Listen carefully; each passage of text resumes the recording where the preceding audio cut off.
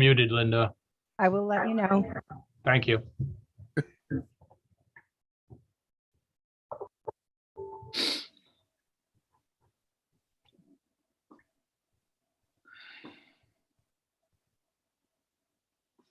How was the snowmobiling this weekend, Tim? We are live. Great. Thank you. Well, good morning, everybody. I'm Senator Jim Dill, Chair of IFW Committee. I want to welcome everybody. We have a very busy agenda today. It will be a long session.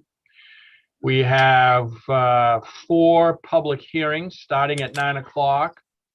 And then it's followed up by a report from the department on Sunday hunting, which is approximately an hour with plus questions. And then after that, we have 2 work sessions. So as I say, we'll be very involved. So without further delay, we probably ought to get going with introductions, and I will start with Representative Mason. Thank you, Senator Dill. Good morning, everyone. I'm Rick Mason. I represent District 56, Great People of Lisbon. Representative Alley. Yes, sir. This is Robert Alley from down East Maine, and I have District 138, and that is 12 communities. Representative Neto. Good morning, Senator Dill. My name is Kathy Neto. I represent the town of Winslow and a small portion of Benton. Representative Allison. Epler. Sorry. I can't read right. That's all right. That's all right. I'll take first name or last name. I'm Allison Hepler. I represent the towns of Aroustic, Georgetown, Phippsburg, Woolwich, which is where I live, Dresden, and a small part of Richmond. House Chair Landry. Good morning, Senator Dill and everyone. I'm Scott Landry. I represent the towns of Farmington, New Sharon, District 113. Representative Danny Martin. Thank you, Mr. Chair. Good morning, folks. Danny Martin, House 150, located in northern Aroostook County. Senator Curry.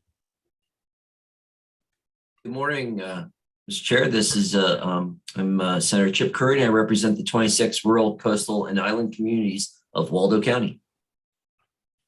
Senator Black. Thank you, Mr. Chair. Russ Black from Wilton, representing Senate District 17, which is all of Franklin County and 4 towns in Kennebec. Representative Terrio. Thank you, Senator. I am Tim Terrio. I represent District 79, which is Albion, Benton, or most of Benton, China, and Unity Plantation. Representative Lightfoot. Yeah, thank you, Senator. Peter Lightfoot, District 129, Clifton, Eddington, Holden, North Roar, and Vesey. And Representative Ordway. Yes, good morning, Senator. Thank you. I'm Lester Ordway. I represent District 23, which is part of the town of Standish. And again, I'm Jim Dill. I represent Senate District 5, Northern Penobscot County. And remember, committee members, please remain muted until you're ready to speak, just so we cut down on background noise. We have 4 public hearings that we're going to start with.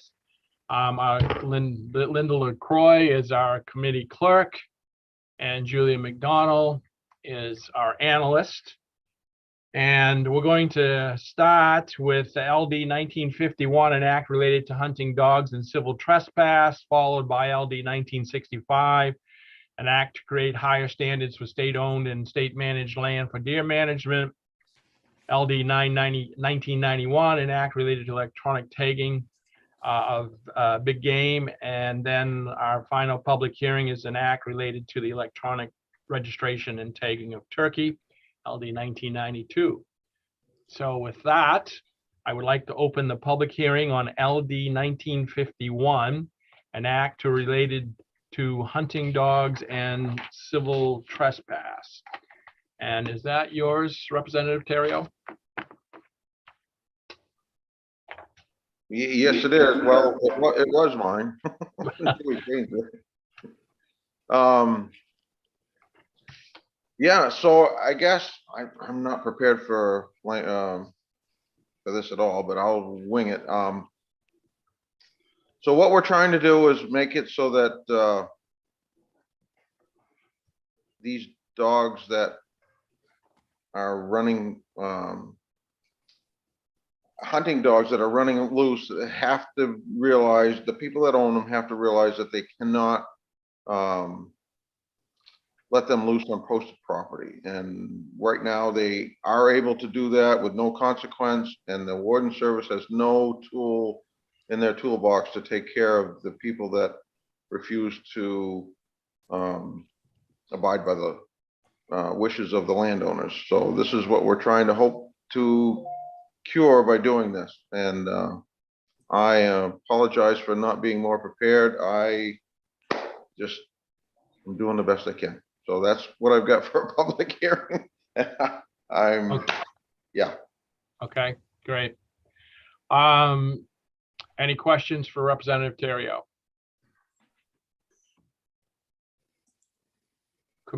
Commissioner, are you speaking on behalf of the department? Thank you, Senator Dill. I actually will ask if Linda could bring in Colonel Scott will be presenting. Okay, great.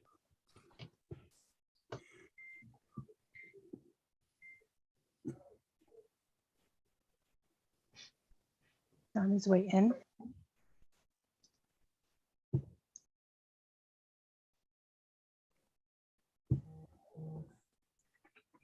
Good morning, Colonel Scott. Good morning, Senator Dill. Can everybody hear me? Yes, Are you prepared for me to provide my testimony? whenever you're ready. Okay, thank you. Good morning, Senator Dill, Representative Landry, and members of the Inland Fisheries and Wildlife Committee. I am Dan Scott, Colonel of the Maine Warden Service, speaking on behalf of the department in support of LD 1951. This bill is the result of a proposal from a stakeholder group formed from Resolve 2021, Chapter 77. I was assigned to chair the group and work with more than a dozen stakeholders and partners over the last 6 months to come to a majority consensus for recommended proposals and report back to this committee. I provided that report back on January 10th, 2022. LD 1951 addresses both training on and hunting particular species because dogs involved in a chase tend to generate similar complaints whether they are training or hunting. This bill initiates the recommendations of the stakeholder group, which I will now summarize.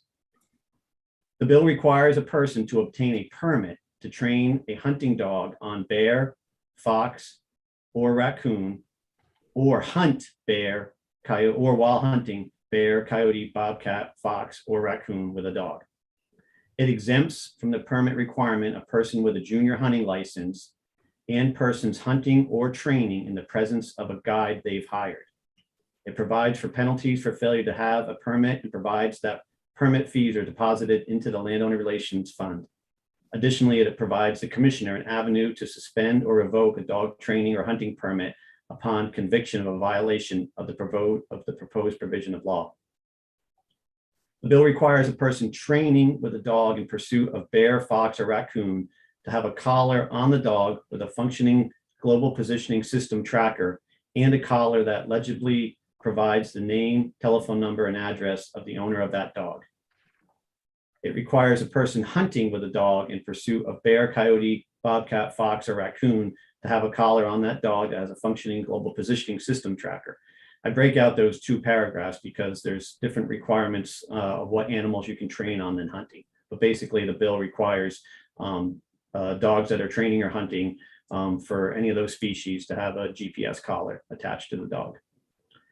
It adds foxes and raccoons to the list of wild animals a person may not hunt with a dog unless the dog has a collar that legibly provides the name, telephone number, and address of the owner of the dog. The bill limits hunting foxes and raccoons with dogs to not more than 6 dogs, which is consistent with the limit for bear, coyote, and bobcat. And probably the biggest meat of the bill that came from the stakeholders group to address the actual civil trespass is that this bill prohibits certain types of trespass by a hunting dog, and I will summarize that now.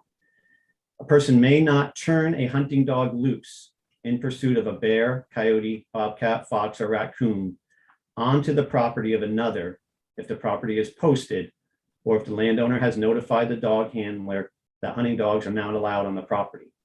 So to explain that, if I'm getting ready to release my dog onto posted property, directly onto the property, I could not do that anymore. That is currently legal.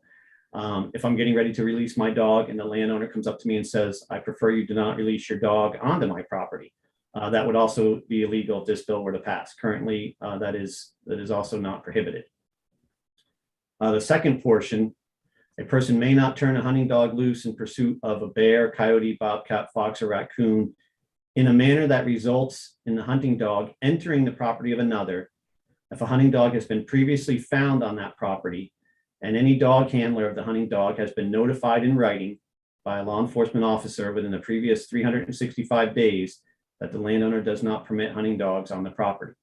So one of the realities of hunting with dogs for these species, the dog isn't in close contact with the handler and sometimes travels numerous miles during the chase. So if one of these dogs were to end up on my property and I did not want the dog there, I could ask a law enforcement officer to warn the dog handler that the dog was no longer welcomed on the property or wasn't welcomed on the property.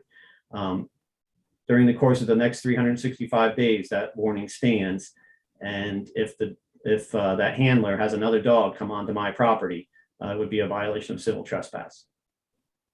That was probably the bulk of the conversation around the stakeholder group, because again, we're regulating a situation where a dog has sometimes traveled 4 or 5 or 6 miles and isn't always the intent of the hunter for the dog to go on that property.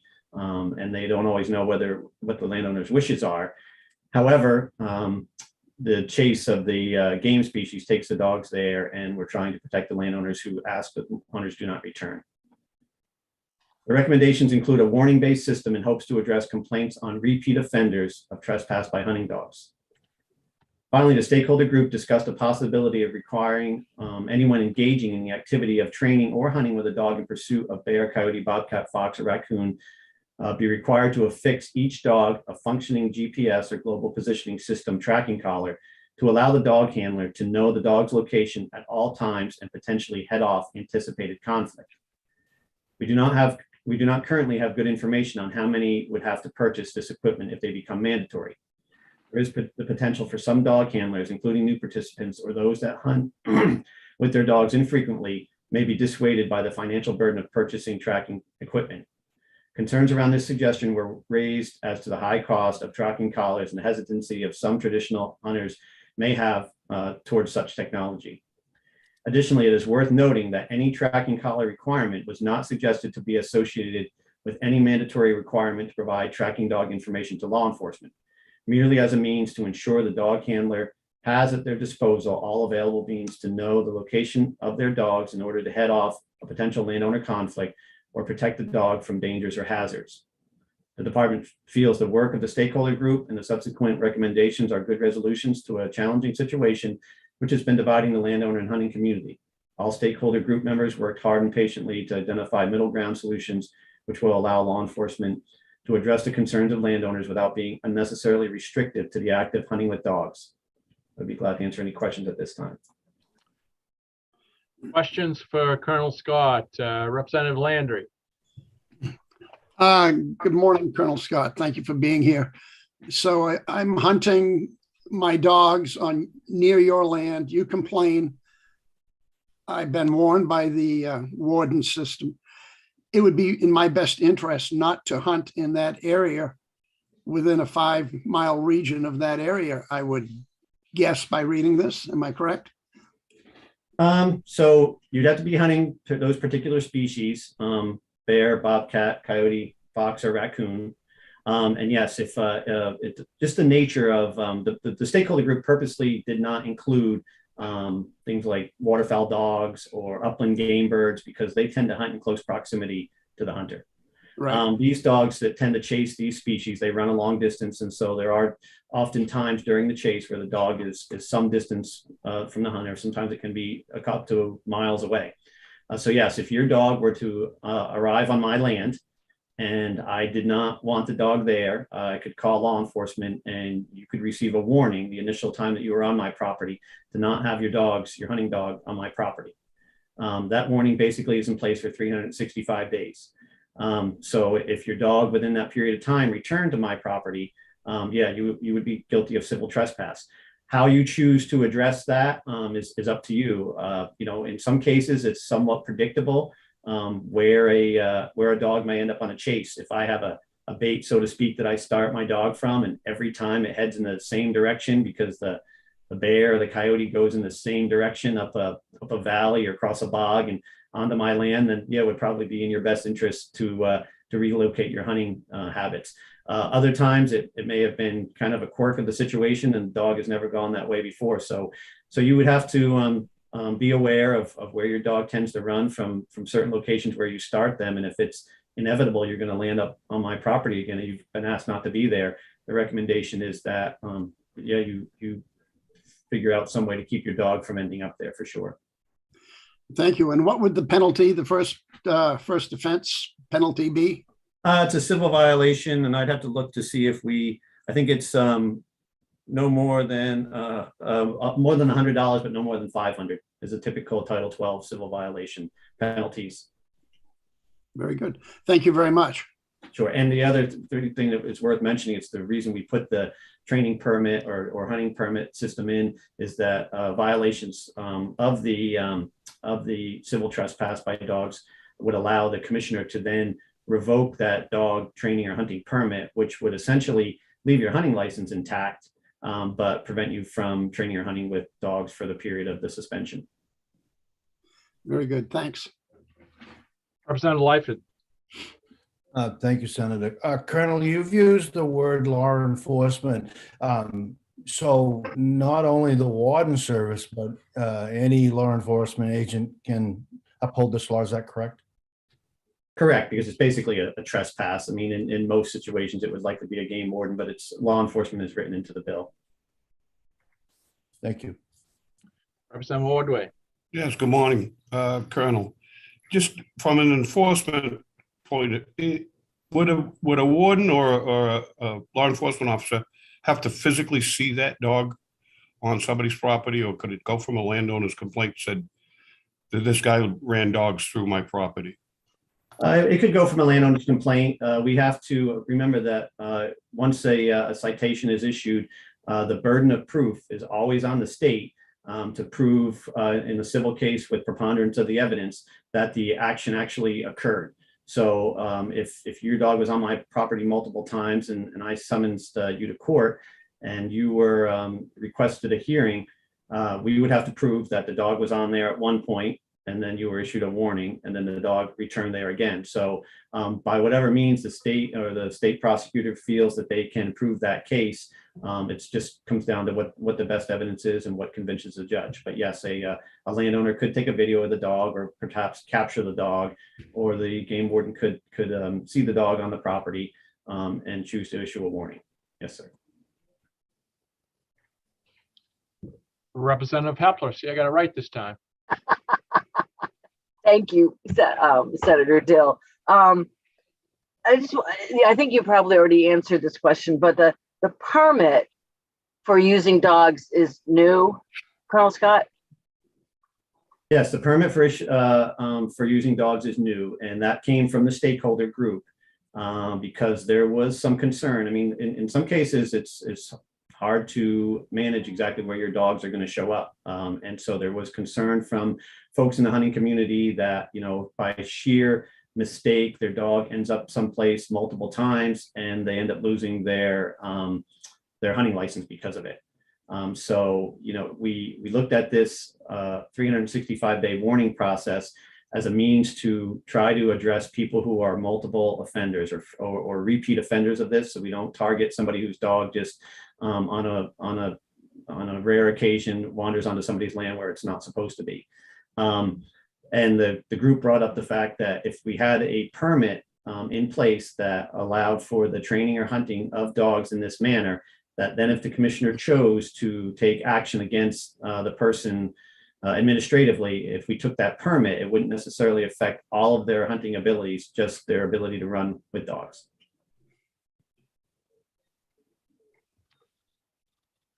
Are there other questions for Colonel Scott? Representative Lightfoot. Yes, just one more, Colonel. In my particular town, we have a person we call to complain about dogs, barking at large. Would that person be involved in this enforcement?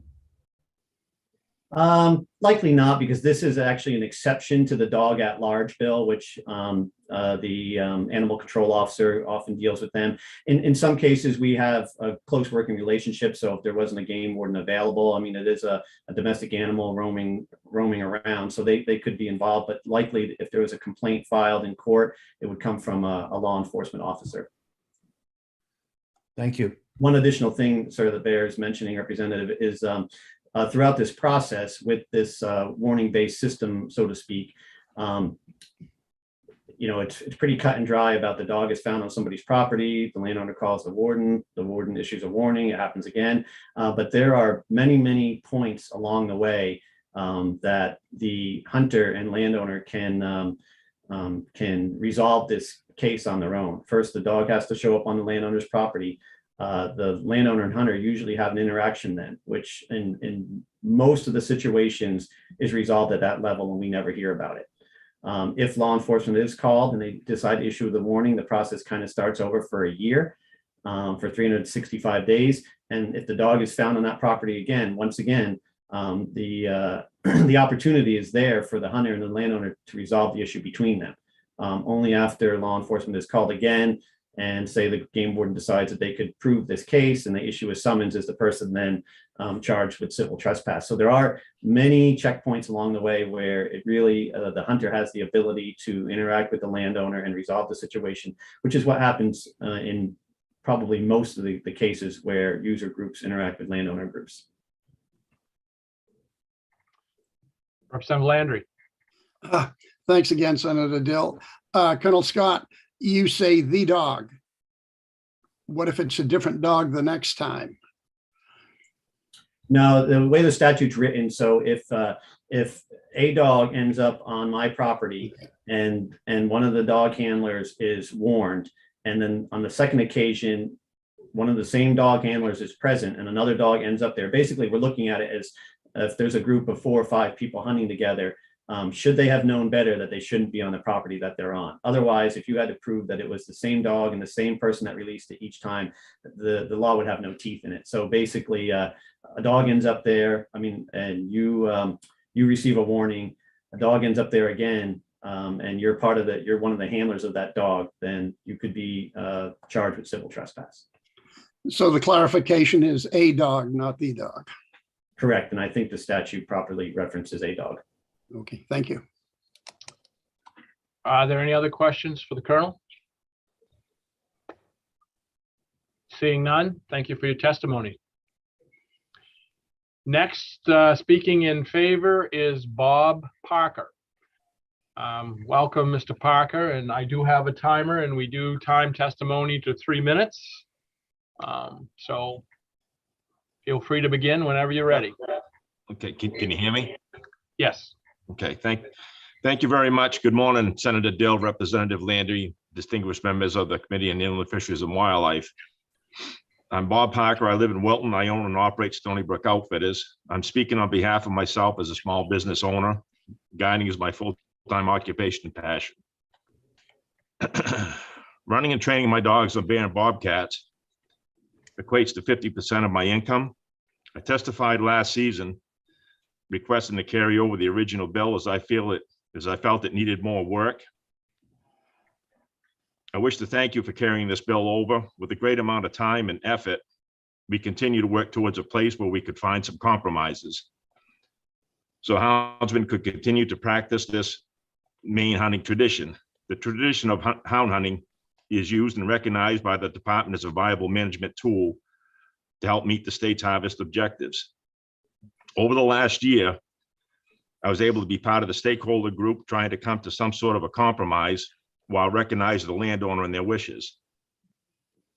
The permit in this bill is intended to help educate all parties in resolving issues of landowner disrespect and intentional trespass violations. Our goal was to come up with a compromise versus a disruption of a traditional dog hunting heritage. This group has come up with some compromises to find some so-called middle ground.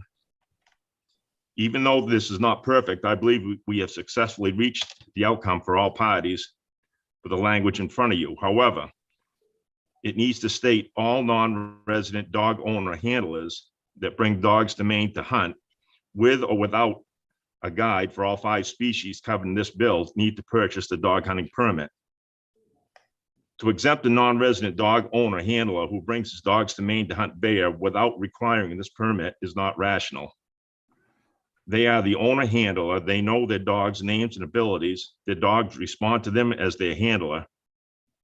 They have responsibilities for their dogs and their actions and their whereabouts. It's important that all dog owner handlers for all 5 species of hounds identified in this bill be required to have the training and to purchase this permit.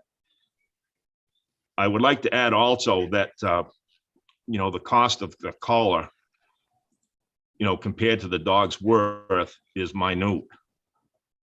I don't know anybody that runs dogs on these 5 species that does not anymore, that doesn't run tracking collars on their dogs. So as far as the cost of the collar, I think that's a minute cost for somebody that wants to run dogs in these species. Therefore, again, I request that this bill be passed and request the changes above. Thank you for the opportunity to speak. Thank you. Are there questions for Mr. Parker? Representative Hepler. Thank you, Mr. Chair. Thanks, Mr. Parker. I guess I just wanted to clarify with that are you saying that most hunters with dogs already have collars? Yes. Okay. Yeah, that is true. Okay. Thank you. Representative Lightfoot. Thank you, Senator. Mr. Parker, are you saying that we missed including out-of-staters? For bear, a non-resident cannot come to the state of Maine and hunt bear without being accompanied by a guide. I think that puts too much responsibility on the guide if that out-of-state dog hunter handler that is bringing his dogs into the state of Maine. We wouldn't know the dogs' names. We don't know their abilities. The dogs respond to the handler. I request that the handler also take this initiative and get this permit. This whole thing was to educate the public and the dog people how to, handle themselves when on somebody's property that they possibly shouldn't be there. Most of us do not intentionally try to disrespect the landowner by turning our dogs onto properties that we're not supposed to be. Quite often, these dogs can run miles and miles, more than just 6 miles away, and end up on a piece of property. And the tracking collars, it's our ability to try to head these dogs off if they're coming to a road or a place where we can intercept them and possibly catch them off. This is where the tracking collar would be a benefit to us. Good, because I know I actually have hunted with some out-of-staters that are registered Maine guides, so we'd want to make sure that, they had permits, right? Thank you. Thank you. Representative Landry. Good morning, Bob. Thank you for being here. How many people would you estimate are involved in the hunting with dogs Oh, in the state of Maine? that'd be impossible at this moment to, I don't know how you'd ever come up with that information. Okay. Unless maybe the department were to somehow check who's buying a license in October, but still you're missing what's happening in the 2 weeks in September that overlap. I guess we will be able to find that out when we find how many apply for permits. That's true. That permit system that we suggested, that was a way to, like I said, educate the people that are running dogs, maybe get some sort of an accurate number as to how many people run dogs on these species. And I just think it'd be a tool that we need to have. It's time, I think. And most of your group is in agreement with this solution? I am speaking on behalf of myself. I have talked to the people that work for me that do bring dogs in from out of states, and I've discussed it with them, and they were not opposed to it. And like I said, this is just my opinion. I'm speaking on behalf of myself. Thank you. I did have calls from out of state asking about this bill, and they weren't against it. Thank you. Thank you. Are there any other questions? Seeing none, thank you for your testimony. Next is Don Kleiner. Good morning, Senator Dill, Representative Landry. Oh, forgive me. Am I on? Does this work? Yes, Yes. I should have said no, but I'll let you go. You have a mean streak, Senator.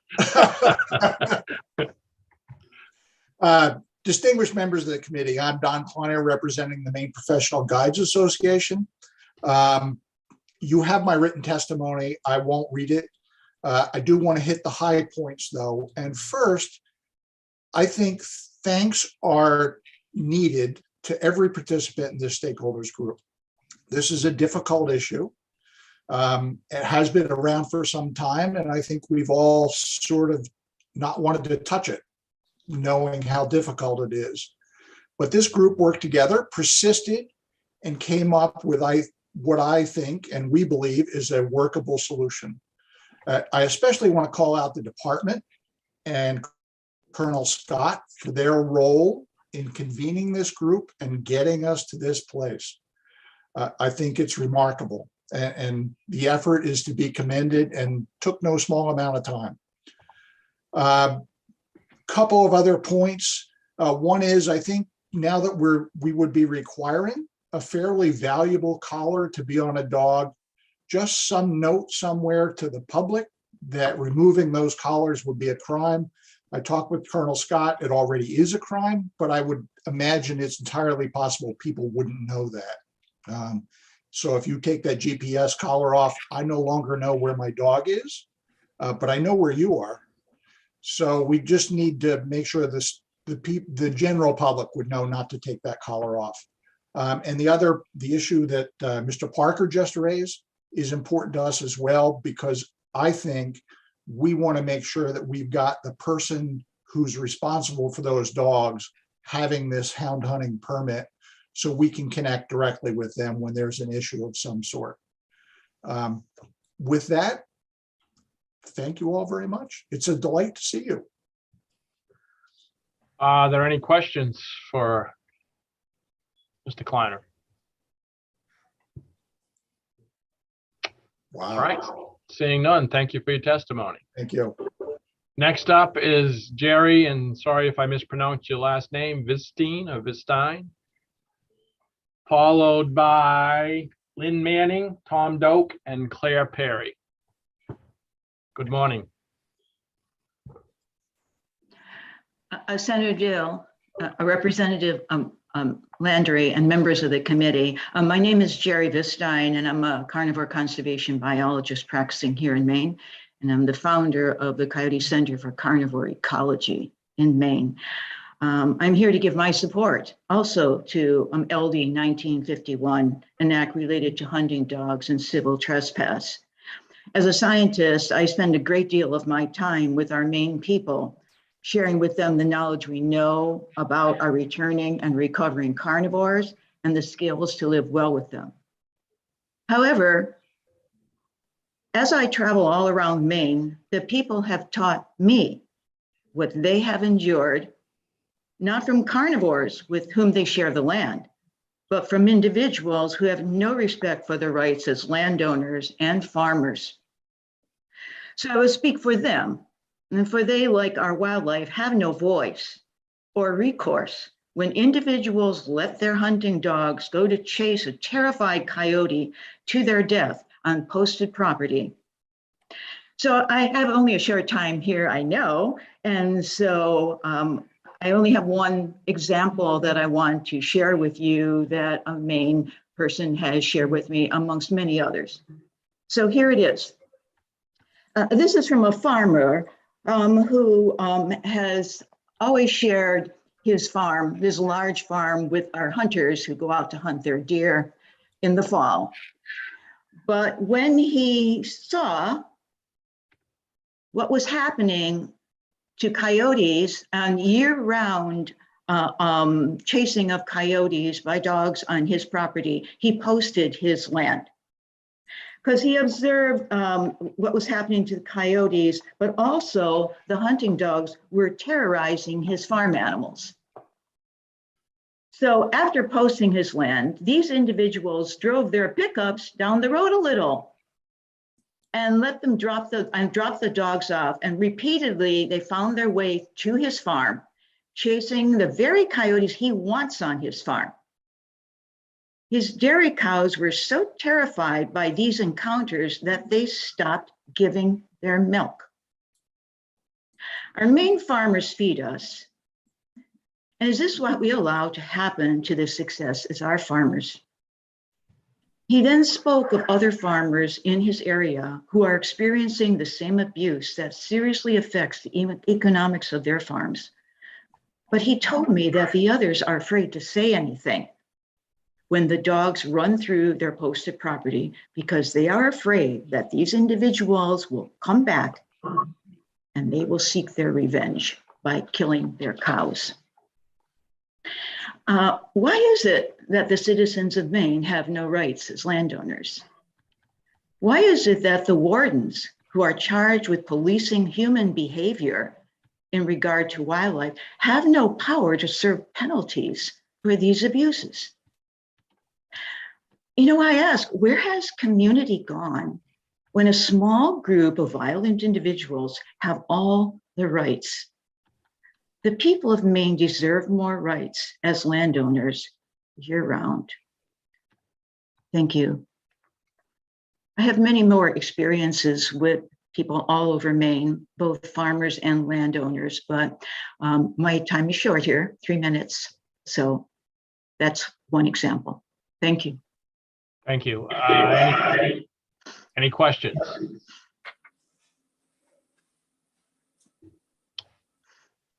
All right, seeing none.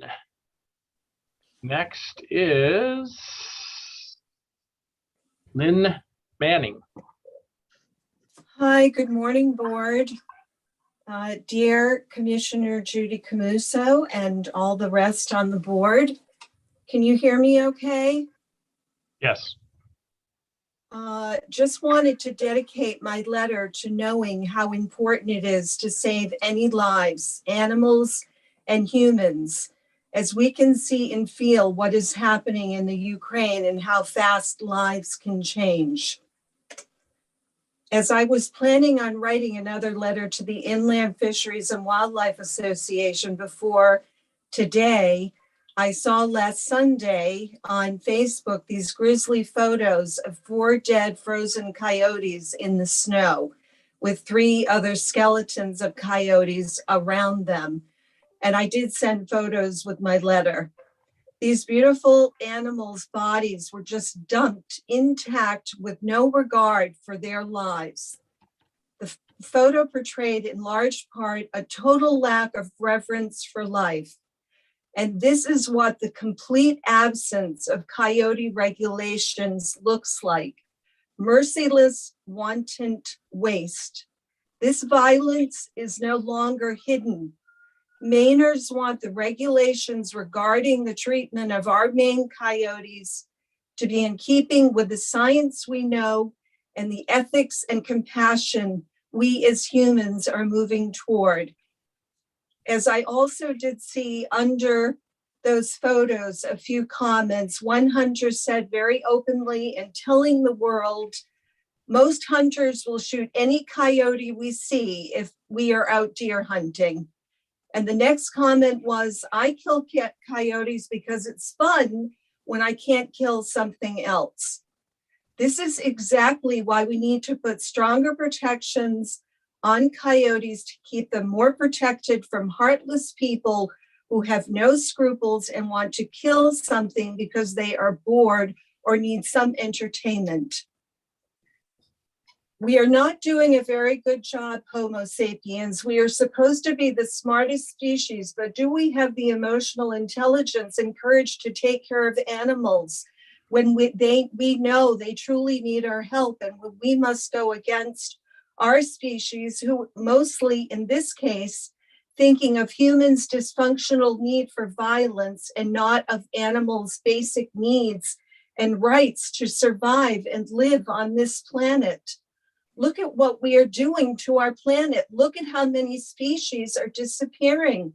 We need to take immediate action on this coyote legislation because we can protect other species. We have the power, and it is a privilege to be able to make sure that other animals more vulnerable than ourselves can live a more peaceful life because we have evolved enough to know that animals suffer in the same ways that humans do, emotionally and physically.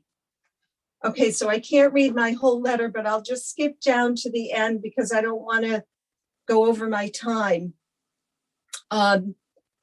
This letter might sound strong, but just look around the world with all the torture and exploitation of the natural world.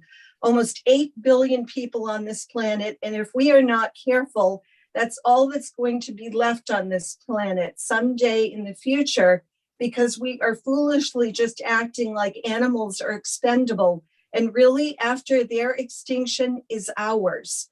Wildlife should be able to live in comfort and peace. We should be protecting them because they are so much more vulnerable than humans, and we are sharing this planet with them. We have to learn that it's not always about humans. We should be making others' welfare, and in this case, animals' welfare, safety, more important than our superficial agenda. Your oath on this board is to preserve, protect, and enhance fisheries and wildlife resources. So I hope you will see fit to do just that.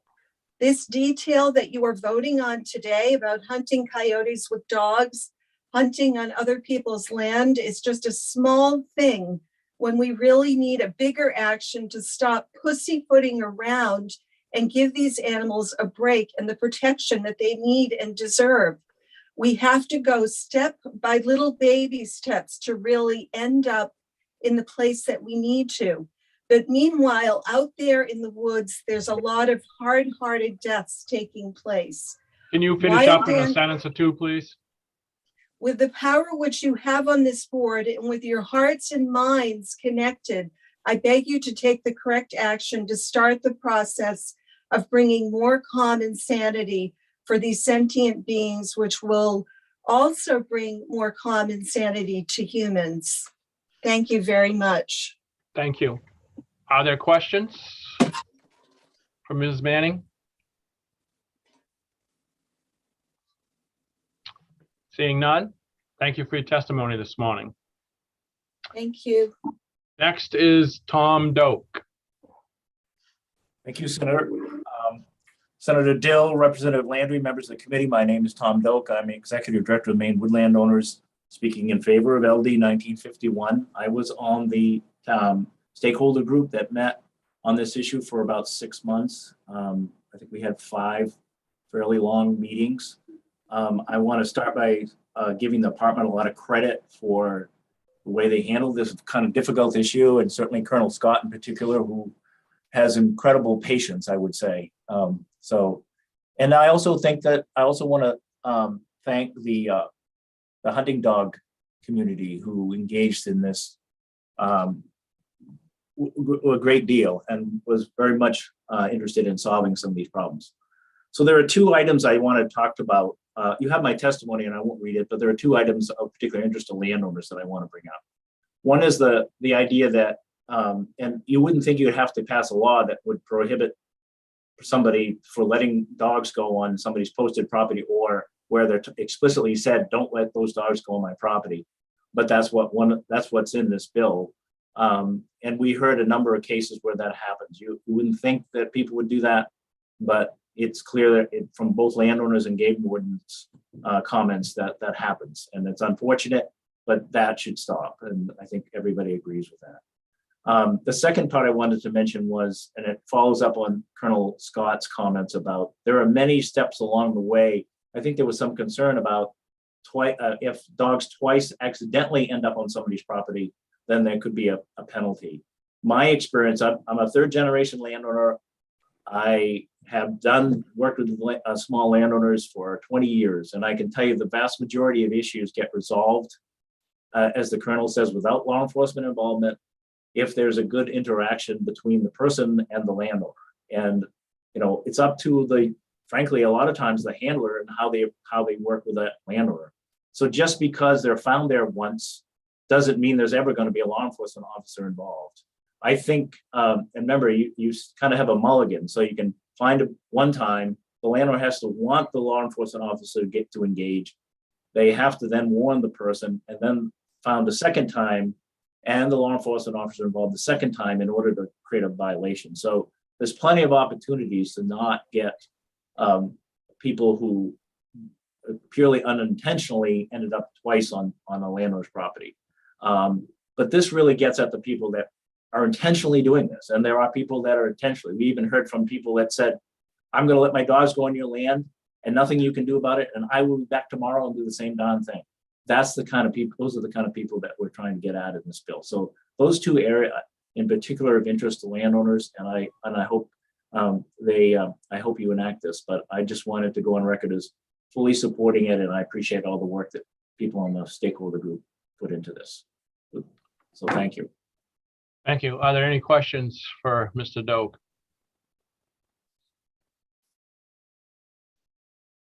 All right, seeing none. Thank you. Next, we have 3 more folks in favor. I think that Linda is letting them in. I am doing that now.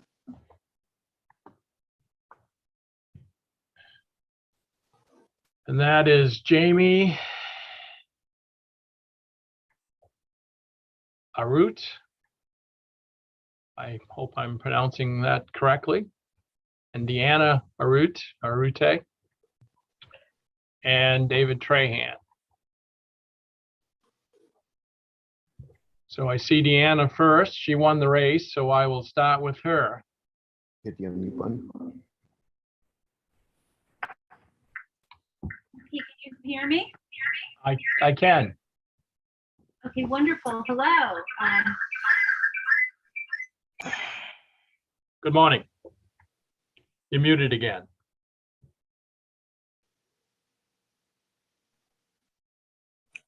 Okay, can you hear me now? Yes. Okay, I apologize. Hello, my name is Deanna Arut. I live in Rockwood, Maine. The trouble that I'm having is the person who releases hunting dogs intentionally onto posted property of another without the consent of that landowner. This violence is unacceptable. My family has experienced personally dogs running at large. We have had several experiences with dogs trespassing onto our own property over the years, startling us and our own animals. One day in the early morning hours, I was taking my dog out for the first time of the day, and there stood a hound dog with a bright orange collar on. I literally had to physically restrain my own dog while it continued to run through. If my dog was not on a leash that morning, there could have been a very different outcome. On another occasion, we had one trespassing dog run up on our back deck while we were having lunch, startling our family. Again, we had to grab our own dogs on our own property and restrain them. This trespass is unacceptable, and there should be a higher standard here. We want to enjoy our land and take our own dogs outside on our own property without conflict and this violence. Our homes should be a safe area for us and our precious wildlife, which we enjoy and we want to protect. Please help us protect our landowner rights. We should not have those rights compromised by a minority of our population, particularly when that compromise can pose a danger to us, our precious wildlife, which we enjoy, and our domestic animals. Thank you. Thank you. Are there any questions? All right, seeing none, thank you for your testimony. Next is Jamie Arut. Hello, can you hear me? Yes. Great. Sorry, my due to our internet speed up here in the beautiful North Woods of Maine, I'm going to keep the video off so we don't have any lagging time. But I am the husband of Deanna Root, and I am on here today to just let you know of the disturbances we've had, and seconding my wife with the amount of dogs that we've had run onto our property and coming across our decking and having to restrain our dogs, and had a couple of close calls with our dogs when they were outside. We keep our dogs in control. Our dogs are trained. They stay on our property, and we know where they are at all times. And I think that should be the same responsibility of these hunting dogs, that they are the responsibility of the handler, and the handler, even though they are far away from the handler, they should be in full control. They could be called back. They could be alerted. And I think that this is very important. I'm happy to see this bill coming forth, that there's going to be more control, and also there is going to be opportunities for the warden service and other law enforcement to be able to penalize these people for not having full control of their animals. So we are fully in support of this bill, and I appreciate your time, committee members, and thank you. Thank you. Are there any questions? Seeing none, thank you for your testimony this morning. Next is David Trahan. Welcome, Mr. Trahan. Good morning. The Honorable Senator Dill, Representative Landry, and members of the Inland Fisheries and Wildlife Committee. My name is David Trahan. I'm representing the Sportsmen's Alliance of Maine Institute for Legislative Action, testifying neither for nor against LD 1951, an act related to hunting dogs. I served on the stakeholders group that looked at this issue, and I can say it was one of the most difficult committees I've ever served on. Although some elements of this legislation are necessary to resolve and we support for landowners, there is one provision that our organization refuses to support. When this committee first convened, one provision was rejected soundly by the department, and that was a statutory requirement for GPS or electronic collars on all hounds. Late in the process, some on the committee resurrected this idea and were successful in their insistence that collars be required. Electronic collars, according to some hound hunters, allow them to more successfully retrieve their dogs when a hunt is over. When this requirement came up in the stakeholders meeting, the department stated it would make our job easier. Immediately, some on the committee who are pushing for eliminating hound hunting altogether emphatically agreed. Such a provision has constitutional implications, and we don't believe these issues were resolved or thoroughly debated in the stakeholders group. In addition, members of the committee failed to examine hounding in a more national context.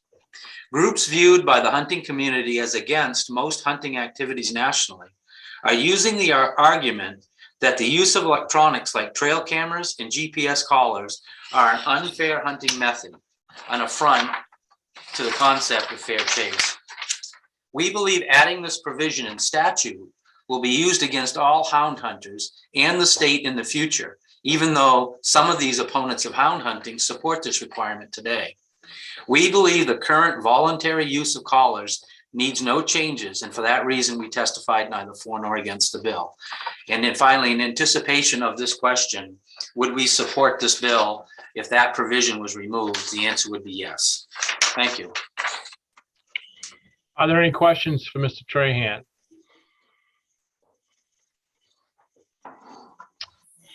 All right, seeing none, thank you for your testimony. Thank you. The last one I have this morning to testify is neither for nor against, and that is Claire Perry.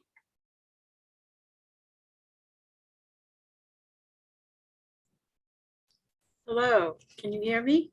Yes, good morning. Thank you, thank you. Senator Dill, Representative Landry, and IFW committee members. My name is Claire Perry. I have residences in both Alsad and Liberty. 30-year resident of Liberty, and I'm neither for nor against. And I need to say I appreciate the civility of the stakeholders meetings that were held in general.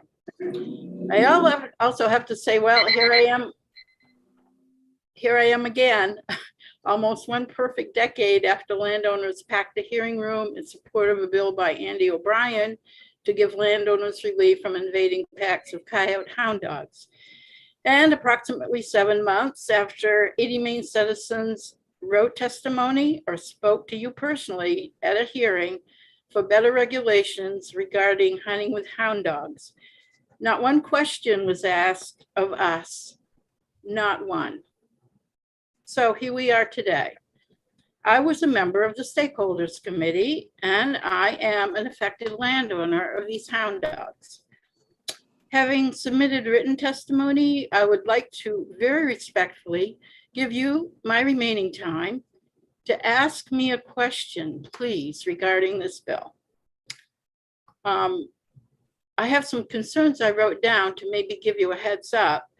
But when Mr. Trahan mentioned that somebody at the stakeholders meeting was for banning hounding altogether, really like to know who that was, because it was not me.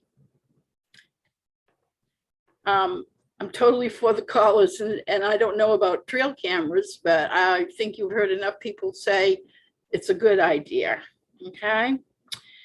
I have a little bit of a concern about the law already on the book about hound dogs are allowed to be running at large. They're exempt from this. How would a judge see that? I don't know. The requirement of a property owner to see somebody turning these dogs loose onto their property, that's akin to asking a person see a burglar coming through the door or window. If the land is posted and the hound dogs are found on there, I would have liked to have seen that just be a no-brainer. You know, you're responsible, but it's okay. We got where we got, and I appreciate it. Sufficient evidence of trespass. I think I was worried about that. I think Dan kind of answered that for me. I think he'll do okay. And I trust our wardens. As far as people claiming these hound dogs running it loose like they are, and the hunters being able to go all over counties with them all year long because of the coyotes, to me is so not traditional hunting. Okay, open. I'm giving my time to you, and I'd love to answer any questions you have because I've been affected. Thank you. Representative Hepler. Thank you, Mr. Chair, and thank you, Claire. I looked for your written testimony and I didn't see it, so, but I did take notes. And I'm curious, you're listed as neither for nor against. So what are the, I was able to capture what you favored about this bill. What are you opposed to? I really felt like I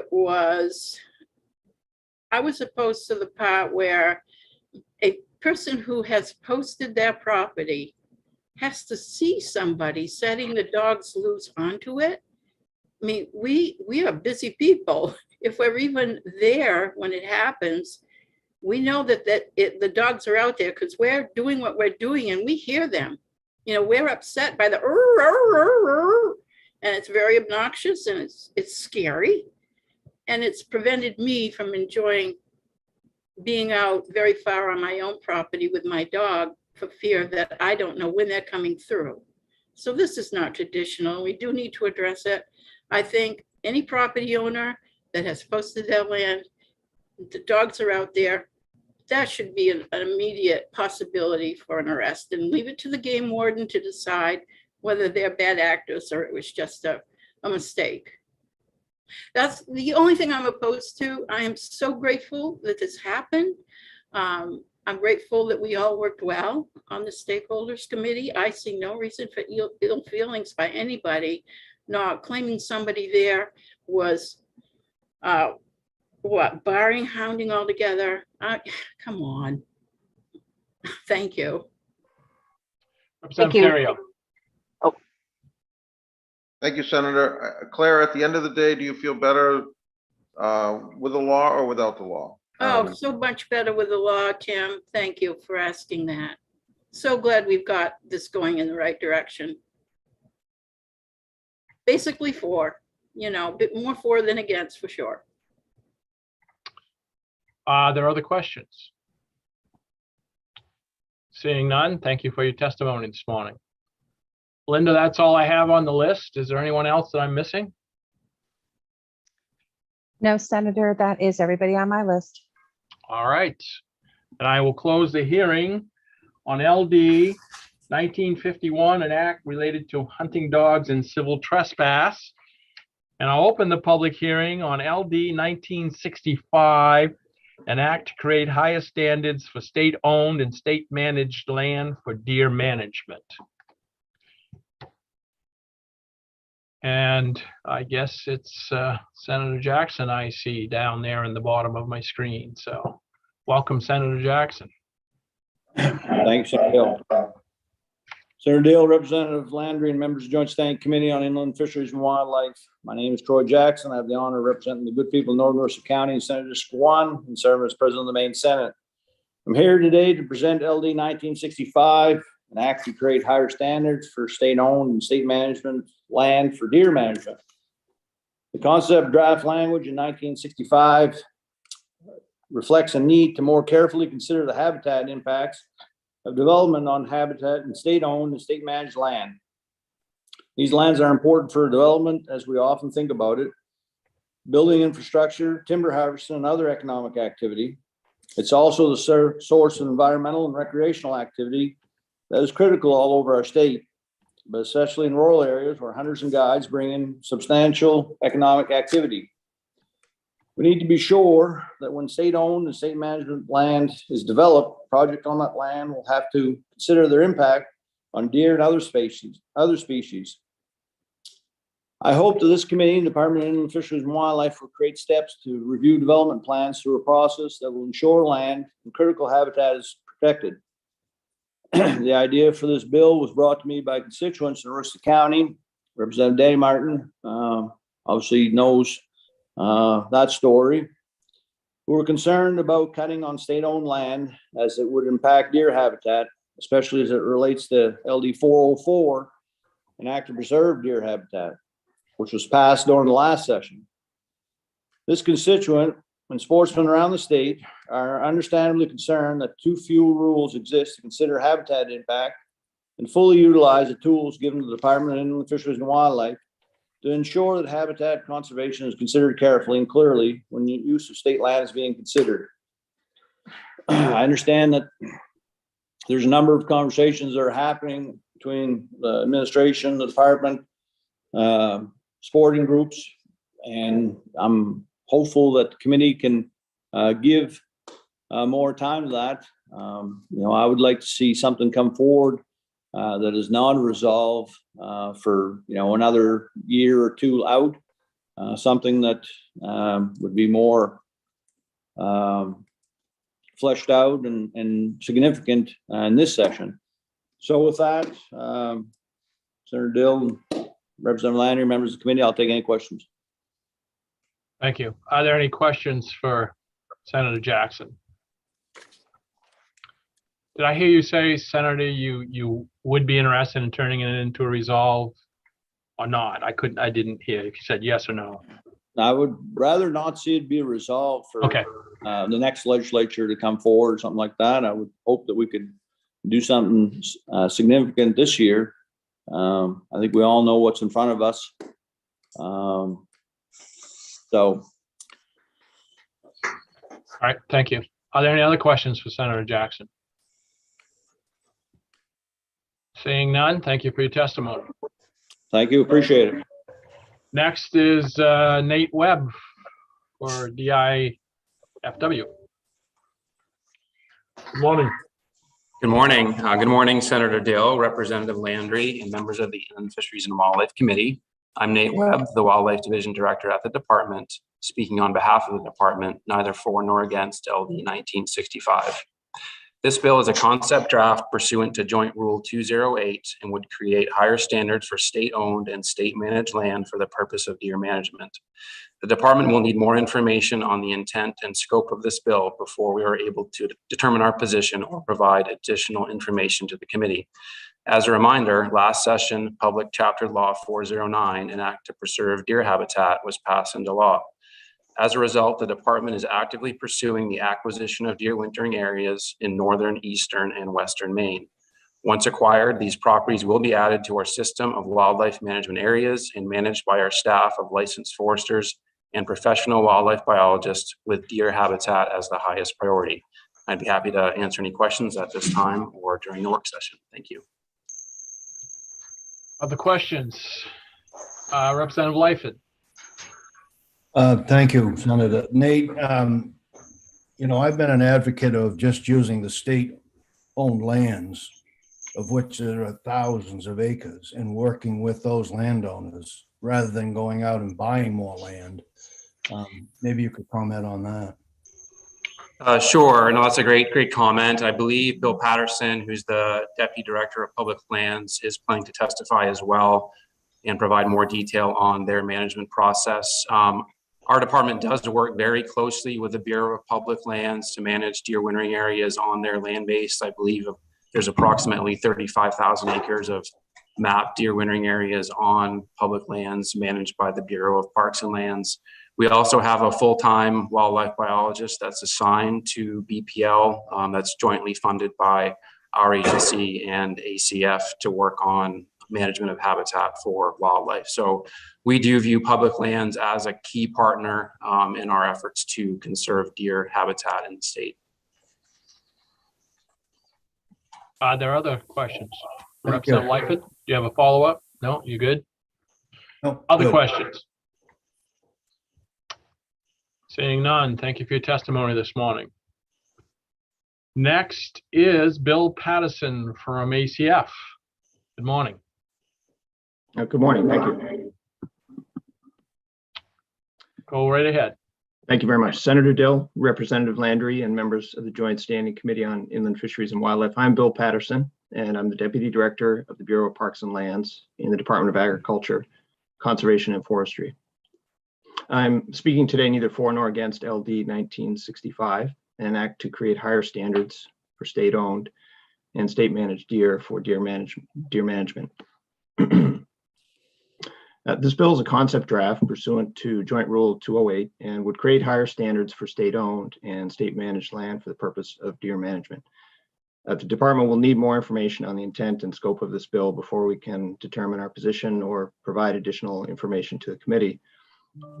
However, as the committee considers this bill, I would like to provide some context and background on forest management on public lands in Maine.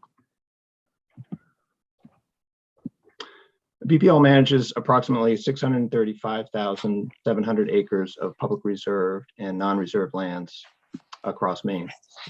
According to statute, these lands must be managed, quote, to demonstrate exemplary land management practices, including silviculture, wildlife, and recreation management practices, as a demonstration of state policies governing management of forested and related types of land. This is found in Title 12 of the Maine Revised Statute, Section 1847, Part 1. Several practices are in place to promote and ensure compliance with BPL's mandate to manage forests for a balance of forest products, wildlife, and recreation. First, this oversight includes detailed annual reporting to the Agriculture, Conservation, and Forestry Committee of the Legislature. Second, a silvicultural advisory committee consisting of leading scientists and experts in silviculture and wildlife management meets annually with our staff on a 2-day site visit to review planned and recent BPL harvest activity. Third, all public land management plans are developed with multiple opportunities for public review and input. And finally, BPL maintains independent third-party certification under both Forest Stewardship Council as well as the Sustainable Forestry Initiative, both of which include rigorous annual desk and field audits, including stakeholder input. With careful management and significant areas set aside for deer wintering areas and ecological reserves, public lands are managed to a very high standard for multiple use land in Maine. And I would be glad to answer any questions at this time or during the work session. Thank you. Okay, questions, Representative Martin. Thank you, Mr. Chair. Thank you, Mr. Patterson, for your testimony. A question, are you aware of the situation that occurred recently in northern Maine and Van Buren? Are you referring to our harvest activity in Hamlin? Correct. Yes, so we received some input from a neighbor, some local residents, and have held 2 site visits out there with those folks. I've personally been on site twice and taken a look at that. So yes, I'm aware of that. Thanks. Yeah, I suspect Senator Jackson introduced this concept legislation as a result of that situation. Hopefully, we can work things out. Thank you very much for your testimony again. Representative Lightfoot. Thank you, and thank you for your testimony. The public lands are non-taxable lands, so any further land that IF&W would purchase would be the same. Is that correct?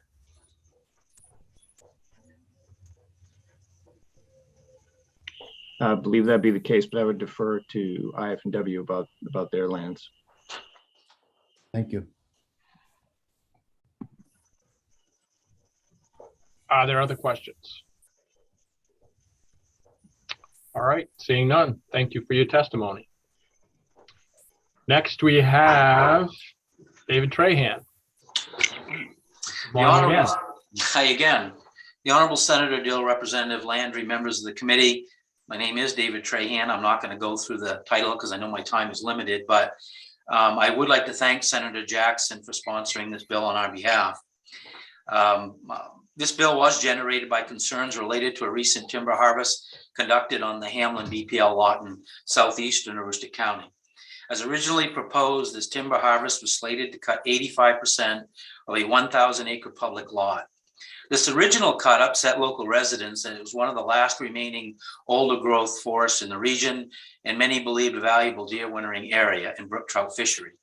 After several site visits between locals and the Department of Conservation, the lot has been harvested, but I will note that there were changes pretty significantly made to that lot based on concerns and meetings that both we and the locals had with the department. So for that, we'd like to thank the Department of Conservation. With that, I'm not going to read the rest of my testimony, but I want to give you just a little bit more background on this issue. I served on a conservation committee that met. It was a legislative committee, and that was Senator Saviello and Hickman that chaired it. And we looked at the cutting practices on public lands. I believe it was it was around 7 or 8 years ago.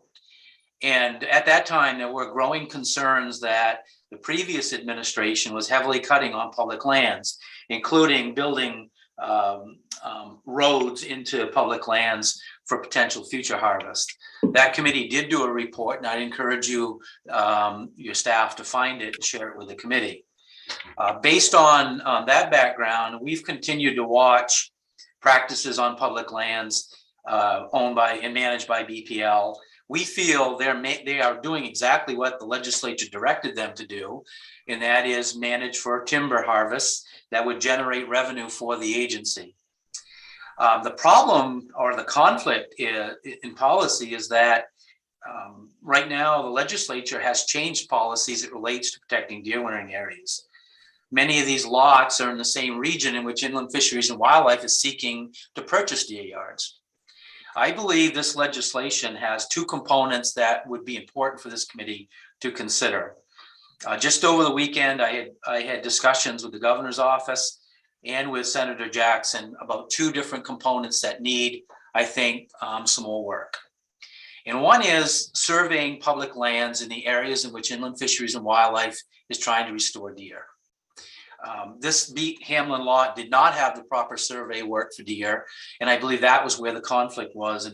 And we need to consider, I think, stronger standards for habitat review that include historical deer wintering areas on these public lots, what kind of survey work has been conducted in the last 10 years, and then determine a proper management plan.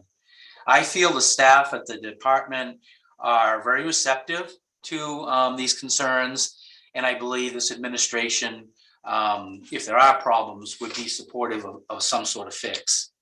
With that, there's another component that hasn't been mentioned yet that have been heavily discussed internally by the administration, our organization, and the DEP, as well as a few other folks. And that's related to habitat mitigation.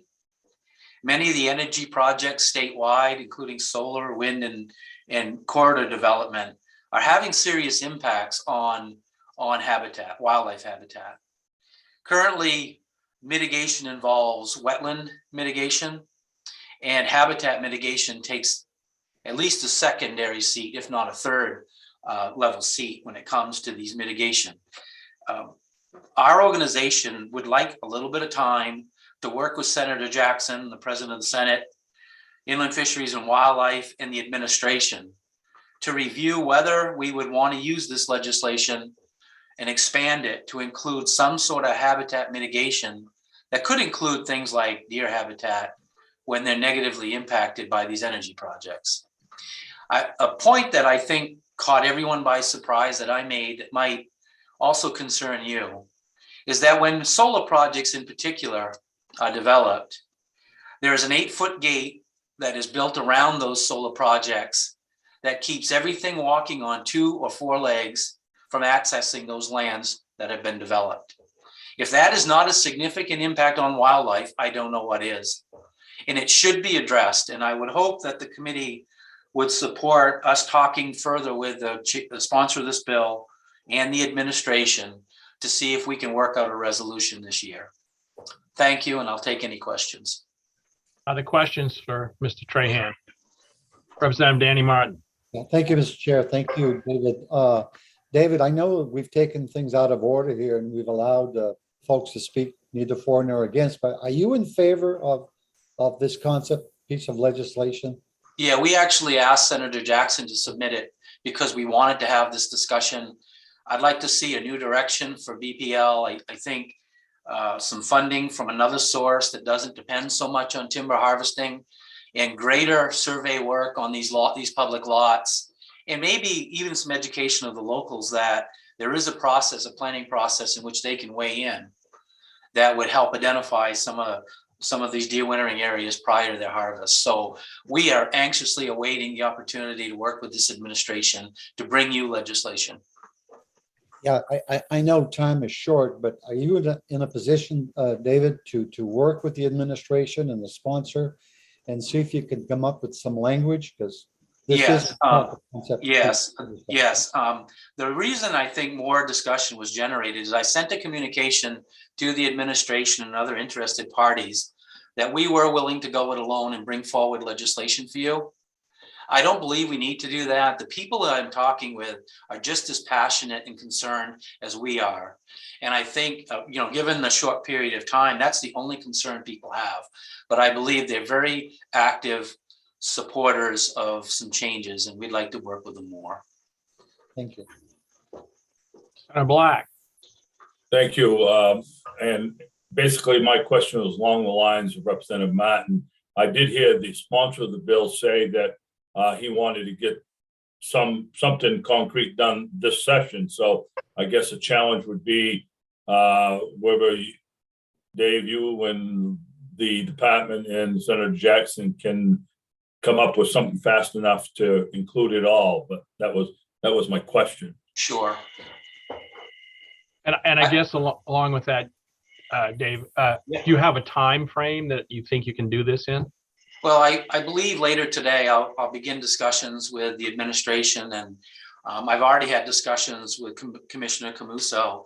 Like I said, I think we all share similar concerns and want something to come forward. What I said was, even though the window of time is short, I'm not willing to give up and want to continue working. And it's my intentions of at least presenting you with legislation, even if it's only from myself. Thank you. Commissioner, you'd like to weigh in on this? Yes, thank you, Senator Dill and Representative Landry, members of the committee, Judy Camuso, Commissioner of Fish and Wildlife. And I guess I'm just going to need a little clarification. When David and I spoke, it was my understanding that the bill was going to be sort of repurposed to focus solely on the mitigation concept, of which we would be happy to work on. I just alert for you that those rules would actually, or the statutory change would be required in DEP's laws, not our laws. So I don't know procedurally how that happens. I have met with Commissioner Loism and Tom Avello to discuss this, and we weren't confident that it could be done in this short a time because it would be a substantial change to site law review. But certainly we'd be happy to work on it, but I just don't know procedurally how it happened. So I wasn't aware that we were going to entertain sort of using this bill for two purposes. So I just, the department would look for some clarification and direction. So what is it what okay? we'll probably end up, just a second, Dave. Probably what we'll end up doing after the discussion here is, we got a work session coming up, and then we can kind of figure out what direction we want to go in. Sure. Yes, David, go ahead. Okay, sure. I'd like to answer the commissioner's concern. I had initially asked the governor to consider submitting a bill to deal with the mitigation issue. It would just seem faster, and the process would be expedited if we use this bill as a vehicle for the mitigation component. I am not as, I guess, passionate about the Bureau of Parks and Lands component. Our organization could introduce legislation next session, and that'd give us more time to work with folks on the BPL component. But the mitigation issue is on the front burner because of the number of projects that are out in the field and the size of those projects that are being proposed. Literally, there's one that's in the many thousands being solar project being considered in the mid part of the state of Maine, the very breadbasket of deer hunting in Maine, and it will have a massive impact on habitat. And so I think that would be my highest priority to work on. I really don't care which committee or who sponsors the bill, but this was our opportunity to use this bill as a vehicle to have the discussion. And I know Commissioner Camuso, of all the people I emailed over the weekend with our communication, wasn't available to respond. And I'm sorry for that, Commissioner. But my board and I met, we had a very long discussion about this, and they said, we just felt like that we should give it our best effort, and we're not supportive of moving to a resolve at this point until we had exhausted our opportunities. I got my marching orders, you might say. Representative Landry. Thank you, Senator Dill. Would this include ACF as well as IFW? It would if the mitigation component, it wouldn't if the mitigation component was the only part of the bill. If BPL is involved, then yes, conservation would have to be included in. That's why I think it's more complicated to take up the BPL piece. But I'm not against trying to do that. You could put bare minimum requirements for, say, deer wintering surveys on public lots more aggressively in certain parts of the state. And then maybe at least historical research into deer wintering areas on those public lots. Yeah, I can testify to the need for it. As you well know, David, downtown Farmington is now a deer wintering yard since we've got a 600+ acre fenced off former deer wintering yard in solar arrays. It's certainly an issue, Representative, and too important to, I think, put off. Yes. There are other questions for Mr. Trahan? Seeing none, thank you for your testimony. Linda, that's all I have on the list. Is that it for this one? That's all I have on my list. All right. Then I will close the hearing on LD 1965, and I will turn to my co-chair. And we're going to split up our duties today. So we have two more public hearings coming up on electronic registration and tagging. So with that, I will turn it over to Representative Landry. Thank you, Senator Dill. I guess now we'll move into another fun subject, LD 1991, an act related to the electronic registration and tagging of big game. The sponsor of this was who? Is this a committee bill? Mr. Chair. Yes, Representative Martin. Yeah, thank you. I am not the sponsor, but as you well know, this is a committee bill. But the bill is a result of a piece of legislation that I did in fact sponsor in the first regular session of this legislature. So it might behoove us all to ask Julia to go over the bill, or maybe the department. Julia, do you want to start with that? I would be happy, as it's a committee bill for this is electronic tagging of turkey. The bill directs the department to implement rules that would allow for the electronic registration and tagging of turkey by 2024. And it was sent out in full to the committee and interested parties before the hearing today. Oh, you want to start with 1992 rather than 1991? 92. I'm sorry, no, if I misquoted the number, I think the public hearing for turkey tagging is what we're discussing. Yes. No, we're discussing LD 1991, big game, I believe. Yes. Oh, I'm sorry. Okay. The bills are pretty much identical, Julia. They are identical. And for big game, it directs the department to adopt rules to allow for the electronic registration and tagging of big game. That would also be beginning in 2024. And it also requires a report back for the department to examine additional statutory changes, which are somewhat comprehensive, to allow for the electronic registration and tagging of big game. Okay, Representative Martin. Mr. Chair, if I may, in order to save some time, the bills are in fact identical, both for the turkey electronics tagging and big game. So, to save time, if it's okay with the committee, we could discuss both simultaneously. That would make sense. Yeah. Representative Hepler. Thank you, Mr. Chair. And I think this is a question for Julia. The material that you sent out yesterday, it looks, although I haven't gone word by word, it looks identical to what was sent out earlier this month. Is that true? That's correct. So what happened is with both the committee bills, so 1991 and 1992, they were created in committee. They were then reported out with no stance on the substance. They were then assigned LD numbers, and they now have a public hearing, which is what's happening today, and then work sessions as a regular bill or LD number would. So that is why the language is identical to what we'd previously seen in committee, Representative Hepler. Yes, and we had split. We wanted to take on the two bills, take it on as two bills rather than one bill. I think we had agreed on starting with the turkey bill because there seemed to be more consensus on that one, and then attacking the big game bill secondly.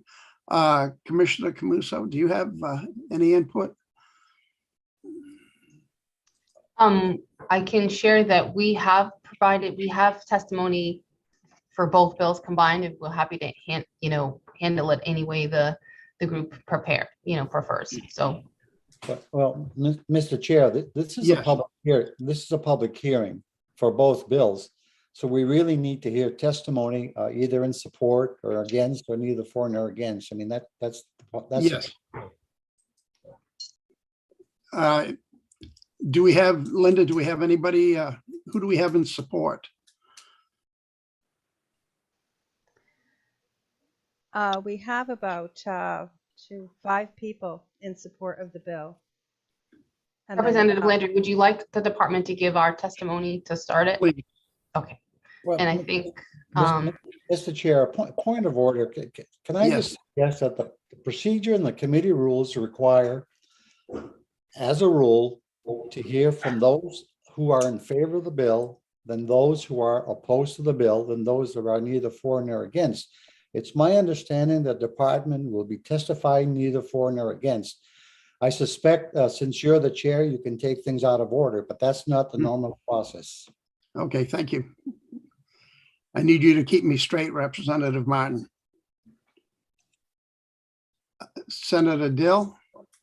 He is correct, but traditionally, we have asked the sponsor of the bill to go, and then we've had the department go next, regardless of they were for or against or neither. That's traditionally what we've been doing in this committee, but Representative Danny Martin is absolutely correct on what the procedure is, but we have kind of usurped that slightly to have the department weigh in so that we have their testimony just kind of to set the stage, because we know that they've worked on it.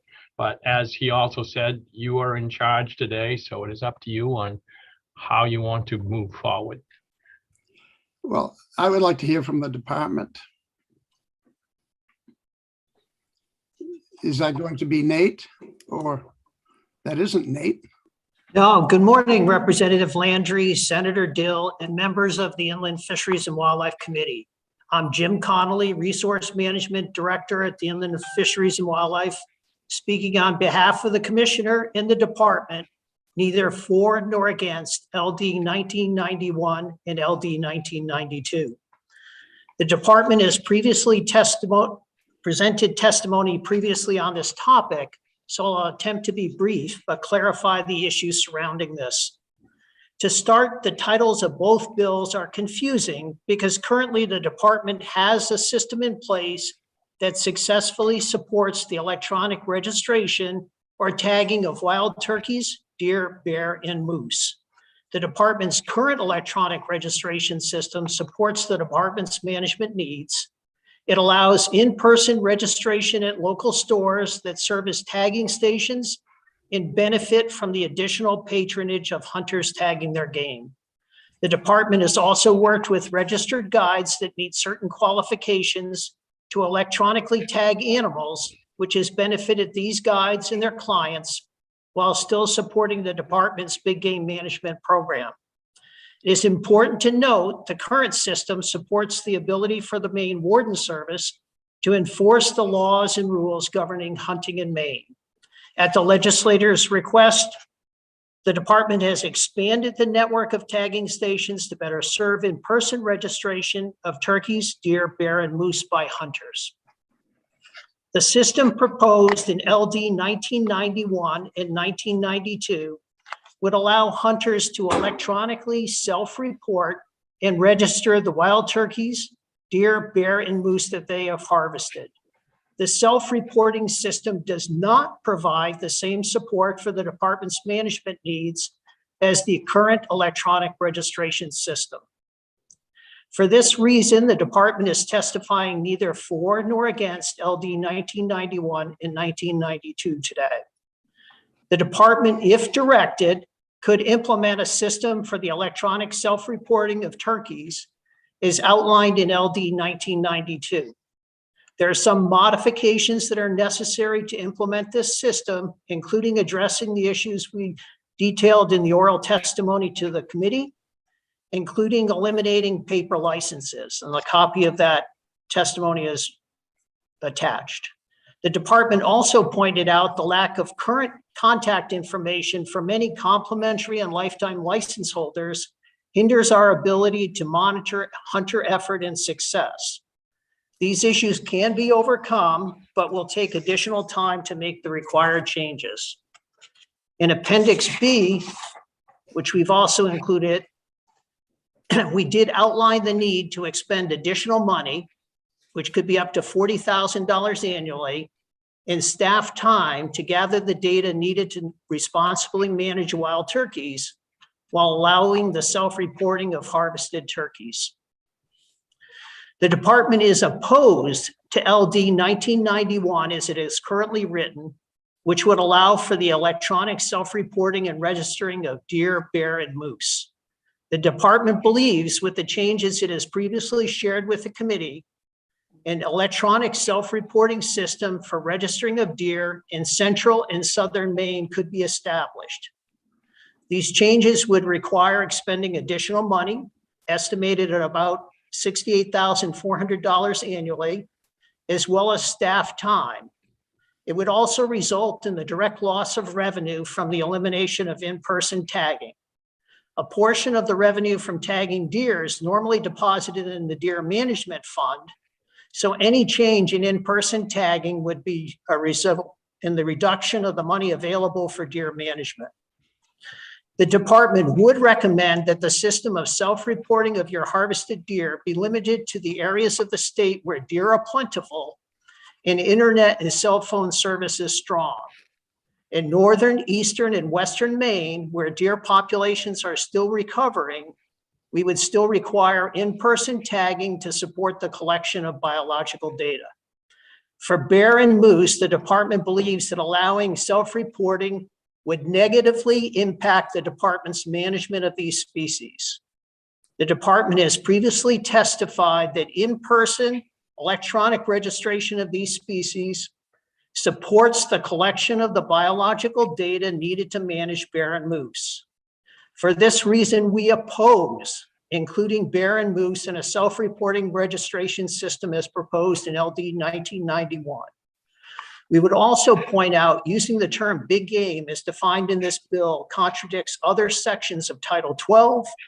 Limiting the scope of LD 1991 to deer would address this conflict. In summary, if directed, we can implement a system for the electronic self-reporting of wild turkeys and request that include both spring and fall seasons. In-person registration of wild turkey should continue to be allowed at in-person tagging stations. This will require changes in law and rule and the ongoing expenditure of additional staff time and money. The department believes if we are directed to move forward with deer, that a limited system for self-reporting of hunter harvested deer in central and southern Maine could be established. This will require some changes in the current statutes that would require action in the next legislative session. We have previously provided a timeline to the committee that can be reworked to meet any directives the department receives from this legislation. The current electronic registration tagging system allows the department, working with private businesses as tagging stations, to register wild turkeys, deer, bear, and moose easily and effectively. The current system also supports the collection of the biological information for these species that is necessary to guide management decisions. The stores that serve as tagging stations often are the economic drivers in their communities. During hunting season, when hunters and non-hunters alike gather at these stores to admire a hunter's game, these stores become social centers as well. We have heard from some store owners concerned about the loss of in-person tagging and wondering how it will affect them. The department has asked them to share their concerns directly with the legislature. An important thing to understand is any self-reporting system will make enforcement of Maine's hunting laws and rules more challenging and in some cases limit their enforceability. It is also important to note we have already included some registered Maine guides as tagging stations for wild turkey, deer, and bear. Now, in some circumstances, with additional training and a commitment by those guides to collect biological data, their ability to register big game can be expanded to include moose. The department can move towards an electronic self-reporting system for wild turkey statewide and deer in central and southern Maine. This does require additional money, staff time, and changes in laws and rules. However, we would respectfully request that bear and moose not be included in that system, as it would hinder the department's management of these species. That concludes my testimony, and I would offer that members of the department staff and their commissioner are here and ready to answer any questions the committee might have. Thank you. Thank you very much. Do we have any questions for the department? No questions. Seeing none, I see we have 4 folks who want to speak in favor. Linda, I believe Dana Vayu's the first one. Is it Vayu? That's, yes, value. I'm not sure how the pronunciation is. And then there will be Yeah, Nathan good morning. Terrio. Good morning. I'm sorry, and Kelly Wade. Okay. I do not see Christopher Richards in the room. Thank you. Good morning. Senator Dill, Morning. Representative Landry, and members of the Joint Standing Committee on Inland Fisheries and Wildlife. My name is Dana Valou. I grew up in Orono, Maine, graduated from the University of Maine, and have a degree in wildlife management. And I'm also a certified wildlife biologist. I'm also a master registered Maine guide, and I would like to offer testimony in support of LD 1991. Wildlife management in Maine has a long and storied history, and the state has done an excellent job of managing our valuable wildlife resources. Big game species populations and big game hunting are in particularly good shape, and we have our skilled biologists and the department to thank for those species successes. Part of wildlife management is collection of data on the animals of interest. Typically, wildlife managers do not handle or examine every animal in a population or every animal that has been harvested. What is typical is studying a sample, that is, using a ratio of a population to make management decisions. A foundation of modern wildlife management is the use of statistics to determine adequate sample sizes to support management decisions. Some examples of sampling used in current wildlife management in Maine include radio telemetry studies to determine mortality rates for moose calves, capturing and banding wild turkeys to estimate population size through recovery of bands, and examining a portion of the annual whitetail deer harvest, which is typically about a quarter of the population that's harvested, to collect data such as age and body and antler size as indices of population size and health. Our biologists can use a sample of each of these species as an indicator for the total population they are managing, and it has proven effective. These are just a few examples of effective management that has been done without complete or large samples. So in summary, I believe that implementing electronic tagging as an option will be a benefit to the department and the citizens of Maine. The department will be able to spend less resources on the current standard of all animals being presented in person at a tagging station. The department can utilize the wealth of data they already possess to estimate the sample size or number of animals that need to be sampled to provide adequate data for management decisions. And there can be mechanisms put in place to ensure that they get the sample needed. Maine citizens can have the flexibility to focus their attention on taking care of the animal they have harvested and will not have an issue with finding an open tagging station in a timely manner. Much of the management decisions leading up to the wealth of wildlife resources we have today relied on samples, and I believe at its very least, electronic tagging will not hinder the successes we have seen in managing our big game animals. I urge you to support this bill. Thank you for the opportunity. Thank you very much, Dana. I see Alice, Representative Heffler has questions for you. Hi, thanks, Mr. Chair, and thanks, Dana, for the testimony. So you don't see the complete elimination of tagging stations, nor would you think that's a good idea? So I think that the department can look at it as their testimony they offered this morning, and that they can determine what they need to collect for data, and a certain proportion of the population of harvested animals could be tagged in person. That's an option. Sure, I'm open to options for sure, and it's ultimately the decision of the biologist. I like to think that we manage our game based on biology and the needs for the management rather than politics. Thank you. Thank you. Senator Black. Thank you, Mr. Chair. So, Dana, you don't have any worry about, from a big game end, of not being able to get enough data between the existing tagging stations in person and meat cutting shops and road stops during harvest. You think I that don't. Yeah. Sorry to interrupt. No, go ahead. So with the deer, that's pretty much the way it's done, right? That's the way they gather most of the specific data.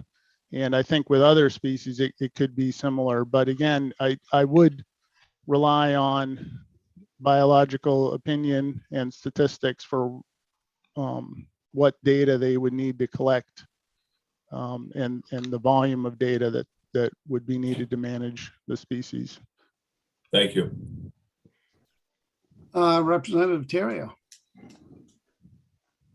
Thank you, Mr. Chair. I'm curious, as I have not heard many mentions of our current atmosphere that we live in, which is COVID, and the benefit that this could also bring to that. I'm wondering, what's your opinion on that? I think it could be a benefit. But again, I would base it on the biological needs for management. But for sure, with people less willing to go into public, less willing to have personal interactions, this sort of system could benefit everybody.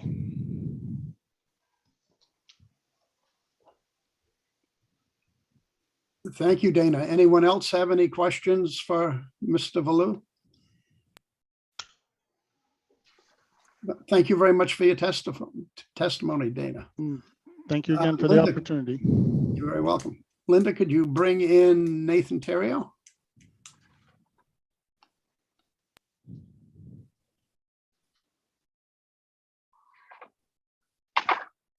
He's on screen now. Mr. Terrio, you're mute. There we go. That's better. Sorry about that. And thank you, everybody. Senator Dale, Representative Landry, and members of the Joint Standing Committee on Inland Fisheries and Wildlife. My name is Nathan Terrio, owner of Eagle Lake Wild Game Processing and OMM Outfitters, testifying in support of the telephonic and electronic tagging option. This bill does not propose eliminating the corner store tagging station. It simply adds another option. Maine's biologists have all year to study moose. Many hunters have less than a week to enjoy the woods of Maine. It would be nice to figure out a way to eliminate driving hours and hours to tag an animal, or for that matter, wait in line while trying to tag. Eagle Lake Wild Game Processing handles over 100 harvested bear and moose with a staff of 5 to 10 from the end of August to mid-November. We could likely handle more animals with the same staff if this bill becomes a reality. And for example, by keeping butchers at their cutting station rather than bounce to the reefer trailer, loading and unloading and reloading quarters of moose after arriving, so that they can go the next day to the tagging station, which could be likely closed by the time they get their animal out of the woods. Due to that, we could be busy earning additional revenue by processing 5 to 10 more moose that could be a huge benefit to the hunters that may not be able to find a butcher that's available or having to travel long distances in hot weather to find that butcher. We could handle it. In 2020 and 2021, at least a dozen quartered moose encountered this wasteful process, which introduces unnecessary risk from lifting, cross-contamination, and temperature compromise. Also, the COVID exposure opportunities increase. And something I will add is COVID is being transmitted from humans to white-tailed deer. There's cases in Pennsylvania and also in New York.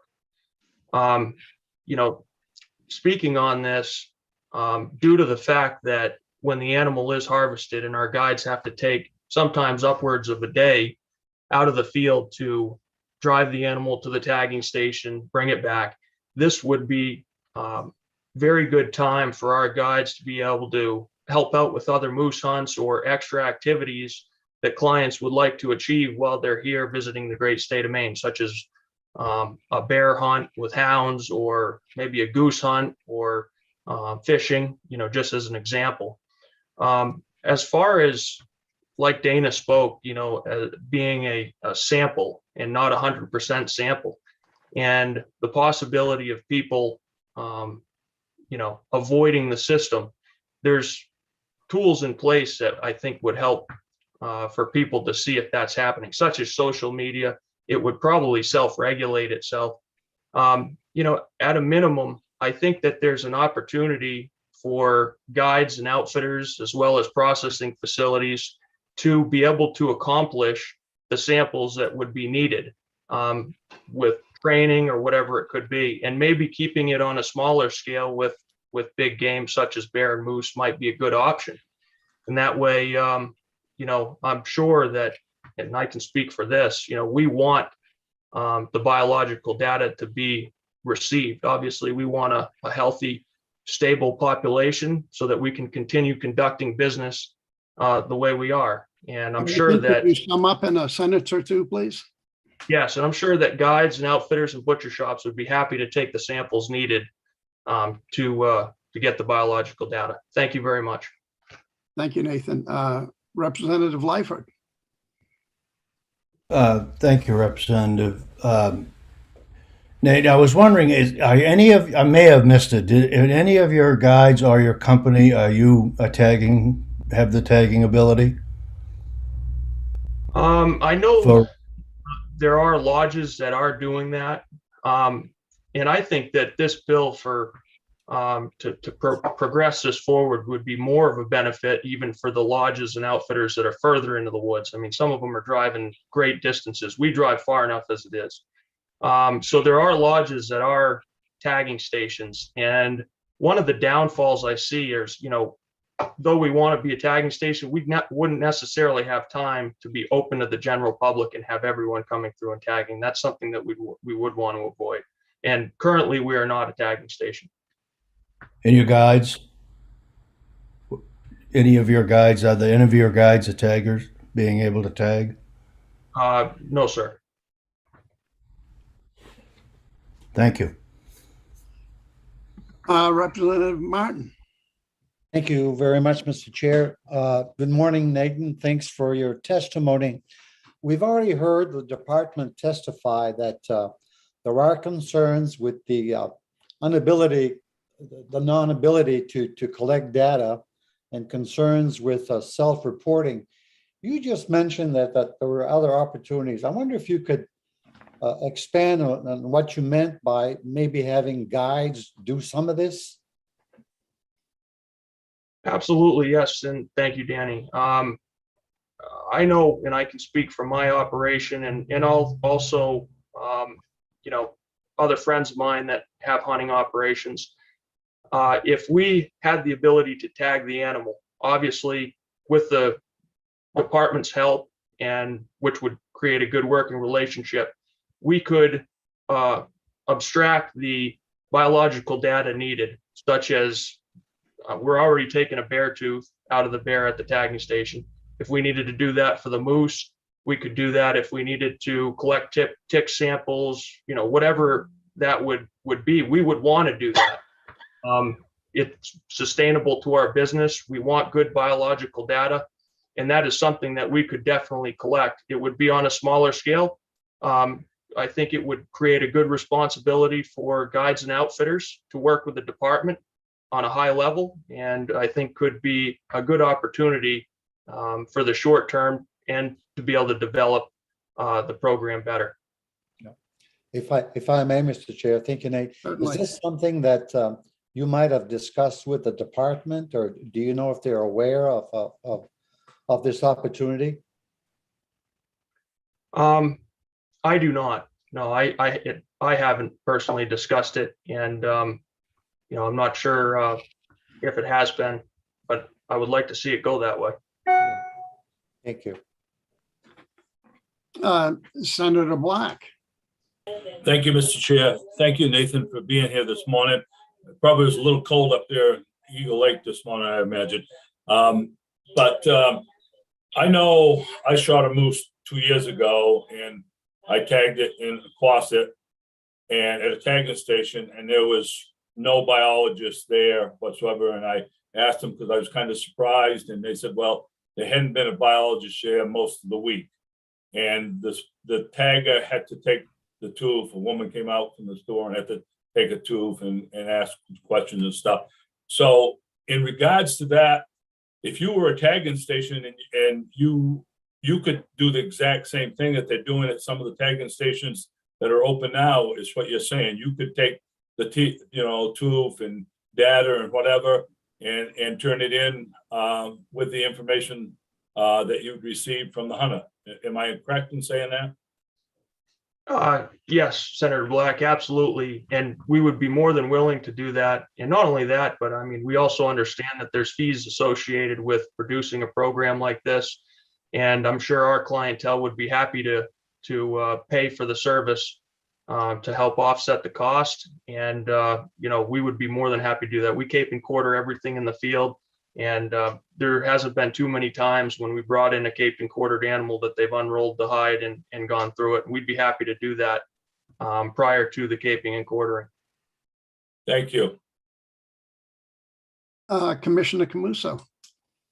Thank you, Representative Landry. And I just wanted to clarify for the group that the department has the authority to relax the rules around tagging agents being open for the public. So we do have some guides and lodges that do not provide the service for the public, and we can exercise that authority.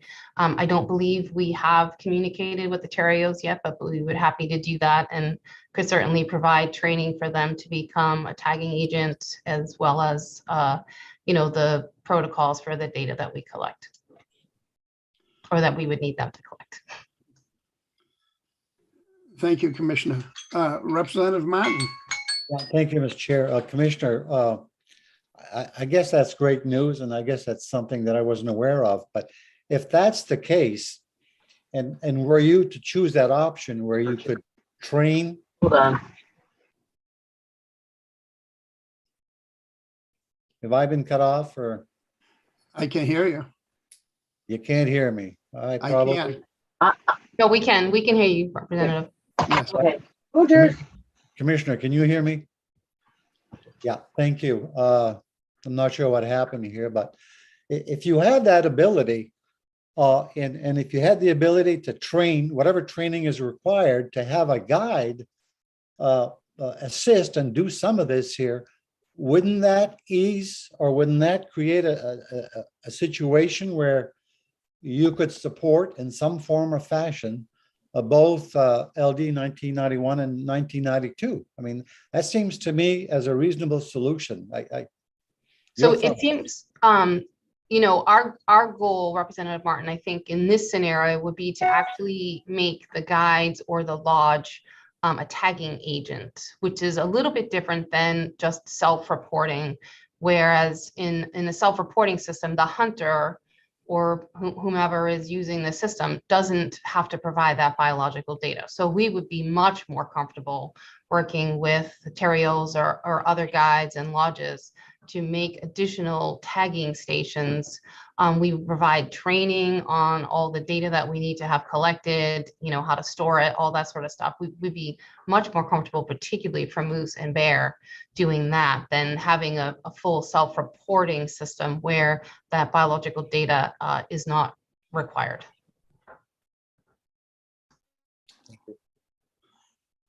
Representative Lyford. Thank you, Representative. Commissioner, if these two bills were enacted, what would be the approximate cost to the department yearly? Well, Representative Lyford, that's an interesting question. I think we would have to do, a more serious analysis. It would depend on what you enacted, but I think if both bills were enacted as written right now, we would require some additional staff to collect the biological data. So that would be statewide, not with any limits on geography. We would need additional staff to collect the biological data for bear, deer, and moose. And we would also need additional tech support for folks. So right now we do have folks on hand, particularly during the busy seasons, to help tagging stations if they have trouble, challenges, struggle with the system, they can't get a question answered, whatever. But we would have to, increase the number of people available. So right now where we have, a few hundred tagging agents, we would have conceivably, 30, 40,000 people accessing this site that they would probably just be using once a year, maybe every other year, depending on how successful of a hunter they are. So we would anticipate, a pretty straightforward system, but we would need to have additional staff. And I think the sort of, if I could say, the back of the envelope expense, would be probably around $300,000 to $350,000 a year. But that, we would really, I don't want to be quoted on that because I would want to do, a more thorough review of what we would need. Thank you. Senator Black. Thank you, Mr. Chair. Commissioner, we heard Nathan say that, he supports the bill, but he would love to be able to tag his 100+ animals or even more if he had the opportunity to, but he didn't want to become a tagging station. Do you already have guides and outfitters that are tagging their own animals, but not tagging as a tagging station as we speak? Is that not true? We do, yes. We can relax those requirements, particularly based on geography, other tagging, stations in the area. So we do have the authority to allow people, lodges or guides to tag animals, for their sports and not have to be available. And we recognize that most of these folks operate, they're in the field with their sports. They don't necessarily have somebody back and available at camp to handle the public. So we can do that. But I heard you say that the only way you support this is if the guides were to become tagging stations. Am I? So, yeah, so from our perspective, if we have a fully self-reporting system, that's very different than allowing, reaching out or working with more guides to become tagging stations. So there's some requirements that come with tagging stations, and that include collecting the biological data. And so that in a full self-reporting system where you or I, as a hunter, we would just go online and enter, I harvested my deer in Freeport on Saturday, this is my Moses number, that's that. So there's no biological data collected in that scenario. In this model that we're talking about here would be that we would make more of the guides or lodges or those that were interested become tagging agents, and they would have some requirements for collecting some of the biological data. Like Nathan pointed out, they're already collecting the teeth. We have many guides that are really very good at helping collect ovaries on moose. Those would be the sorts of things that we would want the tagging agents to do. But that's very different than the self-reporting for everybody. So if I'm hearing you correctly, you'd be, if the bill went away as far as tagging big game electronically, you'd be willing to work with guides and outfitters to Sure. Tag their own animals or whatever. We can certainly do that, Senator Black. We do have some guides that do that already, so we'd be happy to have additional guides working as tagging agents, as long as they agree to collect the biological data, right? So they're going to need to help collect the tick data, and most of it, I think we have people that go out and train the tagging agents both on the system that we use and also on the biological data. So we would provide that training, make sure that they were collecting the data that we need, and then we would support them both with the biological data and the tagging system. Thank you. Representative John Martin, did you have a question for Nate or for the commissioner?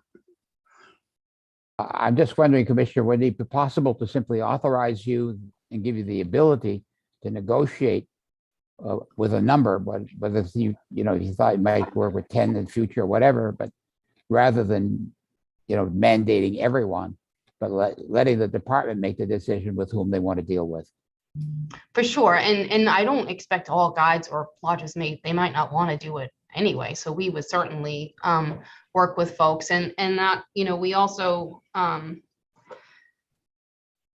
we have, but very rarely we tell people that it's not working out. You're not collecting the data. We need this data, or you're not sometimes we get complaints from the public. And so in those scenarios, we still retain the authority to disallow people as well. But we would certainly be willing to work with guides and outfitters to provide them the tools they need to successfully tag their clients' harvest at their location. And they do have to have internet or at least cell coverage, but that would be the one thing.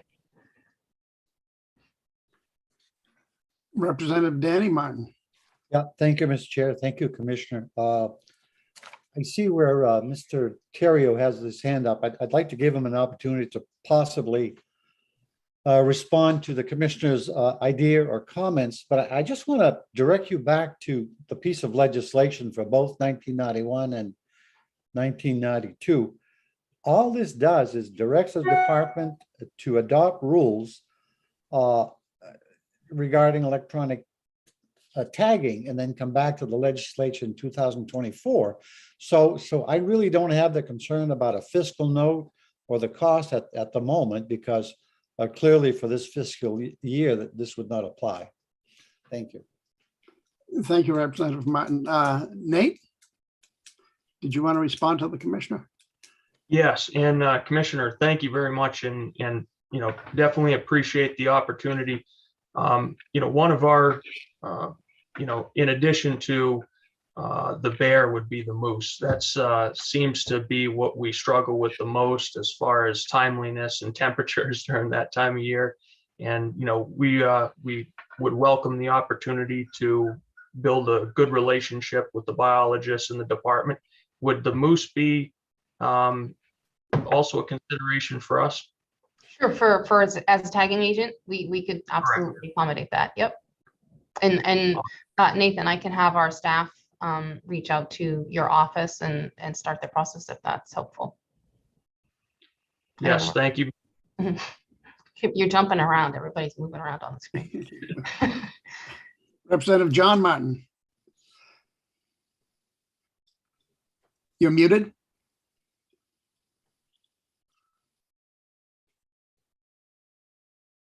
How about now? Much better. Okay, thanks. Yeah, part of the problem, especially when you with the moose situation, sometimes you're out there, 50 miles in the woods. By the time you get to camp and you try to get to the tagging station, it's way beyond their closing time. So deer and moose are less of a problem. I'm sorry, moose and bear and deer are less of a problem. But right now, moose are really the problem. Yeah, thank you, Representative. And for certain, the past 4 or 5 years at least have had some pretty warm fall season. So we recognize the need to get those animals cooled down quickly. Representative Danny Martin. Yeah, thank you, Mr. Chair. Commissioner, I believe we're holding our work sessions on both of these bills Wednesday, if I'm not mistaken. I wonder if between now and Wednesday morning, if you and Mr. Terrio and Don Kleiner for the main guides could get together and see if you could come up with a reasonable compromise that would take care of all these issues, especially with big game. And that would be great. Would save the committee a lot of time and energy. We can certainly do that, or I can certainly do that. I can't speak for them. Well, I just say that because it's my understanding that Mr. Kleiner will be testifying also, because I think he's on. Yeah. Thank you. Yes, he will be here. I had a question for Nate. Internet access up that way, how's it going to be? For us, it's very good. Of course, our locations and our customers kind of require us to have internet. And also, with the new technology, thanks to Elon Musk and Starlink, it's very accessible. And, I think people think that there's up here, there's no service, no running water, but we've come a long ways. And I really think that it won't be a problem and won't be a problem to do it in a timely fashion either. Thank you for that input. I also have Starlink and I think it's fantastic. Awesome. Representative John Martin. Yeah, I just want to point out, I've had internet at my sporting camps for almost 10 years now, and it's not been an issue. That's how we do the tagging for bear, for example. And it's, it took a good, it was a learning tool, but it's never been a problem. And certainly Nate is correct. We have better phone service in many ways and access than we have in central Maine. Yes. Do we have any other questions for Nate? Seeing none, Linda, could you bring in Wade Kelly, please? Thank you, Nate. Thank you very much, everyone. Welcome. Yes, Wade Kelly is already brought onto the screen, has not opened up his video as of yet.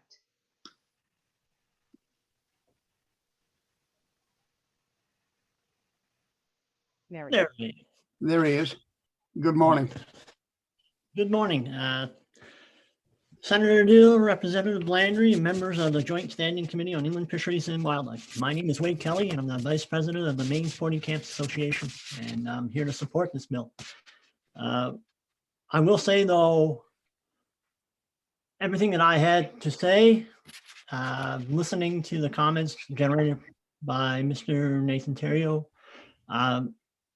I see this is going in the right direction for us as outfitters and guides. So I guess what I would say is that I would give you my own experiences and the problems that we have, and what the latter conversation would address, as the commissioner was saying about guides and outfitters being able to tag their own clients game. For us, we are, I'm in Allagash, Maine, so I'm a long ways from a tagging station. We end up having to take several bears out of our coolers and run them down the road. It's a 20-mile round trip. We may get to the tagging station, have 4 or 5 bears, and there'd be 2 other outfitters in front of us with 4 or 5 bears. So we're sitting there in the sun for a long time, which is not good for the game, not good for the client. All of those things that have been mentioned, and it's the same for us with the moose, because we are, at the edge of the Great North Maine Woods, and we may be 60 miles from our own town, and then it's 30 miles to the tagging station. So being able to work this so that guides and outfitters maybe licensed sporting camps, were able to work with the department and be able to tag their own clients' animals would be the solution to all of it. I still support the bill. I think everybody in the state probably should have the opportunity to tag, but I understand the concerns of the department of maybe not being able to get that biological data, which we as outfitters and guides have been collecting for years, actually, for the department. So very accepting to training and or anything like that to help us do a better job with our clients. One of our other big issues is our clients come from all over the place, especially with our moose hunters. And we hunt 6 days for moose, and we don't get that moose until Saturday afternoon, and they got to fly it out Sunday morning. We got to wait. They got to change all of their plans and everything else, and it's a big ordeal. If we were allowed to do what we know we can do and do properly, there'd be no more of those issues. And it's just for a side note, like one of our guides last year took a moose down to be tagged. Ended up over wrap 2 up in a hours. sentence or two, please? Could you wrap up in a sentence or two, please? Yes. Yeah. I'll wrap it up like this. I think listening to the department, I think it's a good idea. I mean, we're going in the right direction. Something has to be done. I like what you're talking about, and I would be more than happy to be part of any of the solutions if needed. I appreciate everything, and thank you very much. And thank you. We have a few questions for you. Representative John Martin. You're muted. Hi, Dwight. Welcome from Allagash to Augusta. There you go. Yeah. Representative Mason. Thank you, Mr. Chair. Wade, thank you for your testimony. Have you ever lost animals because of heat? You couldn't get to a tagging station or what may be? We have actually. We have lost not a lot, and I will be honest. It was in the beginning of my career. You know, maybe we did lose moose to heat. Did we lose the whole animal? No, but we did lose portions of game animals. You know, and a big part of it too. This is what I'll say too. A big part of it too is like when we take these bears, say our bears down, and we have a substantial amount of bears to be tagged. They're laying out in the sun, and it's the clients. It's their perception of what's happening to that animal in that heat. You know, whether they will take that meat or not, whether it's good or not. Right. You know, so it's not allowing us to take care of these animals properly, so that there's no concern by a client or anything else as to the quality of what the meat is. You know, that will help us. When you're an individual doing it, you know, you're taking care of one animal, and you know you have a better chance of taking care of that properly. We still do everything we can, but there are days that we are nervous, you know, and we get our animals back as fast as we can and try and get them in our coolers and get the hides and everything off, you know, so that we can have provide good quality meat. And that's one of the things with our bear is when we first started 34 years ago, nobody would touch a bear because they had this preconceived notion that it was not good to eat. Well, most of that came from, we had a year-round season for bear. People shot bear in the summertime as a nuisance bear, whatever, drove it around, and it was a problem. People didn't look at them as good eating. Took us a long time to get, but all of our clients take their meat home. Every one of them. We don't have one single person that's not here to take their meat home with them now. So it is that much more important that given that we're in a rural area and we do have to go a long ways for in-person tagging, it's that much more important that we're allowed to do something like this. That's going to, you know, eliminate any of that concern. Thank you, sir. Thank you. Representative Hepler.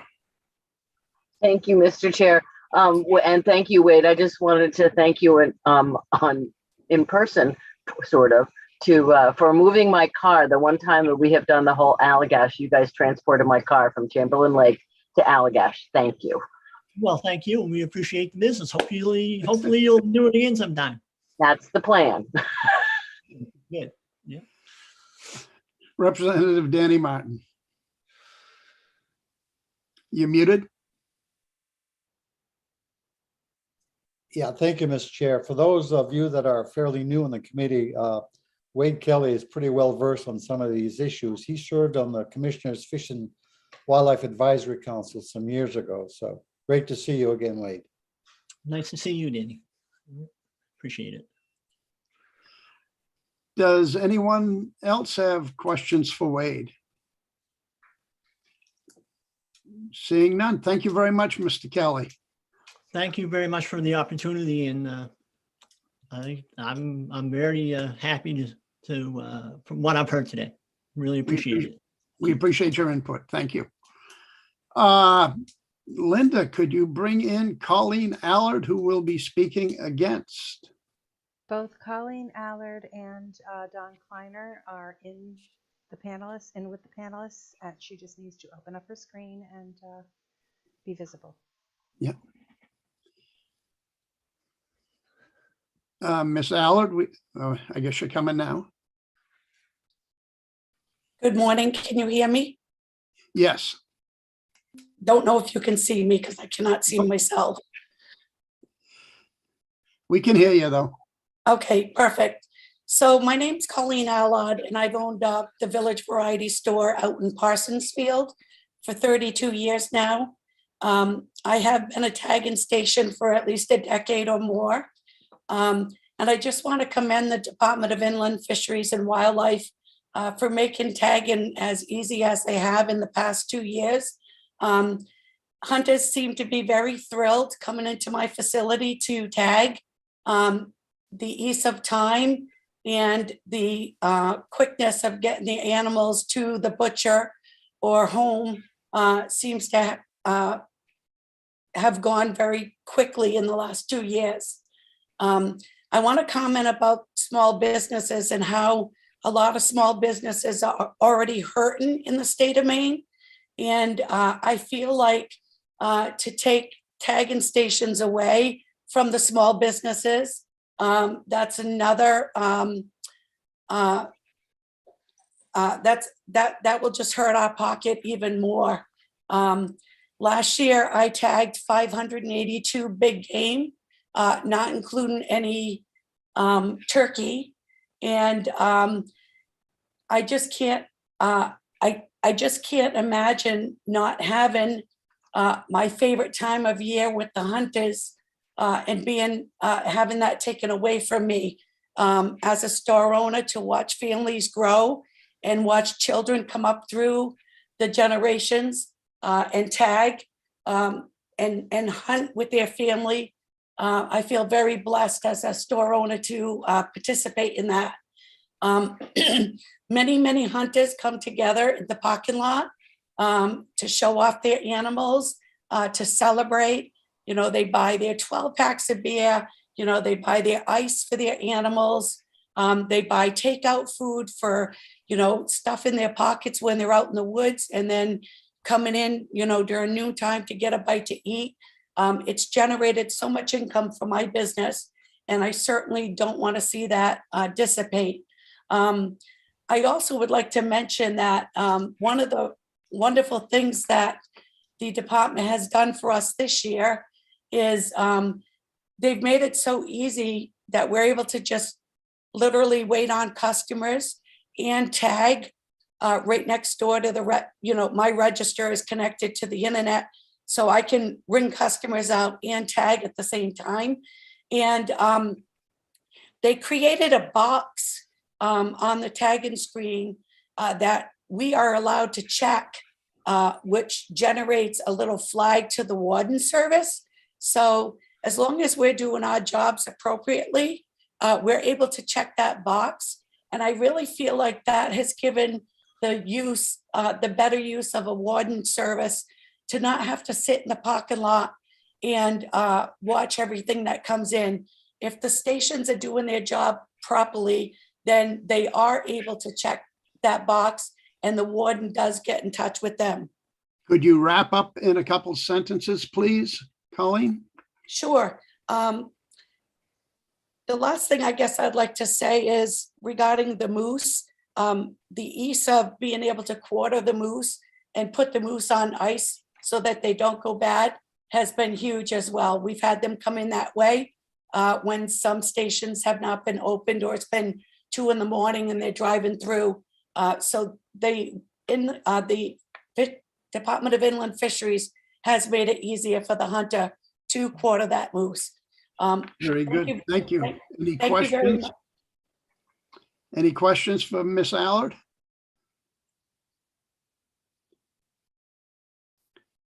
Seeing none, thank you very much for your testimony. Linda, could you, I guess we can bring him in again. Bring in Don Kleiner. On screen. I'm here, Representative. Thank you for the chance to speak. Appreciate that. Members of the committee, you have my written testimony. I think I'll cut right to the chase. As always, when I watch the legislative process, I am so proud of our form of government. You ask the good questions, you get the common sense answers, and I think you're headed in an excellent direction on this. Making guides and outfitters tagging stations is a pretty good solution in the short term. I think long term, we will get to electronic tagging, but we are not there today. One marker I would put down in your conversations that I think kind of went by quickly, the department, if they go to electronic tagging, will have to eliminate paper licenses. As a paper license agent and someone who works at a sporting camp part of the year that uses an internet connection most of the time, but when it's down, issues paper licenses. That's a thing I'm not sure my association or my members would be willing to give up. So just mark her down on that conversation. We went by it, but know that I heard that and it's a concern. But otherwise, this conversation is headed, I think, exactly where it needs to. And perhaps I would suggest, and I did in my testimony, that turkey is our entree into this as a way to begin to see how we might make use of it. And if it delivers the data that we need that would support the seasons and population levels that support our businesses. And I'll leave it at that. Thank you, Representative Landry. You're very welcome, Mr. Kleiner. I see that Representative Martin wants to ask you a question or two. Wants to grill Don? Well, I was being nice. Thank you, Mr. Chair. Thank you, Mr. Kleiner, for your testimony. I did read your testimony, and I think you've answered the first part of my question was, are you available if in fact the commissioner and Nate can get together by Zoom or conference call to come up with some reasonable compromise? Is that a yes or no? I would be delighted. Well, that's great. I was just wondering if you were listening when we were discussing that. Don, I was. Don, I have another question. It's my understanding that you represent close to 1,000 guides. Is that correct? That's correct. This piece of legislation was just drafted a week or so ago. I'm just wondering, how do you come up with testifying either for or against a bill? How do you poll your membership, or do you have the full? Go ahead. You've actually come to a really good question that I think we are still not completely perfect on. As you know, I report to a board of directors with 16 members from around the state and from the different disciplines. For positions on legislation, there's a representative group of 5 of that 16 that has a little more experience with legislative matters that weighs in, and they tell me what to do. Right. I don't always agree with them, Representative. It's good for you to know that too. No, I know. I was just wondering because we've just heard from 2 guides from Northern Maine who clearly support the piece of legislation. When you meet with your board or when you poll your membership, do you also confer or communicate with the department on why they are in a certain position? Representative Martin, it would be fair to say that the communication with the department and the Guides Association has never been better. Right, right. Yes, absolutely. We're talking frequently about these issues. We don't always agree either. But for the most part, and I'll say this about my board, because when we had the conversation about specifically this bill, I was so proud of them. They went immediately to the quality of the data and the conservation implications. Yeah. So that lots of times puts us in parallel with the department. Great. Thank you, Don. Appreciate it. Nice seeing you. Thank you, Danny. Good to see you. Representative Hepler. Thank you, Mr. Chair. Thank you, Don, for testifying. So I just want to be clear, and I'm also looking at your testimony. You are not opposed to the electronic tagging of turkey. That's correct. It was a suggestion that maybe this is a way to experiment with that and see what it means for Maine. Okay, thank you. Representative Lyford. Thank you, Representative. Dawn, you don't mind spending another $50,000 or $60,000 by the department to electronically tag turkeys? Like you, Representative Lightford, I always hate to spend more money, but I've also been in business long enough to know that sometimes you have to. And it's clear to me, after having been in business now for almost 40 years, that electronic is the way things are going. And we all need to at least have a foot moving in that direction. And sometimes it's wrong. We need to also recognize that. I won't get started, but I bought Dragon Naturally Speaking more than once, and it was worthless every time. Thanks, Dawn. Anybody else want to pick up? Have any questions for Mr. Kleiner? Seeing none. Thank you, Don. Thank you. Appreciate it. Yeah. Linda, do we have anyone else in the queue? No, that completes the list that I have. Well, very good. That was a short little session. We'll now close the public hearing on LD 1991, the electronic registration and tagging of big game. And wait for a work session on that. And I guess we can move into LD 1992, an act related to the electronic registration and tagging of turkey. We should be pretty well experts on this by now. The sponsor of the bill like to come forward? I believe that would be me. Let's have it, Representative Mason. Thank you, Mr. Chair. I put this forward just to streamline the turkey hunting, and also COVID was in play there also. Keeping people separated at that time at the height of COVID.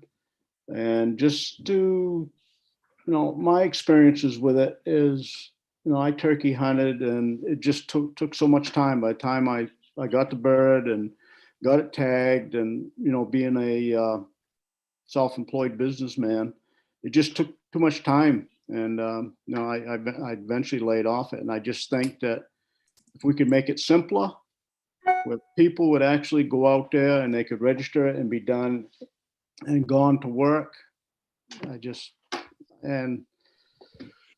I think it's a gateway for the big game. And, like Don Kleiner said, it's where we're headed. And that's where I'm at with it. Very good. Thank you. Anyone have any questions for Representative Mason?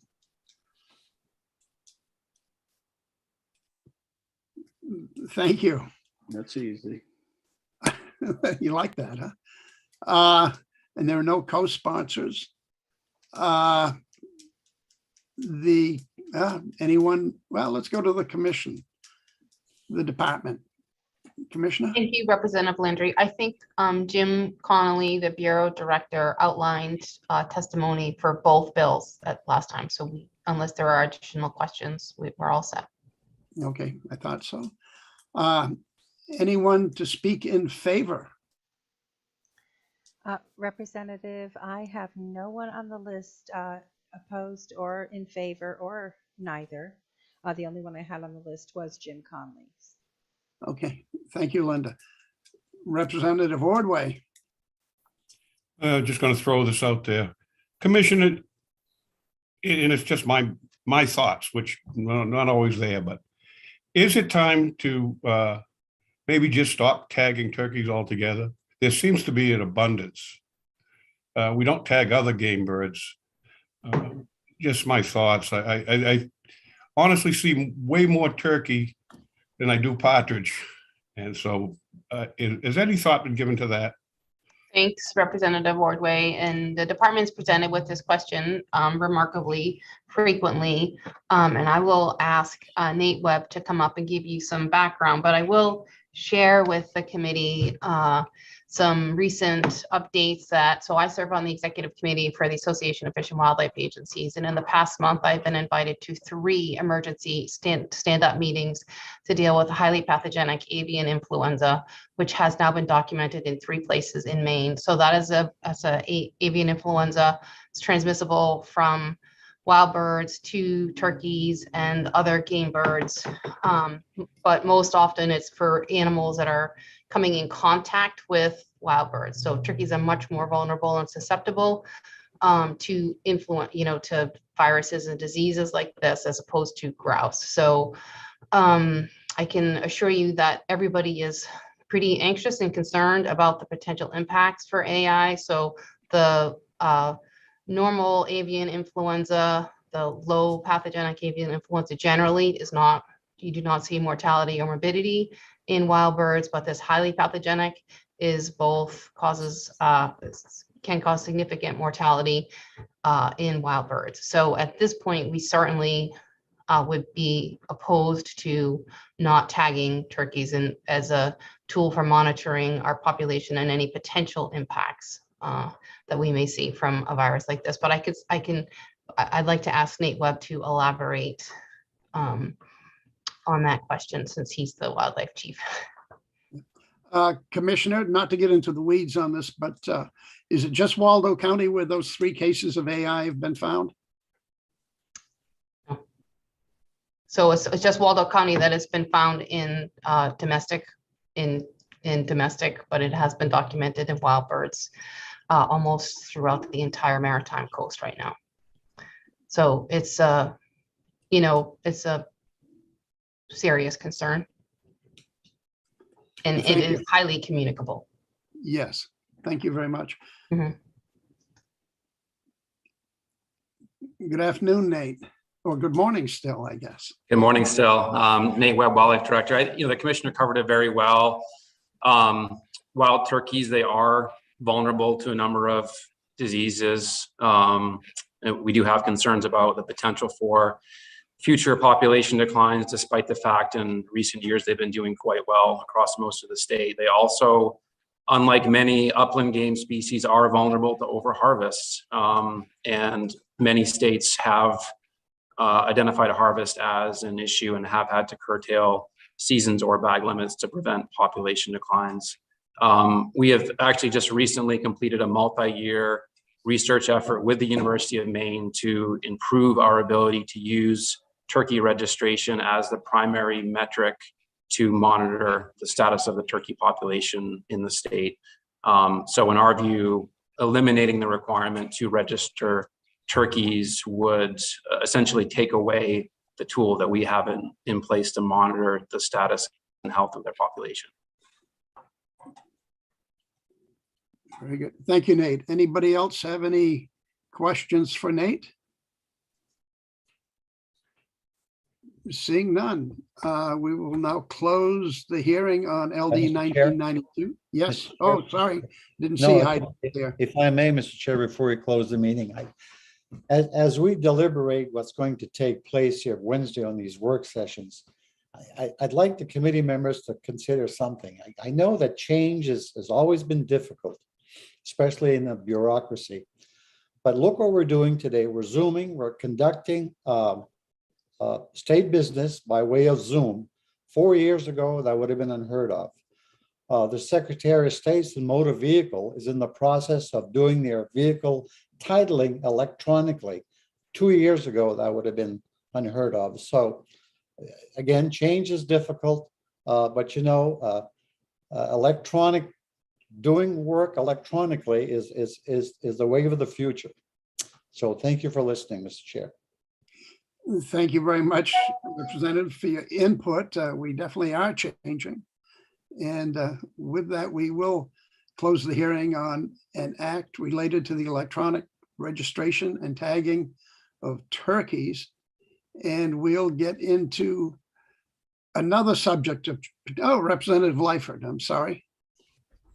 I just wanted to let Representative Martin know that I tried to do my new license online and I was denied because I have a commercial license. Really? So I got to go in person. They'll have to work on that. Thank you. It'll all take time. No, it does. And speaking of time, we have a resolve from that directs the Department of IFW to examine Sunday hunting. And this should be about a 1-hour presentation, I believe, Commissioner. And then we will open it up for questions. I can't imagine there'll be many, but who is going to make the presentation for you? Great, thank you, Representative Landry. I will start us off and I would just ask, I believe Mark Duda is in the waiting room. If we could bring him forward while I get started, that would be great. So good morning, Senator Dill or Representative Landry and honorable members of the Inland Fisheries and Wildlife Committee. I am Judy Camuso, Commissioner of Inland Fisheries and Wildlife. I'm here to report back on the Resolve 2021, Chapter 107, directing the department to examine Sunday hunting in Maine. The report we have provided you covers the events leading up to the resolve and then the stakeholders members discussion that helped create the survey questions. The survey results will be presented in a separate presentation today by Mark Duda of Responsive Management. The 18-member stakeholder group was directed by a neutral person facilitating 2 in-person meetings and 4 Zoom meetings that were held from early September through December 2021.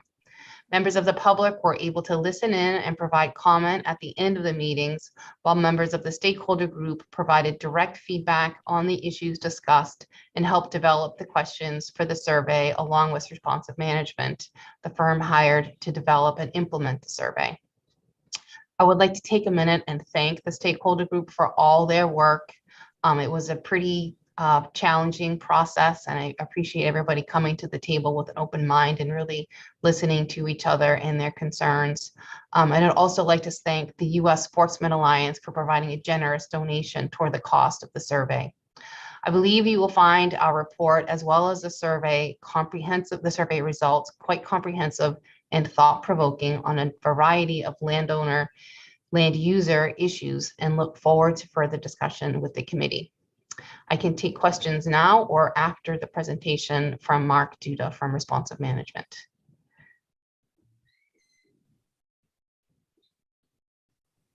And I see Mark is here, so I will go ahead and introduce Mark. Thanks for joining us and welcome to our legislative committee. Mark is going to give you a little background on himself and his firm as well as the survey results. The floor is mine. Good. And you can hear me? Very well. Good morning, everyone. I thought I was going to have to change this to good afternoon, but good morning, Senator Dill, Representative Landry, and honorable members of the Inland Fisheries and Wildlife Committee. My name is Mark Duda. I'm the Executive Director of Responsive Management. And I believe this is about the third time that I've actually addressed this committee over the past several years. And I want to talk to you about an in-depth study that we did on Maine residents, hunters, and landowners' attitudes towards Sunday hunting. As Judy noted, there was a lot of people involved with this. From the Department of Inland Fisheries and Wildlife, several people. I think it's really important to say that during this whole process, they stayed completely neutral, and that was facilitated by Carol Martin. And again, everybody was very neutral on it. We had several legislators involved with this, as well as numerous interested parties. And so this was a completely collaborative effort on this survey in terms of methodology and questions, particularly how the questions were worded. So we really thank everybody involved with this. It was a really nice process. Even though so many people came at this in so many different directions, had different views, it was a really pleasant experience for everyone involved, and everybody pitched in. So this is a real group effort. A little bit about who we are and who's doing this study for you. I've been doing the same thing now for 32 years. So I'm a pretty boring person. I've had the same job for 32 years. And that is to better understand how people think and feel and know about natural resources. And over that time, 32 years, we've conducted about 1,000 studies like this in terms of everything from bears to manatees to just literally everything across the world. We've conducted research in 50 states and 15 countries, and every single state Fish and Wildlife Agency numerous times.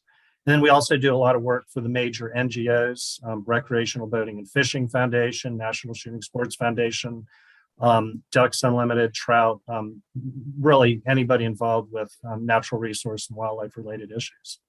And then we also do work for a lot of the companies involved with wildlife and hunting issues, from Winchester Ammo, Vista Outdoors, Yamaha Boats.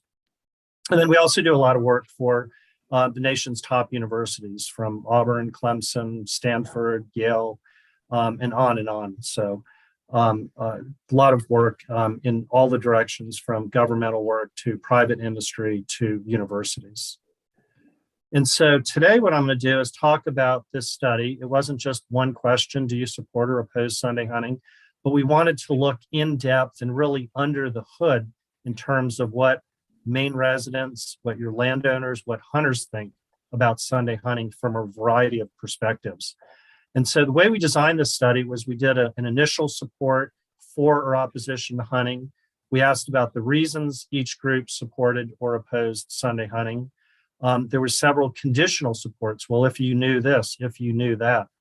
Over the years, there's been several Sunday hunting proposals, either in this committee or sort of out there in the community. And so we presented each of these to the individuals taking the survey. We looked at the impacts of Sunday hunting on hunting itself, as well as other outdoor recreation activities. We had several landowners, several hundred landowners involved in this study, and looked at the impacts of Sunday hunting on private land and recreation. And then after all of this, we asked the same question at the end of the survey that we did at the beginning of the survey, which was their overall and final support for or opposition to Sunday hunting. Let's talk a little bit about the study methodology, because I think that's really important in understanding the results and how we got to where we did. It was really interesting when I was listening to the committee earlier. A gentleman named Dana was talking about samples. He was talking about wildlife samples. That is that you don't have to count every single deer or every single duck to get a really accurate estimation of what's out there. And as you all know, working with the legislature, when we do surveys and the industry does surveys, we don't have to count every person. We do what's called a probability-based sample, where we take the population as a whole, we select those individuals to do the survey, our sample, and then do the survey with those individuals. And for sure, surveys have gotten, in 2016, they said, oh, the surveys weren't right because of this or that. But the truth is that 8 out of 10 political polls, which are by far the hardest studies to do, are correct. And one of the reasons is that political polling is very difficult because people are changing their mind up to the day or two before an election, especially that small group of people that usually determines elections. But the truth is that polls, especially like this, continue to be very, very accurate in terms of reflecting what's really out there. Over the past 3 decades, we do natural resource, environmental, conservation, hunting, fishing work. But I do political polls as well. We're not political, we're a data collection organization. But we have a contract through the University of Virginia system to do the Virginia University's data collection. And just to give you an idea, agreeing that presidential polls, gubernatorial polls are extremely, extremely difficult to get exactly right, because sometimes those elections might be determined by 1-2%, sometimes less than 1%. In 2020, we were able to predict the presidential election here in Virginia within about 1.5%. And so you would think, wow, a person, a Democrat, Joe Biden won Virginia by 10 points. A year later, maybe that should be hold true when you get to a gubernatorial election. And our survey showed, no, that was not the case at all. In the beginning, Terry McAuliffe, the Democrat nominee, had a 10-point lead, and that kept going down and down until Election Day, when Glenn Youngkin, the Republican nominee, actually won. And we were able to predict that election within about 1.5% as well. So surveys like the one that I'm going to present to you are very accurate, as are in almost most cases, unless really just bizarre circumstances, within political polls as well. And so let's talk a little bit about the study methodology for this one. As we talked about, it's about what do people think and feel and know about Sunday hunting in Maine. And there's really 3 groups that are really important to this. Maine general population, hunters, we did both resident and non-resident hunters, as well as landowners. As I noted, the survey instrument was developed by Responsive Management and the stakeholder committee representing various interests. IFW, Inland Fisheries and Wildlife, sat back and monitored, but in no way tried to push this in one direction or another. It was a scientific, probability-based multimodal survey with these 3 groups. So we said general population, licensed hunters, and private landowners. You had to have 10 acres or more of land to be considered a landowner. We actually went up to people who also had huge chunks of land, and those are the industrial commercial landowners of extremely large tracts. And when I talk about this group, there's 5 people, 5 groups that represent those people. And so you might see these huge sample sizes of 900, 1,200 people involved. With that group, there's only 5, but they do represent over 2.5 million acres of land. This was what we call a multimodal survey. Surveys can be conducted, as you know, by telephone, by email, by mail, and there's advantages and disadvantages to each of those. This survey incorporated the best of all of those.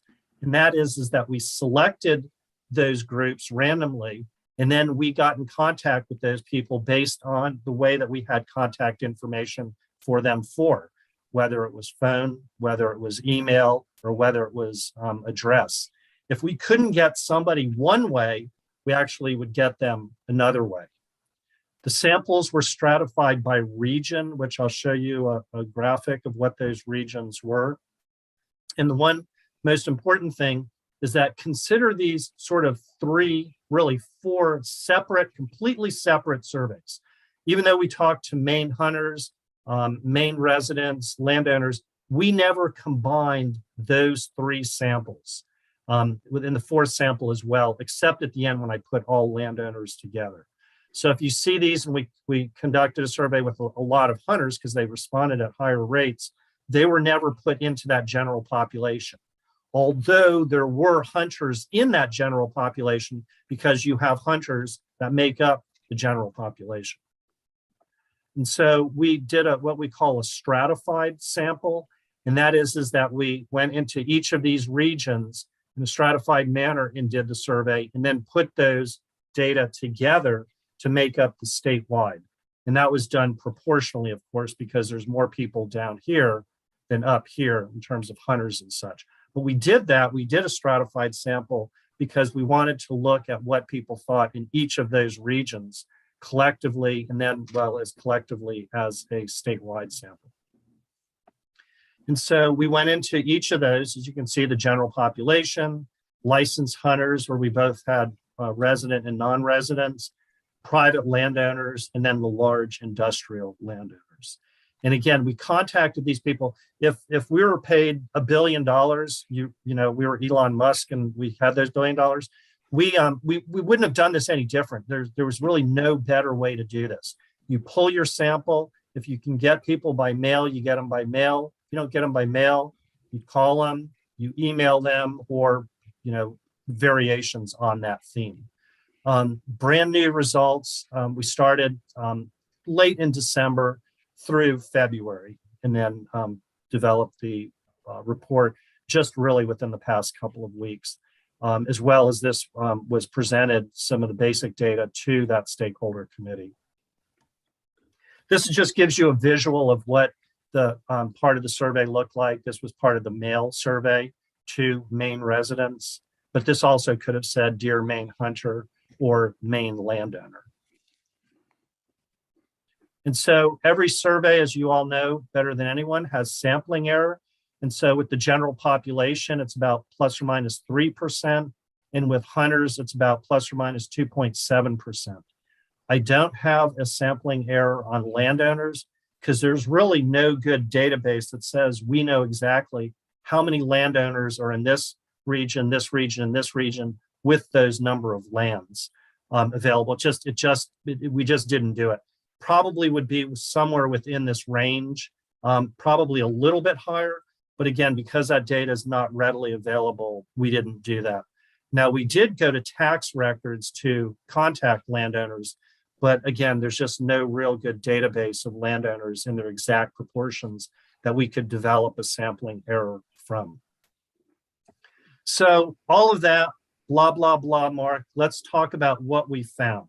But I think it was important to let you know who we are and how we conducted the survey and how the committee was involved. So we started out with simply knowing if people knew about Maine's Sunday hunting law. And so what I'm going to do, just to orient yourself as I go through this, because we talked to 3 different groups, I'm going to present these in a variety of different ways. And I know that you're seeing this for the first time, so I'm going to try to talk a little bit slower than I normally do. But just to orient yourself, in general, except when we get to some, I present the landowners in blue in various shades of blue, the general population in terms of blue, hunters in various shades of orange, and landowners in various shades of green. And so this is what general population said, this is what hunters said, and these are what landowners said. And so that color scheme is throughout until we get to some other things where it wasn't possible to do that. But I will bring that to your attention. The other thing that I want to bring to your attention are these arrows. The arrows are the cumulative of the statewide numbers. So in this case, we said, one of the first questions was, prior to the survey, were you aware that hunting on Sundays is not allowed in Maine? And you can see that statewide, 78% said yes, they were aware, but about 22% of the general population said no. And then that varied within regions, of course. When you look at hunters, you can see 98%, almost all hunters knew that they were aware of that. The non-residents were the least aware, but they were still upwards of 94%. And then landowners, the same thing.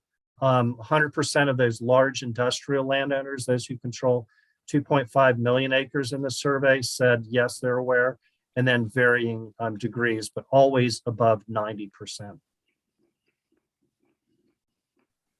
So then very early in the survey, we wanted to know their initial support before we started giving them information about positives and negatives about Sunday hunting.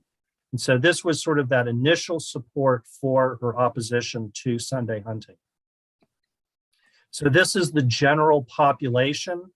And as you know, any good survey will be as neutral as you possibly can, where we say, do you support or oppose? Do you agree or disagree? In this case, we asked, do you support or oppose allowing Sunday hunting in Maine during established hunting season? And this wording was very careful. We went around on this with the committee, but we didn't want to just say, do you allow Sunday hunting in Maine? Because some people would interpret that as year round. So we really were careful in terms of how we asked this. And initially, we saw 34% of Maine residents, 18 years old and older, support Sunday hunting, and 54% opposing Sunday hunting. And you can see that varied within the regions, with the central region being more supportive in terms of strong support. And then you can see various ones as well. But again, what this is these are the percentages of agree, support here, and disagree here in each of those regions. So the way to read that is, again, 34% supporting Sunday hunting, 54% opposing Sunday hunting. And then these are the cumulatives of strongly support and moderately support within each region. And then just to keep in mind that those colors match this map key. How about hunters? Hunters are very supportive, as you can see, of Sunday hunting, with a total of 69%, almost 70% of your hunters supporting Sunday hunting, and about 23% opposing Sunday hunting.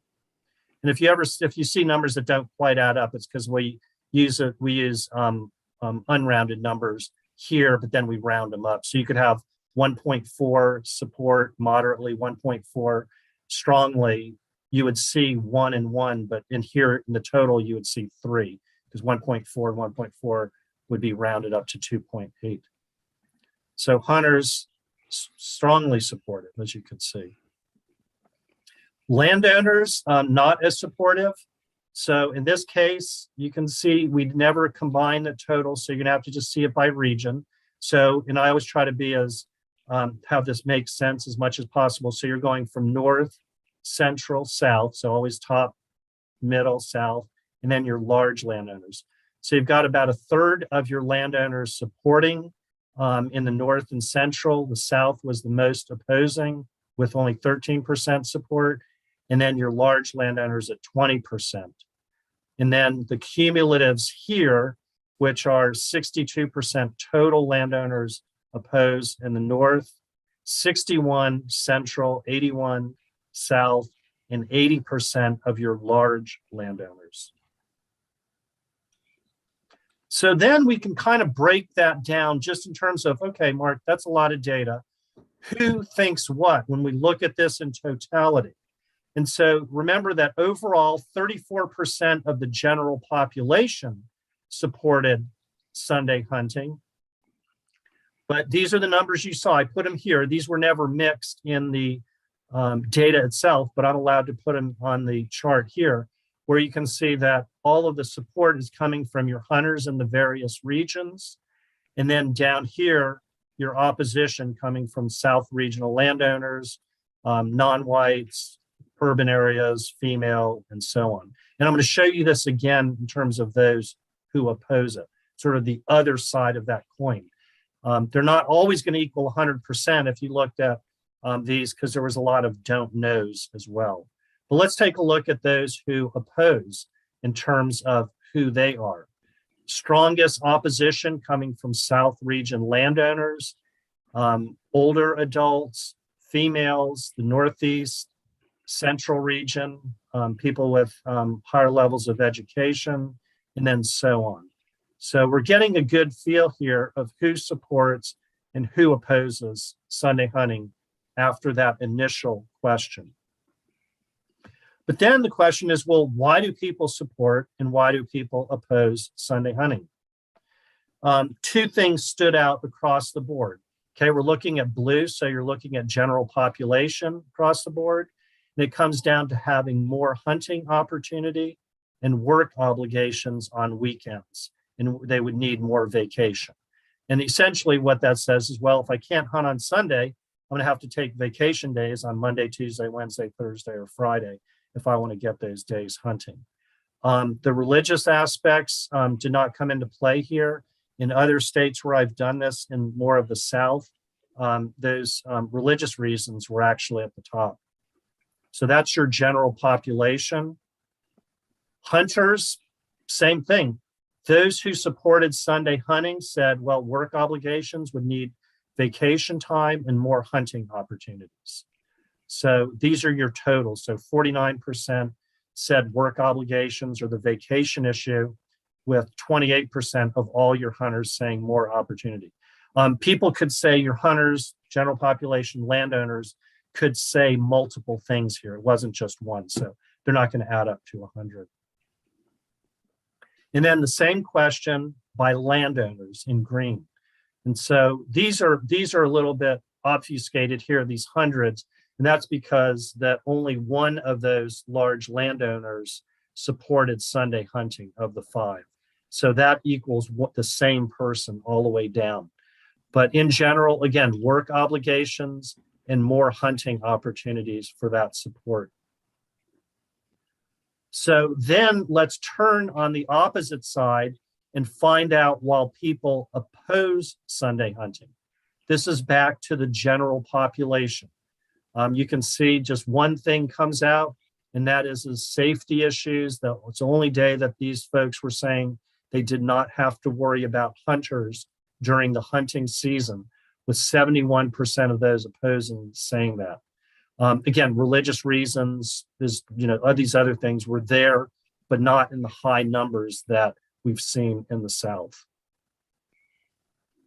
These are hunters answering that same question. Why do the hunters, the percent of hunters that oppose Sunday hunting, oppose? That whole idea, again, well, safety, the only day not to worry about hunters and hunting. And then they brought up less pressure on wildlife. Some religious reasons, observe the Sabbath, but not as many as you might think. Those were brought up, interestingly, among the non-residents who opposed Sunday hunting.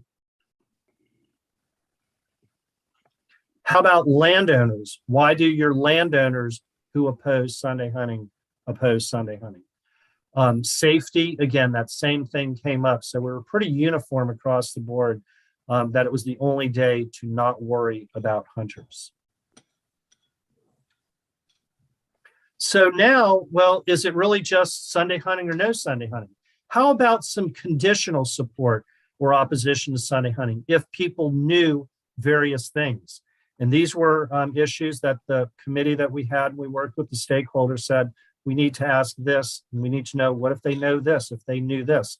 That might just not be enough just to say, do you support or oppose Sunday hunting? So the first one was information related. We said Maine is one of only 2 states that do not allow Sunday hunting. Knowing this, do you support or oppose allowing Sunday hunting in Maine? So down here to orient yourself is that initial support. And so the initial support, when they knew this, went from 34% to 38%. Opposition fell from 54 to 53%. So a little bit of a tick up, knowing that, but a little bit of a tick down, but only by 1 percentage point. How about hunters? Well, hunter support, again, sort of stayed basically the same, went from 69% down here to 70 in the initial support to 70% after they were read that Maine was only one of 2 states that do not allow Sunday hunting. Opposition stayed exactly the same, so they were steadfast, the opposers, from 23 to 23%. Landowners, the initial support opposition for that went from, the support went from initially was 33% to 34% in the north, 33 to 32, 13 to 11, and stayed at 20. So there wasn't a lot of movement here. And then here stayed almost exactly the same. So they were more steadfast. They didn't care about that. We went from 62 to 62, 61 to 62, 81 to 81, and 80 to 80. The next sort of conditional, well, would you support or oppose allowing Sunday hunting if Maine, during established hunting season, if it meant that hunters would be required to obtain landowner permission before hunting on private land? So we've got our initial support down here, and you can see that support went from 34% to 46%. The general public liked that, and it was one of the largest movements in the survey that we saw. So when the general public, the general population of Maine heard this about being required to obtain landowner permission, support increased pretty dramatically in the survey, and opposition went from 54% to 45%. So opposition decreased. What do hunters think when they heard that same statement? Do hunters change their mind if it meant that hunters would be required to obtain landowner permission before hunting on private land? So remember that about 70%, 69% of hunters initially supported Sunday hunting, and that went on this variable alone, because we wanted to measure each of these, dropped from 69% to 51%, and opposition went from 23% to 34%. It's one of the bigger movements that we saw amongst these same individuals in the survey. How about landowners? This is the same thing looking at landowners. Would landowners support or oppose allowing Sunday hunting in Maine during established hunting seasons if it meant that the hunters would be required to obtain landowner permission before hunting on private land?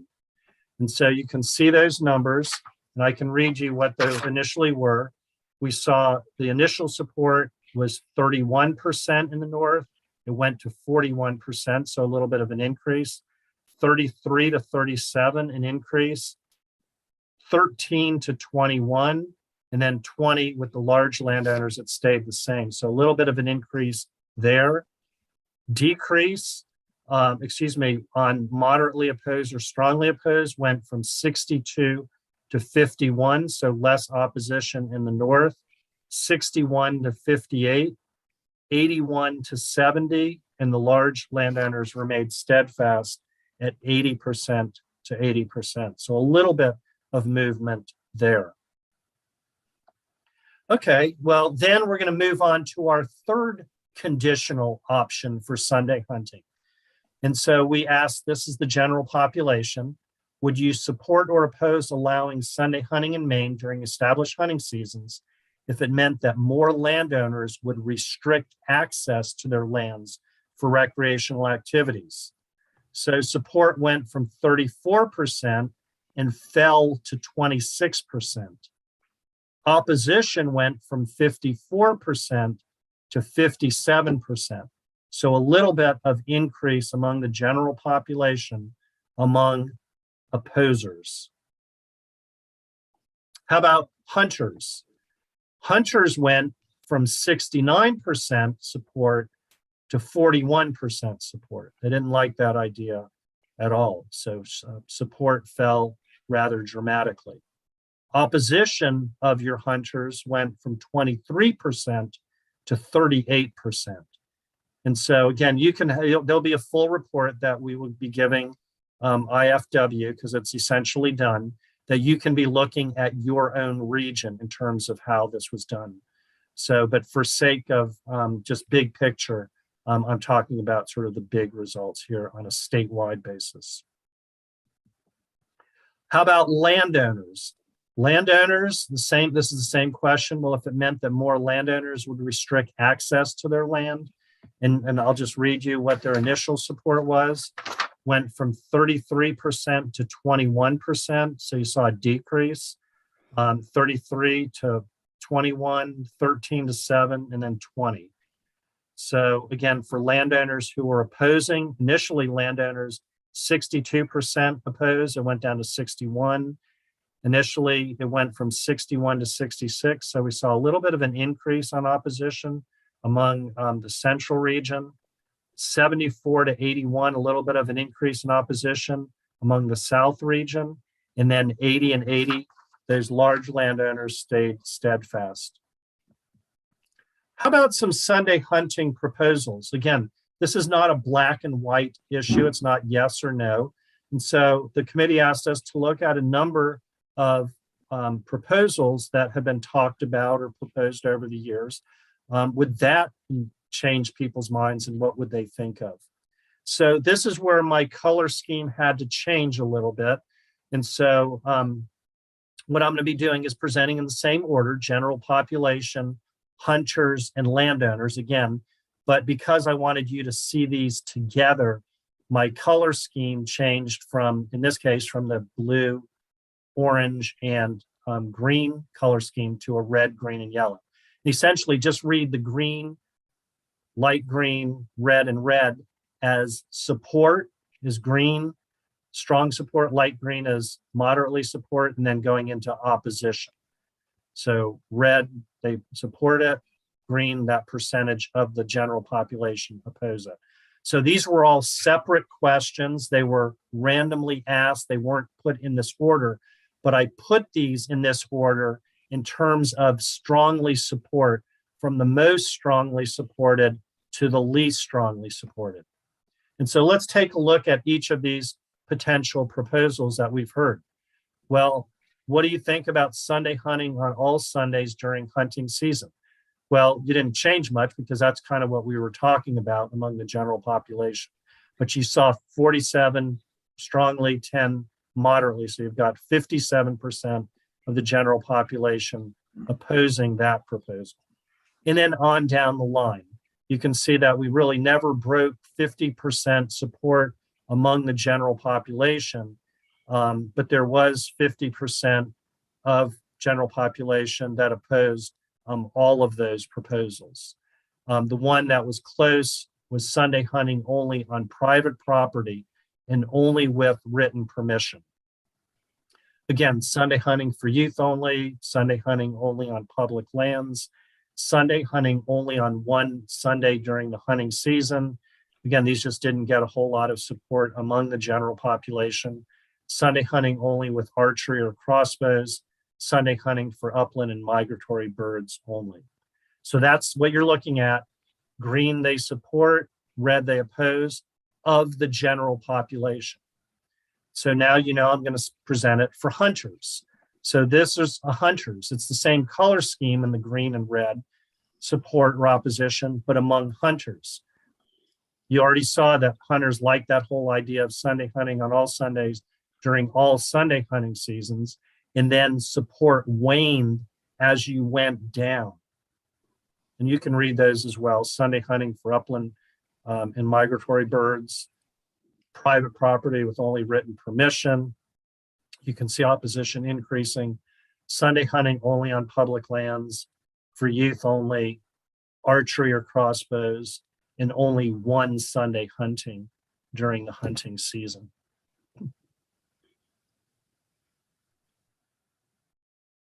So then this is landowners, and for brevity, I'm not going to present all four groups. I can tell you that there was more support in the north and much more opposition in the south among landowners. And so I chose the northeast region, sort of the middle, just to give you an idea of what landowners think about these various proposals. Again, this is the 50% mark here, and you never got more than 50% that supported any of those. And again, this is in the most important, the ones that they supported the most, just the overall blanket Sunday hunting on all Sundays during hunting seasons, down to some of these that weren't supported at all among your landowners.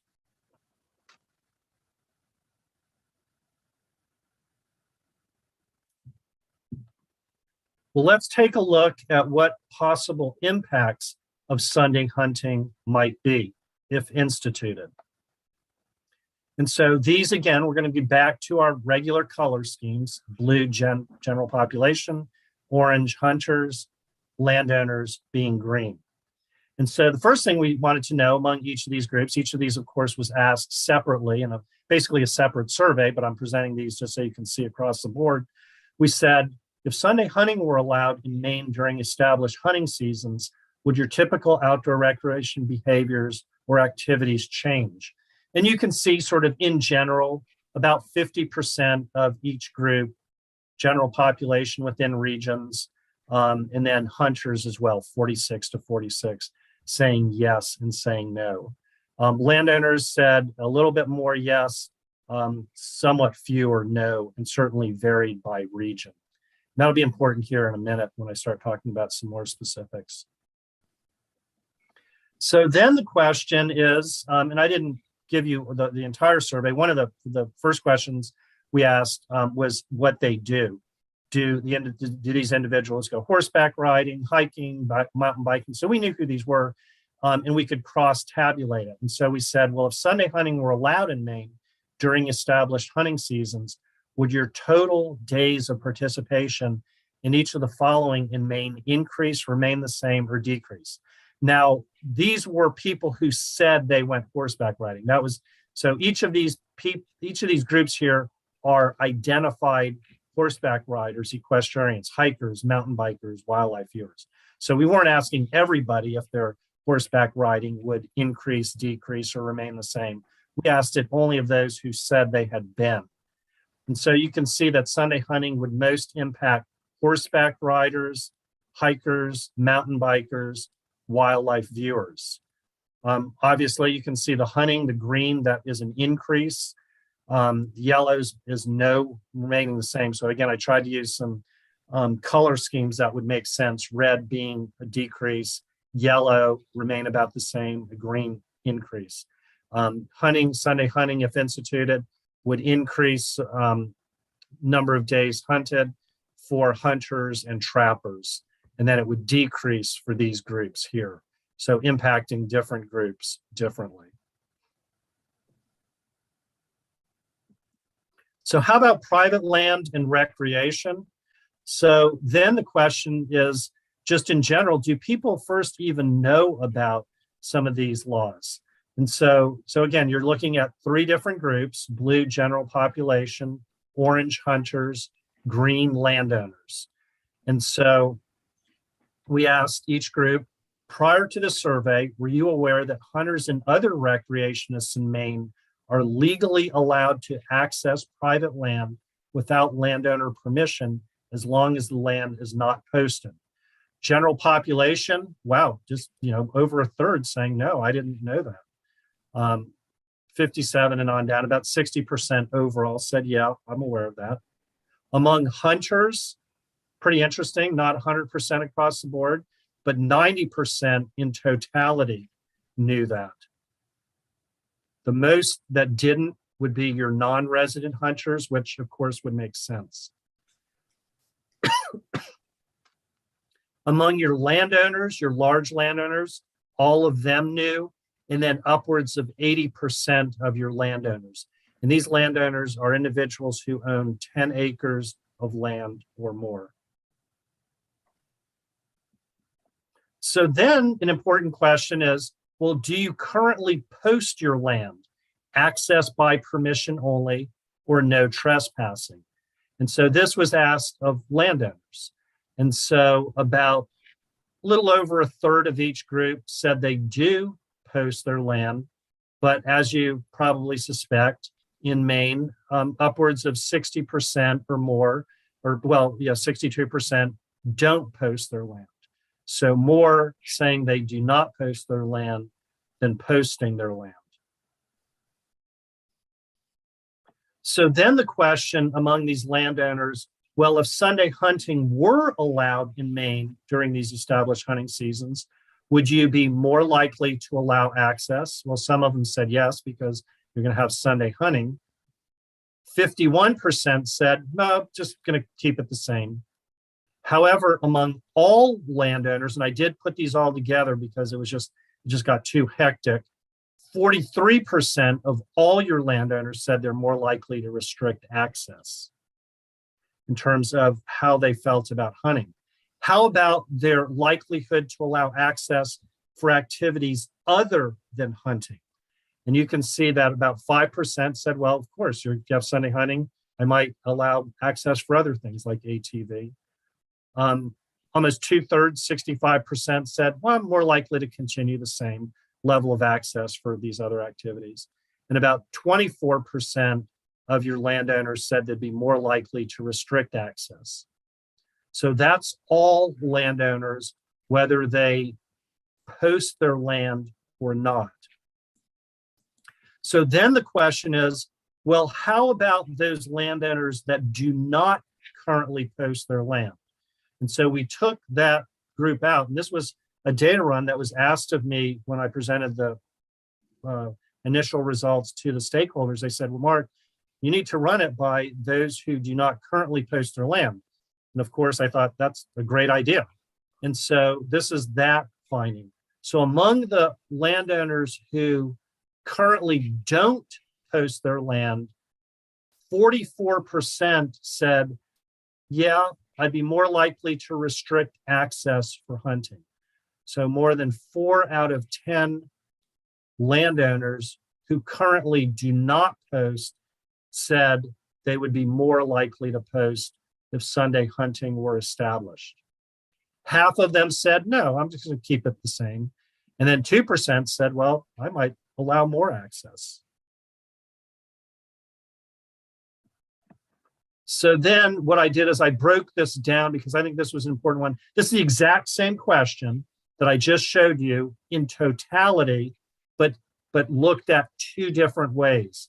The first way being by region, and then the second way by acreage. And so we'll take these each one at a time.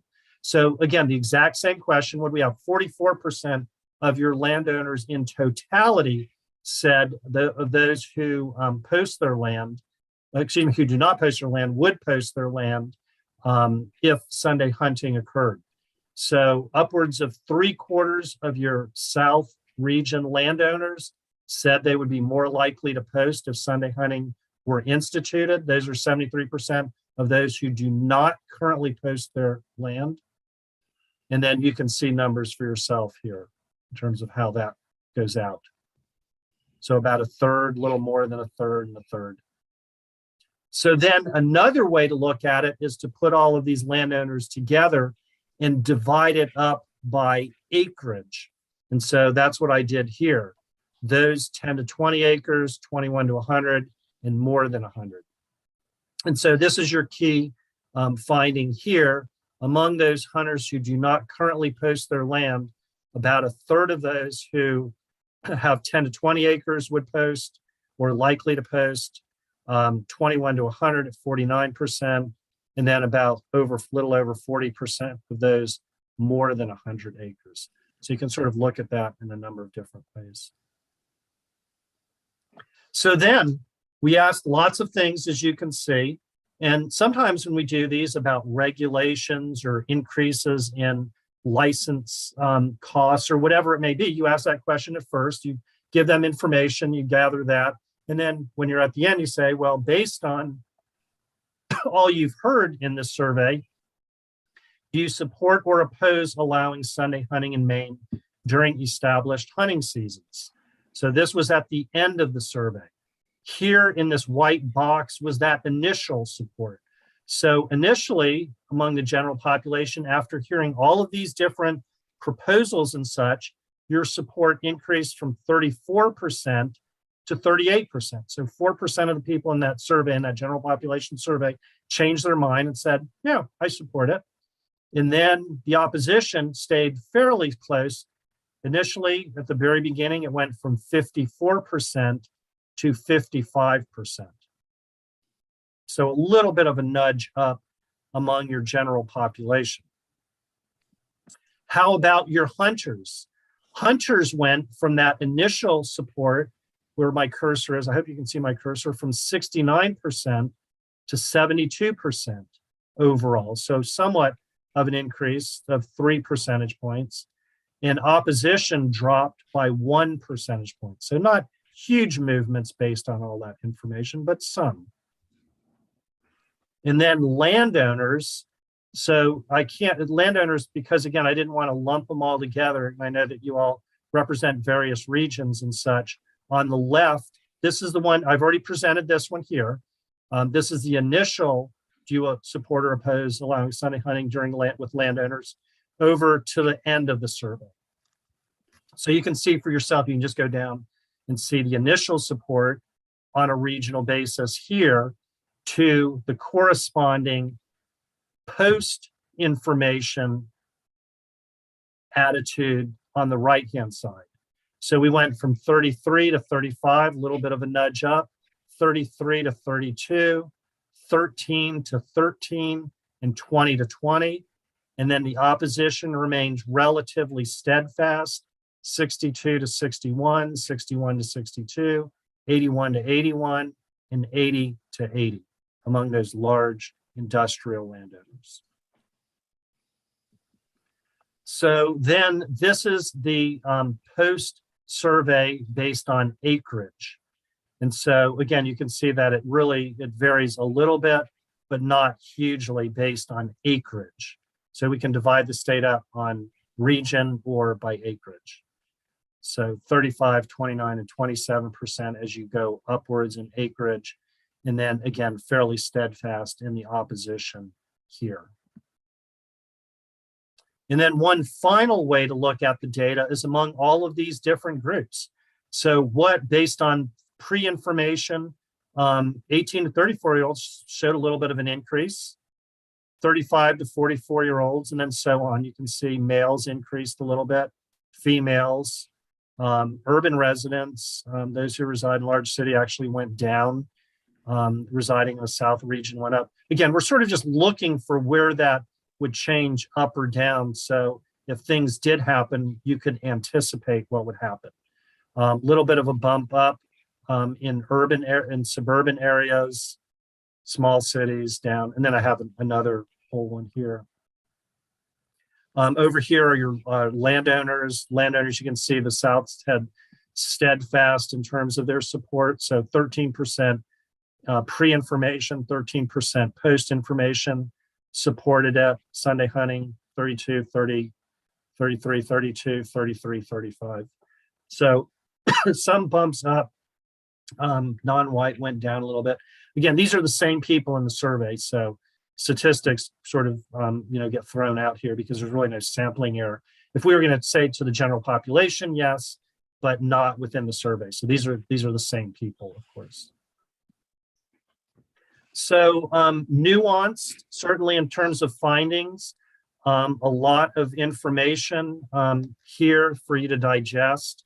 And, it's sometimes it's hard to let me get my screen back on. It's hard to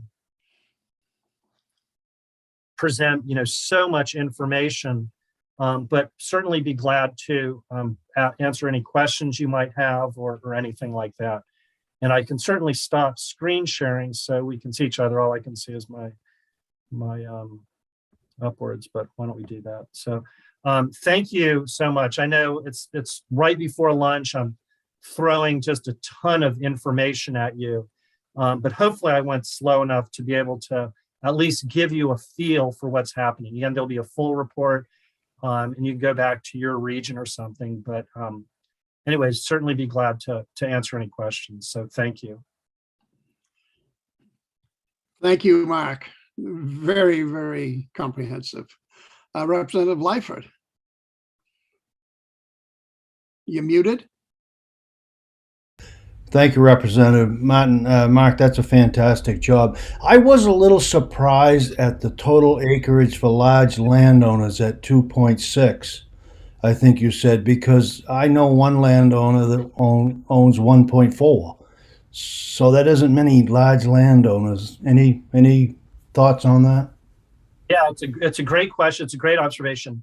Initially, the department gave us, I think, 8 or 9 large landowners. We're talking those big ones, 1,000 acres or more. We called them, we emailed them, we enlisted the department to do the survey. And out of those original 8 or 9, we got 5 of them. And so I can tell you, we did everything we could to try to get them. We wanted to be as inclusive as possible. One of the landowners was out of the country or something. They all seem to have legitimate reasons. I think one said they just didn't want to participate. So I can tell you that we did the best that we could. And if in the future that one of those landowners or a couple of those landowners asked to do it, we could certainly incorporate those in there.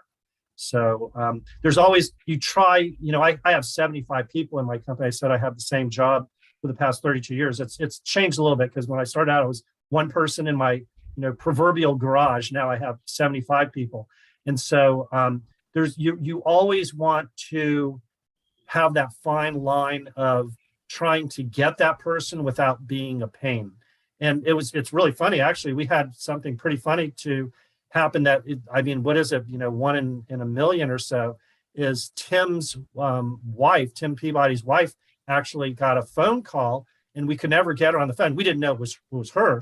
And then she actually got sent a letter saying, please do our survey. And so she did. And so we really do everything we can to get somebody to answer, but we never want to be a pain. And that's always that line. So I can assure you, we tried like heck over a course of 6 weeks to try to get all those people. So great observation. Thank you. Great job. And I'm sure there must be more questions. I can always go back to them. I know it's late, you've had a long day. I commend all that you've done in terms of everything this morning, but I'm certainly here to answer questions or at your disposal as you move forward as well. Thank you very much, Mark. Very good job. Thank you. Senator Dill, welcome back. Thanks. As we said, it was going to be a long day. We still got more to go, so. Do we want to try to finish up too, or take a break? Well, I think we ought to take a break, but now that we've heard the report, we need to have a discussion on what we're going to do with the report too. So I believe that, and Julie, you can correct me if I'm wrong, but the resolve probably said after we heard the information, we would have the authority to report out a bill. And so I guess the question I would have to the committee is, do we want to report out a bill? Because we know the process, it'll take a couple weeks to get it back to us. But if we get it out today, we'll probably get to have it on the calendar on March 9th, and it can be referred back to the committee at that time. And then we could hear it the following week. So I would just come back to the committee and ask, what is the pleasure of the committee?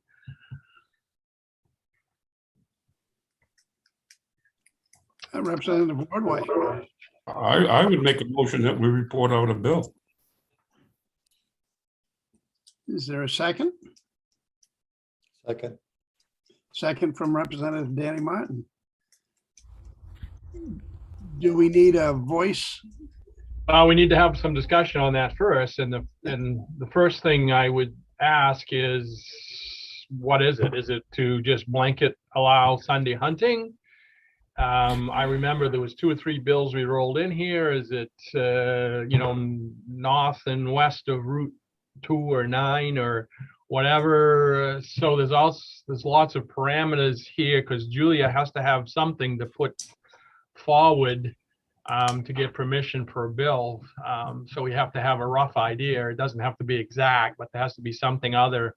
I mean, if that's it, if that's the motion, is just to allow Sunday hunting, that's okay too. So, but it does need to be discussion. So I'll turn it back to you, Scott, Representative Landry. Yeah, Senator Curry, you had some input? I just thank you, Representative Landry.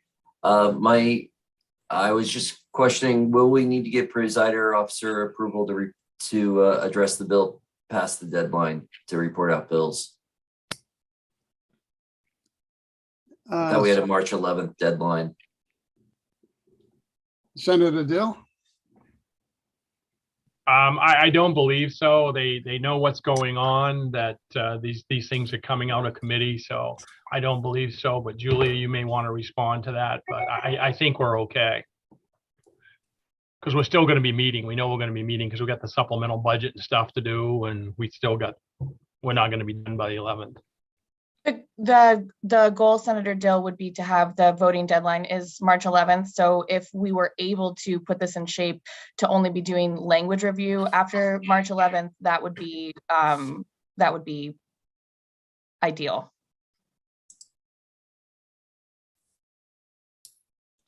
Thank you. Representative Wardway?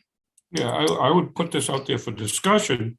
In looking at the survey results, I would revert back to the dividing of the state into a north and a south. Was my original bill, and I think the survey information leads us in that direction. Representative Mason? We go back to the original bill, which was private land only. A couple options. What's the pleasure? Representative Mason, did you have more? No. Representative Wardway? Okay, there I am. No, I think that the survey results are indicative of dividing the state. It looked like there was much more support in the north. And we know that more populated areas down here in my area are against it. I just think the economic impacts of allowing Sunday hunting in the north would be tremendous boost for the income of the northern half of our state. Is that how you would want to report a bill out, to be split on some dividing line? That's what I would prefer, and I would leave it up to the rest of the committee to draw those lines. And I'm again not opposed to Representative Mason's idea of allowing Sunday hunting on private land with permission. Thank you. Representative Hepler? Thank you, Mr. Chair. I actually have, now I think I have 2 questions or comments. One is Representative Ordway's idea seems to, I mean, I don't have the data right in front of me, and but I know we can pull it up.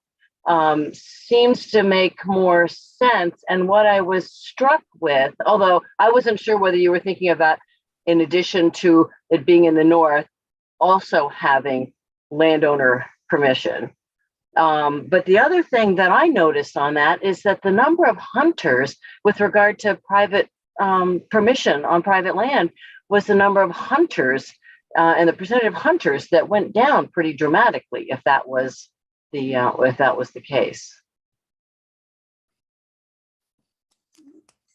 Good point. Representative Mason. Thank you, Mr. Chair. I would agree with Lester. You know, like Lester said, it leads more tending to the northern region of the state. And I was kind of upset with my vote the first time to do away with Lester's bill. And I think that's the way to go, the northern region. Thank you, Representative Lyford. Yeah, I would go along with Lester's recommendation. I do think that, you know, that northern area is the large landowners are gonna protest this, but we can leave that to testimony and work session. So we've got to have some starting point. Representative Hepler. Thank you, Mr. Chair. I guess that was my question, is if we, another question is that if we report out a bill, we would have another public hearing about it. Right? Yes. Yeah. Commissioner Camuso, at one point you had your hand up and we lost you there. I think it's fine, Representative Landry. You know, we'll go through the public hearing process and we can provide testimony then. Okay, thank you. Representative Martin. Just a comment. I was going to ask the commissioner or the commissioner's office whether or not they're going to be supportive of any piece of legislation that allows Sunday hunting, because traditionally the department has always been opposed to Sunday hunting, with one exception. I'm okay with drafting a piece of legislation, supporting it so we can move it forward. But I'm going to give you and share with you that, and I know the good representative from Eagle Lake and I may disagree on this, but I will not be supporting any Sunday hunting bill, just for the record.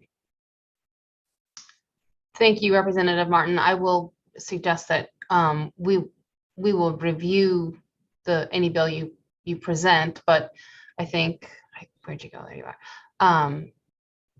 You know, based on the department's testimony in the past has always been, you know, what we do is managed on private lands, and what the private landowners don't support Sunday hunting, then we would not. And so for me, this the survey was pretty telling. Both, I think 78% of people in southern Maine don't support it, and 80% of the large landowners did not support Sunday hunting. So without, you know, discussing it with staff, I think it's pretty accurate to say that we would not support Sunday hunting at this point, based on the feedback from the landowners. Thank you. So what do we want to report out for a bill then? We do want to the discussion. We want to take it to a public hearing. Senator Dill? You, just for the record, you have a motion on the floor that says that you're just going to allow Sunday hunting. So you need to go back to Representative Ordway to see if he would like to amend his bill. Representative Ordway, did you want to put some stipulation in that? Or just go with the Sunday hunting? No, I would not go with general Sunday hunting at this point in time. I would prefer to go back to a split state. How would you want to split that? Would you want to say northern Maine at this point, or would you like to say north of Route 2 and east of Timbuktu? Originally, I put out north of east of Route 2, just because it seemed like a good dividing line. And I'd be open to moving that line, something that would be accommodating to the rest of the committee. And my original bill also put in the White Mountain National Forest. There's a small portion of the state here that are in the White Mountain National Forest that, you could cross the line back and forth to hunting on Sunday in New Hampshire. Yeah. So I wouldn't mind seeing that in there too.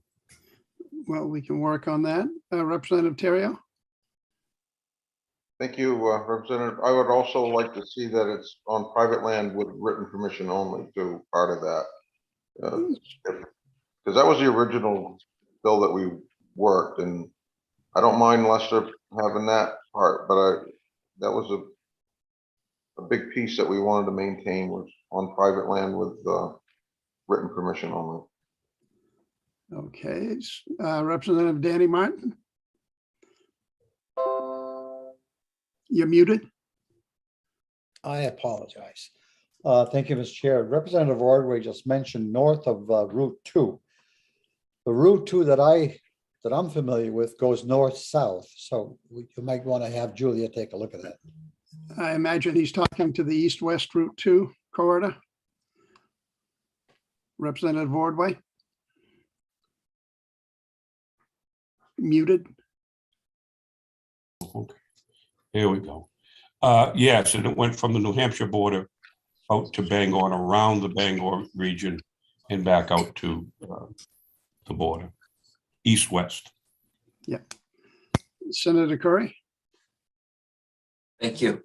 I guess I'm unclear as to, was that a proposal for a friendly amendment to the motion to add the private property permission? And if that is being considered, are we talking about that on top of the northern part of the state? So in the north, with private property permission, Sunday hunting would be allowed. Is that, or are those combined? I guess is my question. The way I understand it would be the east-west Route 2 corridor north, including the parkland and private property with permission throughout the whole state. Representative Terrio, is that? No, I'm right with Senator Curry. As an amendment to Lester's, north of Route 2 and with written permission only on private land. Oh, okay, so nothing in the southern part of the state then? No. Okay, thank you. Representative Hepler? Thank you, Mr. Chair. I think I've forgotten my question. I'll come back. I think I need. Representative Ordway? Yeah, and I certainly want to include hunting with on private land with written permission. But we go back to where the opposition to Sunday hunting is coming from, and the survey results clearly state it's the urban areas in the southern half of the state that are opposed to Sunday hunting. So that's my reasoning for going this way. But I would include both things, and we could discuss it at a work session and listen to testimony. Okay, Senator Dill? Yeah, this is for Representative Ordway, just kind of a question. It's been a while since we worked on the bills, but did your bill originally say, Representative Ordway, north and west of Route 2, including the White Mountains? Am I mistaken? Then I think that's how we kind of drew that line. As Representative Danny Martin said, it does kind of go north and south. So I think it was to kind of include like this. So you were including, the northwestern half of the state. So I just want to be clear if that's where we are, or. If I may. Yes, this was to you. Yeah. Yeah, it would go more or less directly east after you went around the Bangor area. So it wouldn't go up Route 2 through Haynesville in that way. In Lincoln, it would go across. Again, I don't recall the original wording of my bill, but that was the intent. It was not to go up through Lincoln in that way. Okay. So you're looking for a line from Bethel across to the eastern border of the state? Yes. And with permission on with permission, without permission? For that section, without permission, just in two different zones, hunting allowed in the northern half on Sundays, and it can be limited to moose and deer or anything. I'm open, but I think it's just time that we weren't an outlier in Sunday hunting. Okay, thank you. Representative Hepler? Thank you, Mr. Chair. I remembered my question. Do we want to use, and I can't remember what Mr. Duda used in terms of designating the various parts of the state. Can we use that as a boundary? Mr. Duda, what was that demarcation between those zones? I can bring it up as a map, or I could have Tim Peabody tell us what that was based on. Tim, do you want to, I can just show you the map, certainly. Can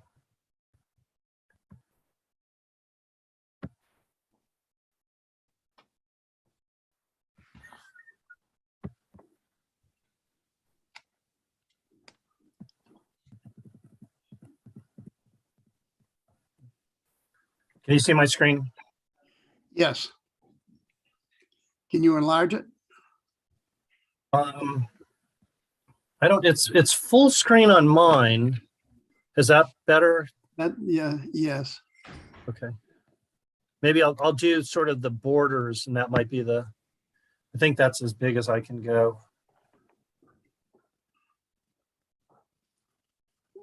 Okay, a lot of that is central. The green is the central, and a lot of that is north of Route 2.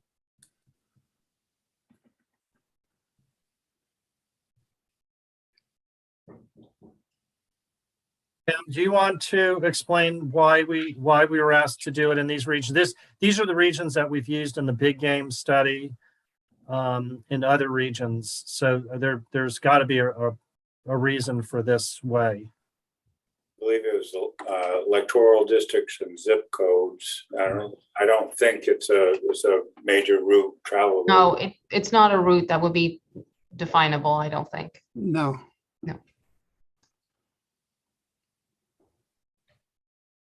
Thank you.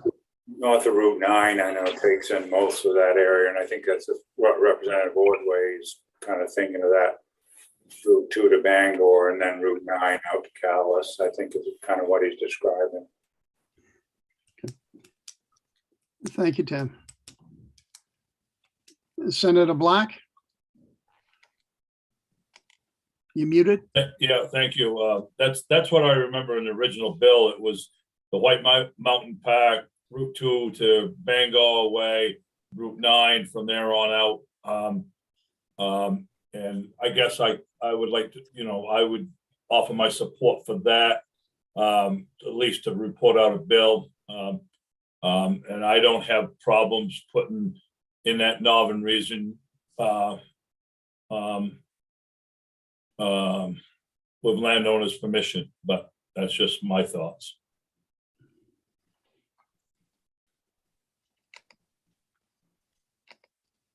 Trying to see everybody here. Senator Dill? Yeah, I would agree with Russ. I think if we're trying to just report out a bill, let's just put something down so Julia can get it. We can get it to leadership so we can get it back. I would expect when we get done with this, if regardless of if the department were to support this, I think they wouldn't want to support Washington County area. From what little I know about the deer population down there, I would think that, you wouldn't want to certainly open Sunday hunting down that way, but that's a discussion for public hearing and work session, so. So let's just get a route number or whatever you want to do, like what was just laid out, and that's a starting point, would be what I would suggest. So do we need a vote to put that out? Well, you have I think you kind of sort of have a motion by Representative Ordway now that, and I think whoever seconded it, hopefully agrees with changing it to what was just suggested. I'll second that. Okay, here we, yeah, back to Julia. Do you need more to work with? Could it just be, so I have north of Route 2, including the White Mountains on private land with written permission is what the motion currently is. I think it's without written permission north of Route 2, isn't it, Representative Ordway? It is in written permission for the entire state. And written permission for the For, entire. for south of that northern zone, for the southern zones, let's say 2 zones. Okay. Thank you.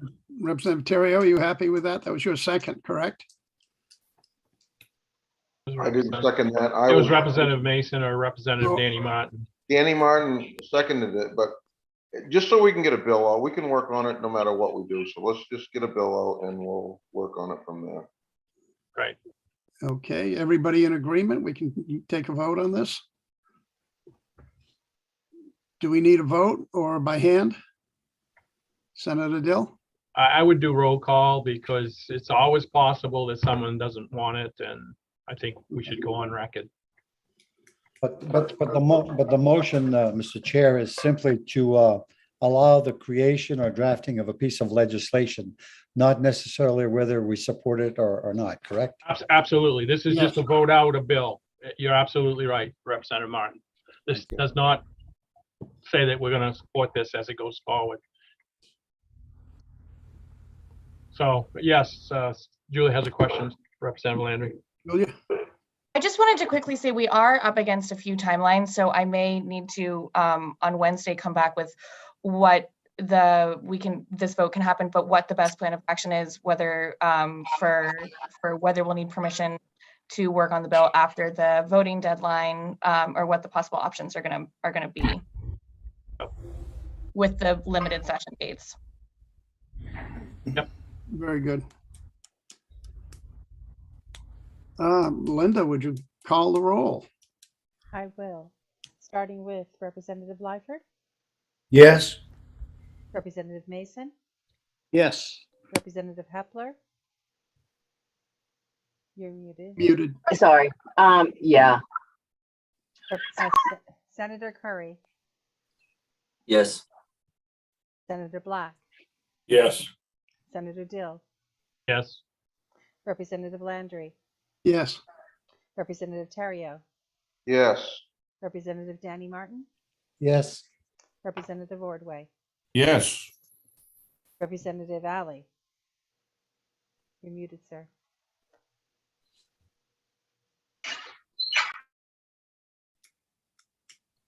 Well, now, You're fine now. okay, yes. Representative Nadeau Yes. and Representative John Martin. He must have left us again. Yeah. All right, so that's 12 in favor of the motion and 1 absent. Very good. Thank you. We've got 2 more bills, 2 work sessions coming ahead of us. Want to take a 20-minute break? Why don't you suggest we go till 1:30? It's 12:58. That way, someone wants to grab some lunch, they might have a chance to do that in a half hour. Stop back at 1:30. Sounds good to me. Representative Lyford? What are those 2 bills we're going to discuss? Could you tell us? An act to improve boater safety. That's 1663. That'll be a real quick one, I'm sure. And LD 1813, the oversized ATV bill, which should be fun too. Thank you. Well, we'll see you all at 1:30. Thank you. Thank you, Mark. Thanks.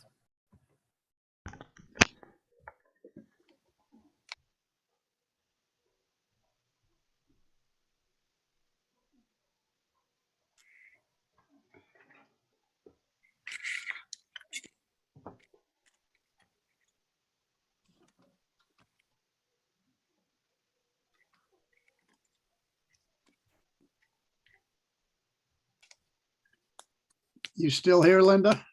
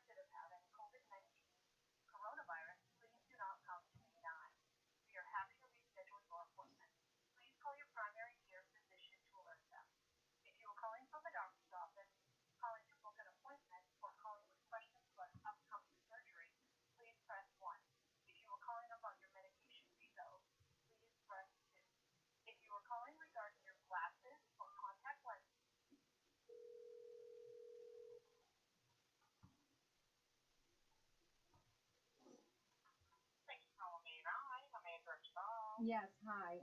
I received a notification about an appointment and I had it down for a different day. So who do I speak to? What's your date of birth, please? 9/1/52.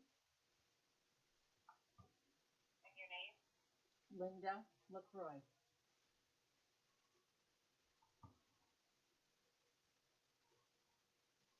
It looks like your schedule's on the 7th at 9:40. Right, I was told the 2nd at 9:20.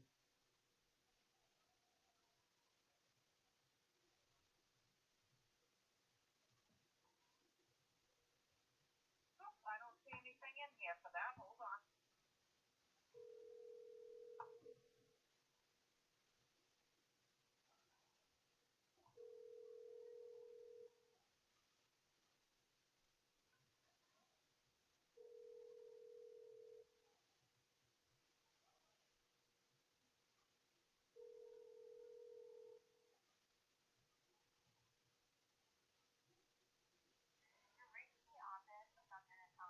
Of course I have.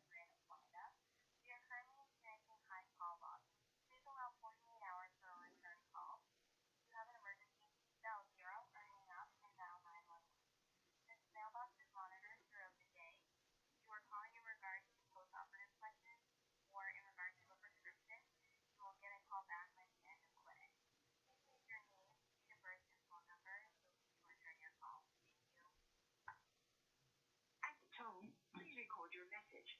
When you have finished recording, simply hang up or press pound for further options. Yes, this is Linda LaCroix. My date of birth is 9/1/52. My phone number is 207-458-9570. I received a notification today about an appointment for Monday, the 7th at 9:40. And I had down in my book that it was for the 2nd at 9:20. So if someone could give me a call back, because I've arranged coverage for Wednesday, I have not arranged coverage for Monday. So if it's at all possible to come on Wednesday, please give me a call back either way and let me know, and I will have to make other arrangements. Thank you.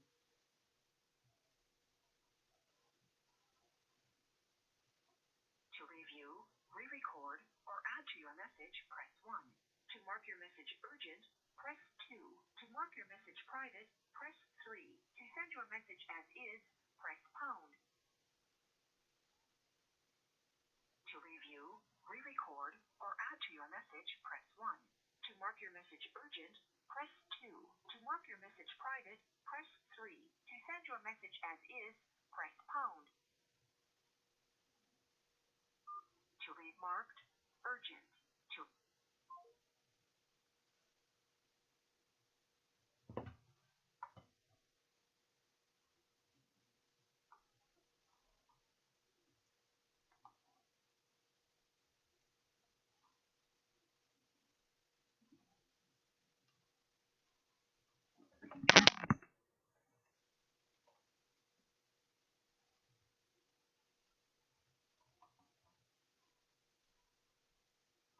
Hi. Sorry, I'm trying to go for lunch in between.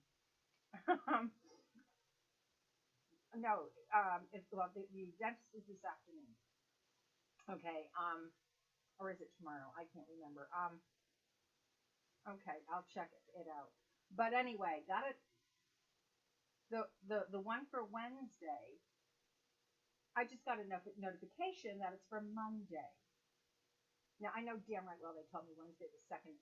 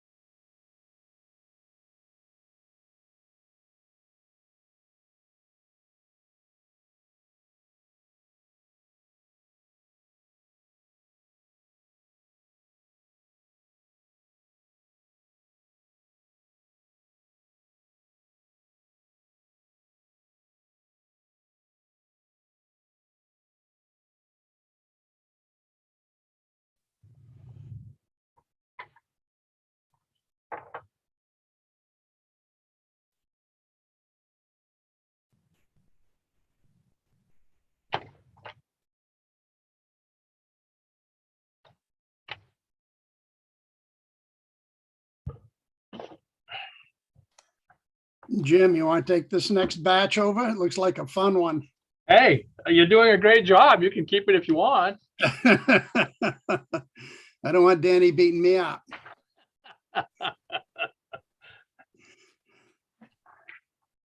All right, so I But think guys, don't you think Danny has been mellow all morning? you actually not too bad for change, but I think they said is Tom Doak in the.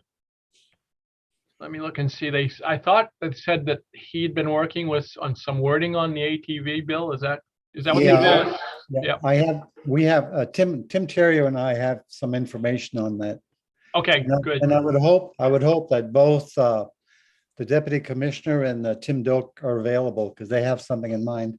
Yeah, I see deputy commissioners here. I don't see Tom Doak, but I thought Danny was going to kill this one. You guys have been doing all the killing. oh, there he is. Linda, would you let Tom Doak in, please?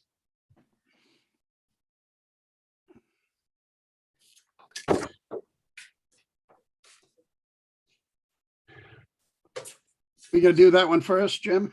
Yep. I think that's the way it's on the schedule, isn't it? Yes.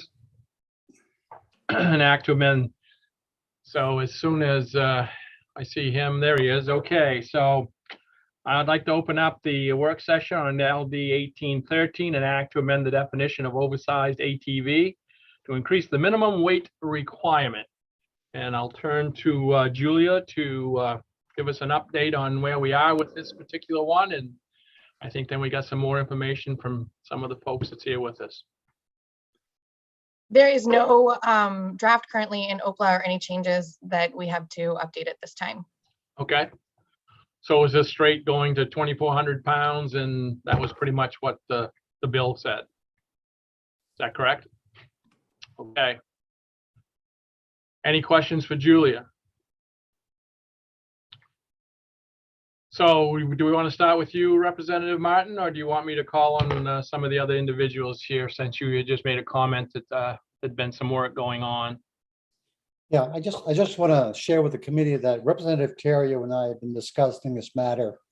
And I can't speak for Representative Terrio, but I am opposed to the bill as it's currently written. I will not support an increase over 2,000 pounds. But I will share with you that in the farming community, and I know most of the committee members know that, there are certain exceptions for tractors and harvest equipment. For example, when they go from one farm to another, as we all know, a tractor or harvest equipment does not need to be registered like you or I would have to register our vehicle.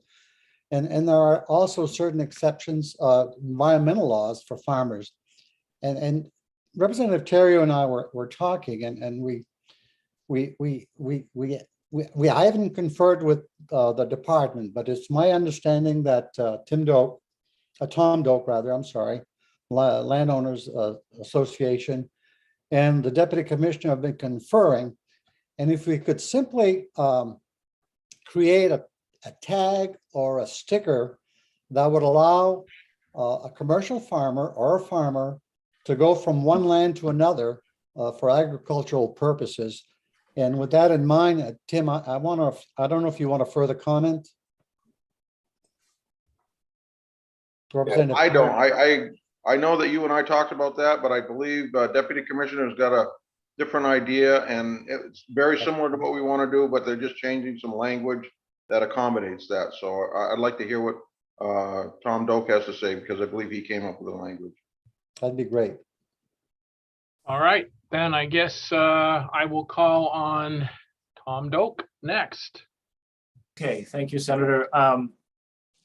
So the issue is, and again, from a landowner point of view, this isn't really our issue, but when I testified, I said I think there is an issue that's worth looking at, and that has to do with strictly commercial use of an oversized ATV. Remember that all oversized ATVs now are grandfathered that were purchased before January 1st. So they're all set. It would be someone purchasing one after January 1st, an oversized one cannot be registered. And if you if you cannot register your ATV, you cannot use it on land of somebody else. So the issue came up is, what about a purely commercial use of an oversized ATV? I was on the task force, the ATV task force, and we never really discussed that, but we certainly never really anticipated that a purely commercial use of an ATV would somehow, that what we were doing with the task force was going to impact that. So I guess I took it on as a task to try to talk to landowners and see if there's a way that makes folks comfortable, because they're not comfortable with the original bill, obviously, and are really reluctant to open it up too much. But I did work up some language, and I had shared it with the department, and I don't know, I did send it to Julia this morning, and I don't know if somebody could put it up on or maybe the chairs put it up on the screen if that would be useful, Senator Dill, or. Sure. Julia, if you have it, can you put it up? I can pull it out of my email. I haven't reviewed it at all, so I'd be sharing just for. That's right. That's right. It's purely my mind, so it's not anything from Opla or anybody else. Okay. While she's looking for that, Deputy Commissioner Peabody, anything you want to add to this part of the discussion at the moment? I just support what Tom just presented. We have talked about it. It wasn't the intention of the task force at all that this situation would be a violation of the law that was described in the hearing. Also, there's a lot of other commercial activities that are out there.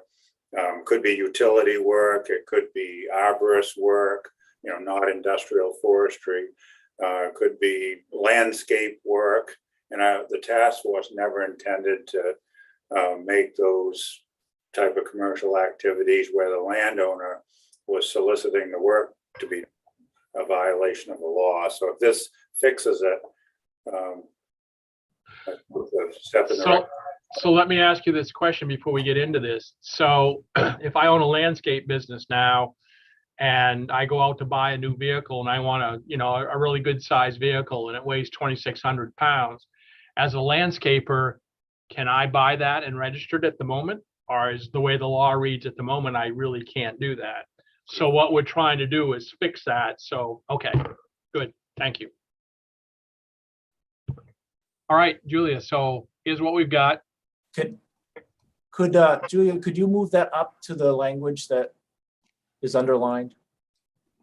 And again, this is purely me, it's not anybody else, but I have had these discussions with a number of landowners on this issue and a number of the people that are involved in the ATV task force. Again, I'm not necessarily an advocate for this, but I think is a legitimate issue here.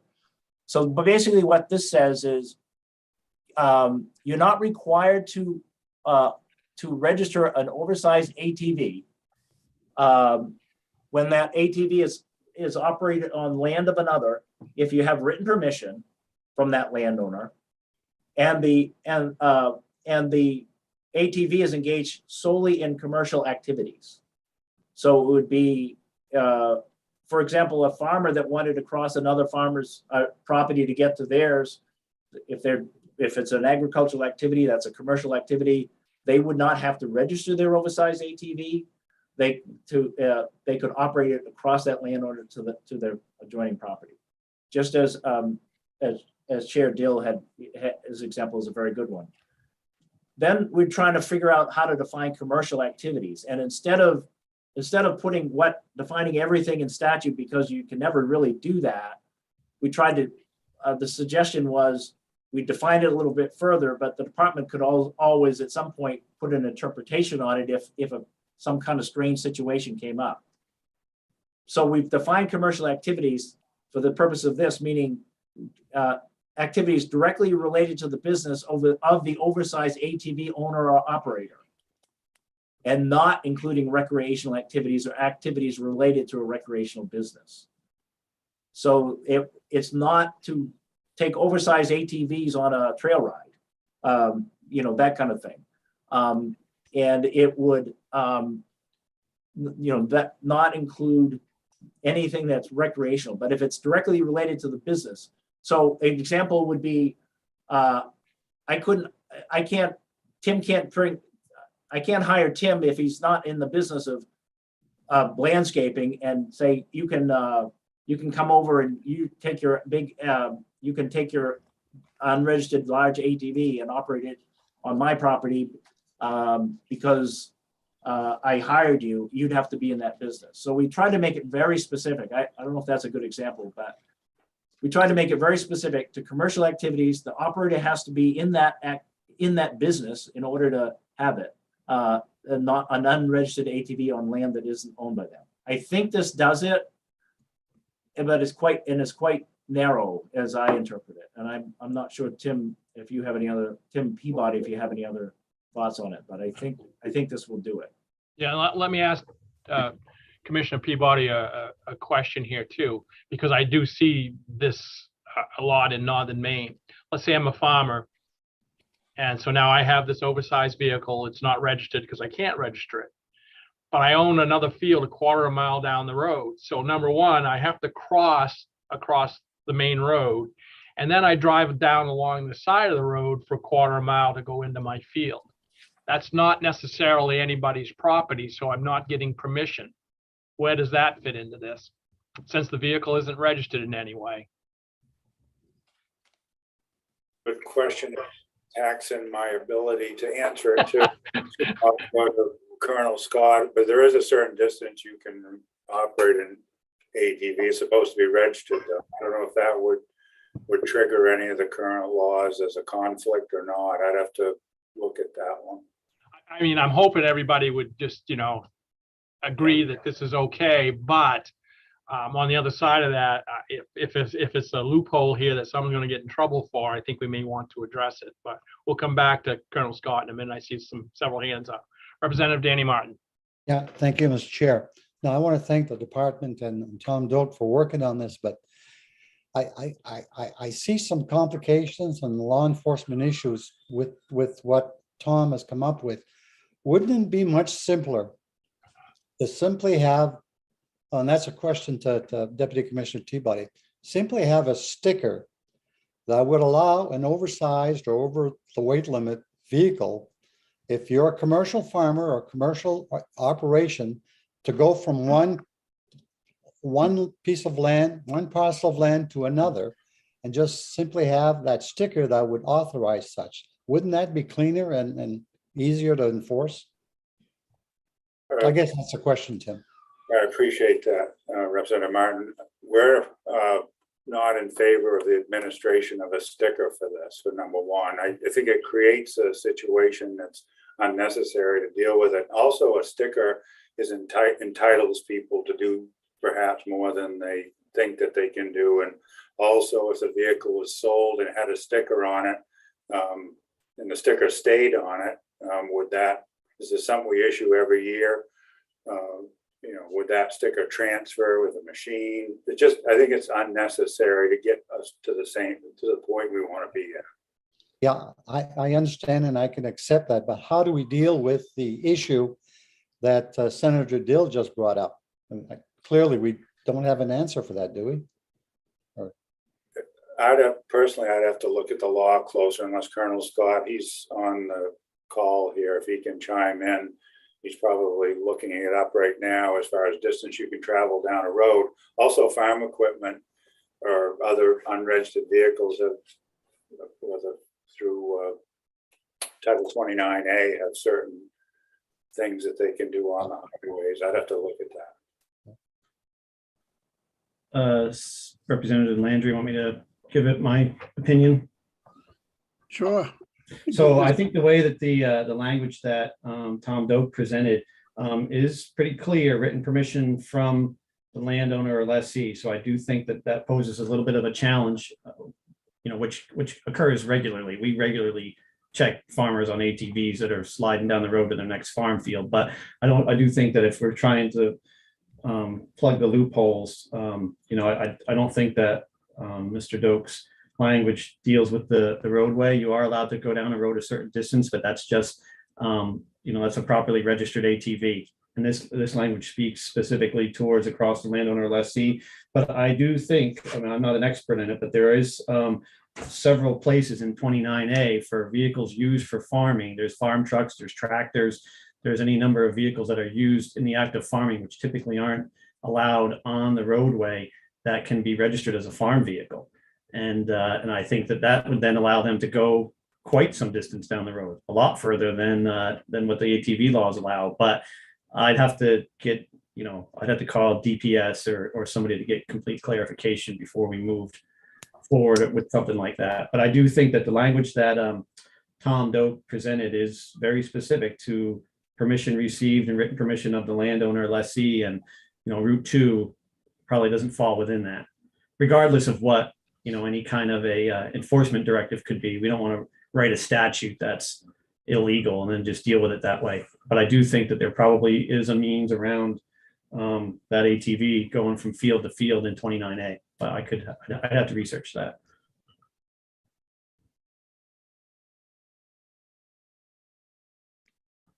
Representative Ordway.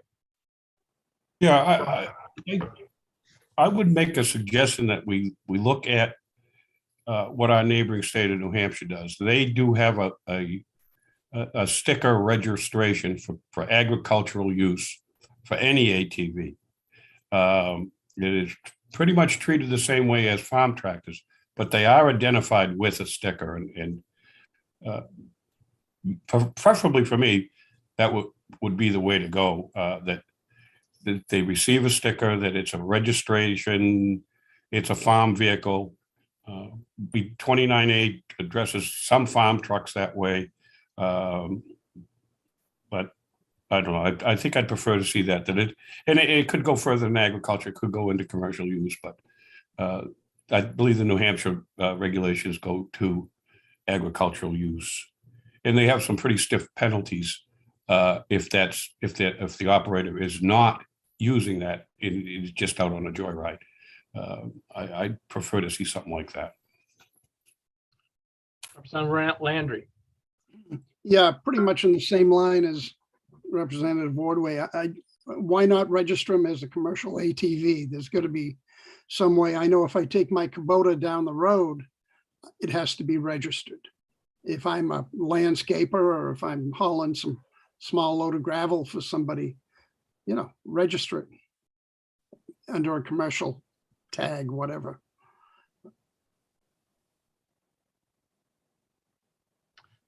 So Colonel, well, let's see, who would it go to? Deputy Commissioner Peabody. I remember you saying you didn't like the idea or didn't think the department wanted to have a sticker, or I guess this would probably go on to what was just said about a special registration. Is that what is the rationale for not wanting it? Just extra bookkeeping and that type of thing, or what?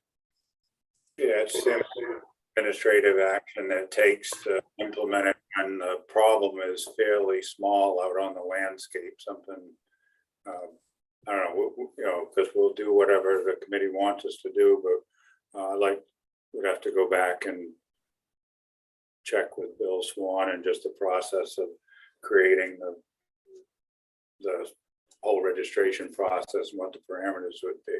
But we can do anything, as you well know. Well, okay, Representative Danny Martin. Yeah, thank you, Mr. Chair. Tim, how long would it take for the department to get a hold of New Hampshire and find out exactly what they do? And in regards to the administrative issue, if need be, we could always charge an extra couple dollars or whatever for that special sticker. But is there any way that you can do some research and find out exactly what New Hampshire does? Thank you, Representative Martin. We can have it back by Wednesday. Yeah. I'll come to Tom Doak in just a second, but Bill Swan's in. Perhaps he could try to answer a couple of these questions. Can you hear me? Yes, I can hear you. So, like Tim said, we can do just about anything, but it will add an administrative burden to the department because we'll be answering questions about whatever it is. But one thing for you folks to think about is this also places a burden on the people that own these machines. Because I would think that, I'd have to think through it, but I think you're gonna have to register this every year because, you know, ownership is gonna change and use is going to change. So, you know, the people that own these are gonna have to take, you know, take some initiative every year to do this. And my guess is that they're not gonna be happy about doing that with what's essentially a farm vehicle. Representative Danny Martin, yes, go ahead. Yeah, thank you, Mr. Chair. Well, Bill, you and I have to register our ATVs or UTVs every year. I mean, if they want the special exceptions, I'm sure they could live with the harm they would create to register their vehicles every year.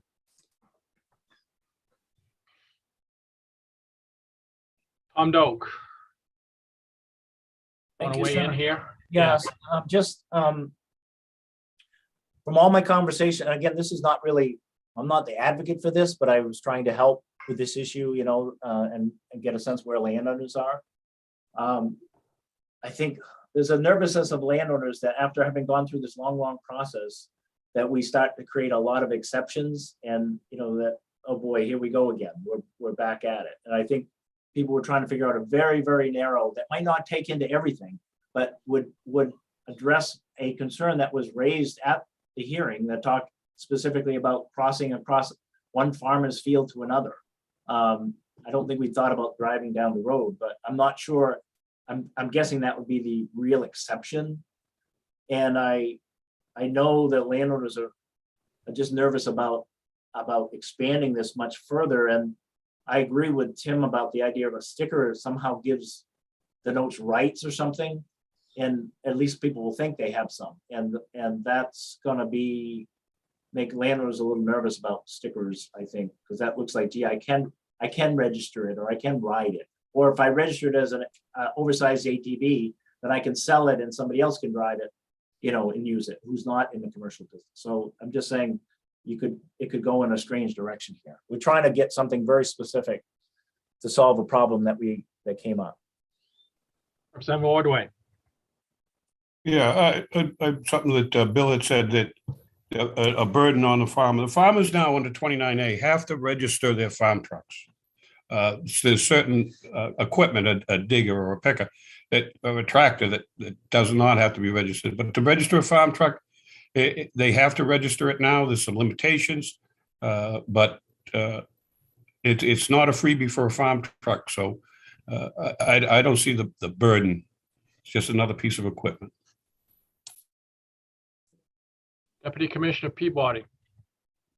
Thank you, Senator Dill. It also could cause some complexity in that you may have to register, you know, non-oversized ATVs with this, you know, because some farmers would not be registering them now, and maybe now they would have to. But I think we need to look. We'll look at that complexity also. But we're not just talking about agriculture either.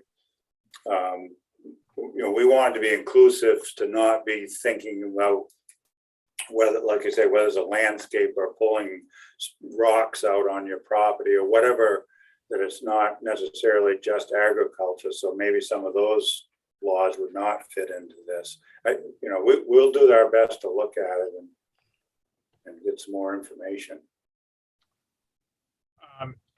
Well, it would appear, if I heard Representative Danny Martin correctly, I heard him ask you how soon you could do this, and it sounds like you could get a hold of New Hampshire and bring this back to us on Wednesday, because like you've heard our discussions today, we're getting close to the end of when we're supposed to have things reported out. So I really don't want to delay this if we can help it, but if the committee's in agreement, why don't we just leave this until Wednesday and have you bring that back, and we'll just add it to our schedule on Wednesday for a work session. Committee, is that okay? Yeah. Thumbs up? Mr. Yes, Chair, go ahead, Representative Martin. Yeah, I would move we table until Wednesday. Thank you. Is there a second? I'll second. All right, it's been seconded. I'm just going to do a show of hands on this one. Looks like it's unanimous. Yes, yes. Jim. I encourage any committee member to get in touch with me if they come up with any other thoughts on this. I'd rather, you know, try to cover all the issues by Wednesday. Sure. one on Wednesday. Yeah, no, I hear you. So if anyone has any other thoughts, questions, make sure you get a hold of Deputy Commissioner Peabody so that he knows what's being asked. All right. All right, so we'll move on to, we'll close the work session on LD 1813. We'll move on to LD 1663, an act to improve boating safety on main waters. And we'll go over to Julia and see if she has anything additional that's been talked about in between then and now. So go ahead. Great. I'll go ahead and share my screen.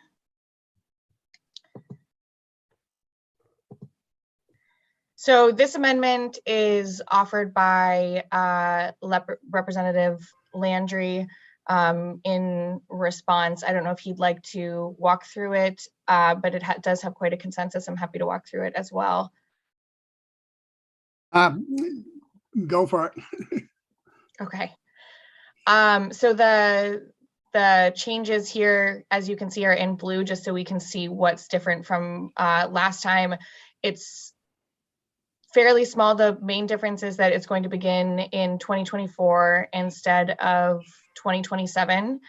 And the requirement for boater safety and education will only be for those born after January 1st, 1999, which in 2024 will be 25 years of age. And there is an unallocated section added that's looking at potential issues with the boater safety course, as well as whether a grandfather clause should be created. It has a report back by January 15th, and it gives the committee permission to report out a bill.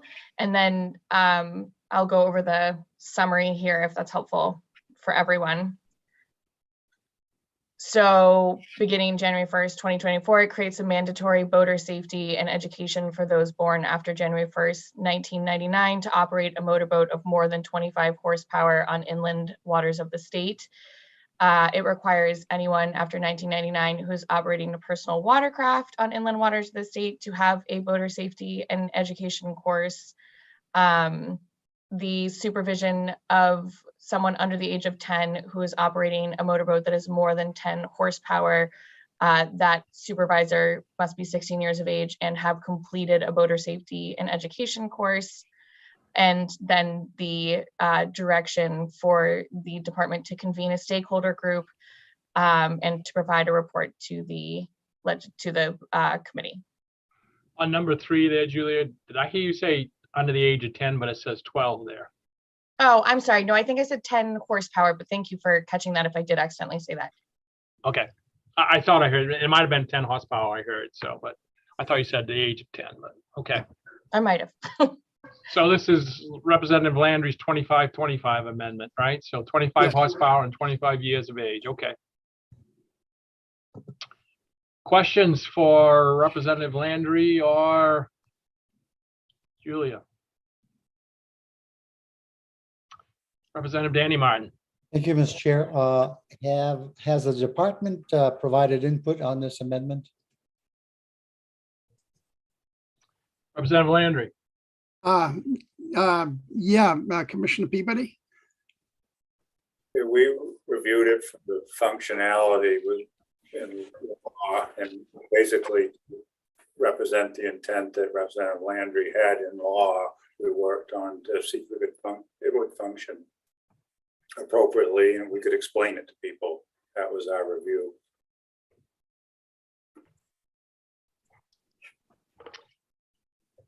Does that answer your question, Representative Martin? Yes, it does. Thank you. Representative Wardway. Yeah, I would just add a comment that I'm pretty disappointed with this language, not including tidal waters. I strongly feel that if we care about boater safety on the inland bodies of water, why wouldn't we care about safety on the tidal waters?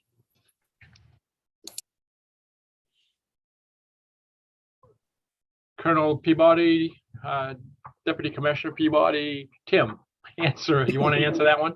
I think there was some concern about issues on marine waters with the marine resources, et cetera, and others.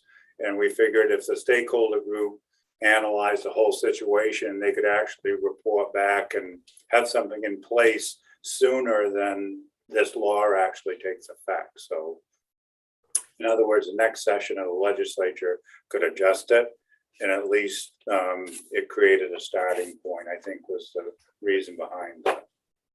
So the stakeholders group would be looking at that issue too, whether it should. So this is just basically a starting point to get something. Okay, thank you. Senator Curry. Thank you, Mr. Chair. A question for Commissioner Camuso or Deputy Commissioner Peabody. Once the stakeholder group reports back, and let's assume they recommend increasing the requirement for a boater education course to an older population beyond 25. How long, what would be the lead up how much time will we be talking about from trying to pass that legislation to when you would want the requirement to go into effect? Are we adding a year, from 27 of what was proposed now?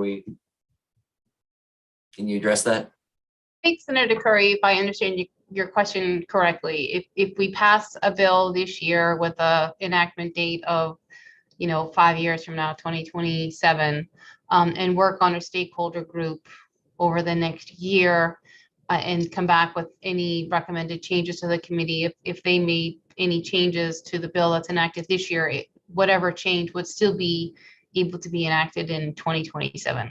If that's your question, I think that was the approach, or the thought process. And I will just offer, I do believe Deidre Gilbert from the Department of Marine Resources is in the waiting room. And so perhaps if the committee wanted to hear her response on the marine concerns, that might be appropriate. And Senator Curry, don't forget that's entirely up to the committee when the enactment date would be, because right now it's actually 24 that we're looking at for the 25-year-olds, so not 27. So sorry about that. Yeah, no, I just wanted to get that straight, that you're right. It could be 27, it could be 28, who knows? Whatever is kind of suggested by the stakeholder group and this committee wants to go forward with. So I see Deidre Gilbert is now in. Would you like to respond about the marine waters, tidal waters? Thank you, Senator Dill. I don't have much to add. I think Deputy Commissioner Peabody accurately summarized the situation. I just don't think that community had been necessarily aware of this conversation. Some of the early changes, I know you've been through a couple drafts of this, but some of the earlier changes that changed what an individual could do at a certain horsepower were really the things that had raised some concern amongst particularly folks doing the lobster apprenticeship program. Obviously, those aren't part of what you're currently proposing, but I do think they would benefit from that stakeholder group conversation, and then a determination can be made how to incorporate the same requirement into marine waters. Great. Does that answer your question, Representative Ordway? Or partially anyway? It partially does it. It does not win my support for the bill without tidal waters being in it. Okay. Other questions for the folks here? Yes, Colonel Scott, you want to say something about this bill? Sure.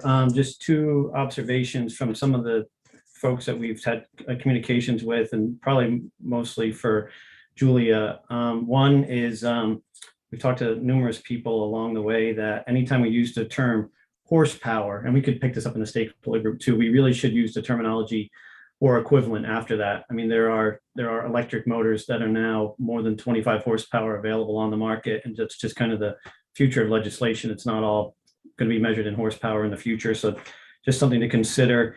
And under section 6, Julia, under the 5A, operating a personal watercraft, And we use the language in the born after date for that.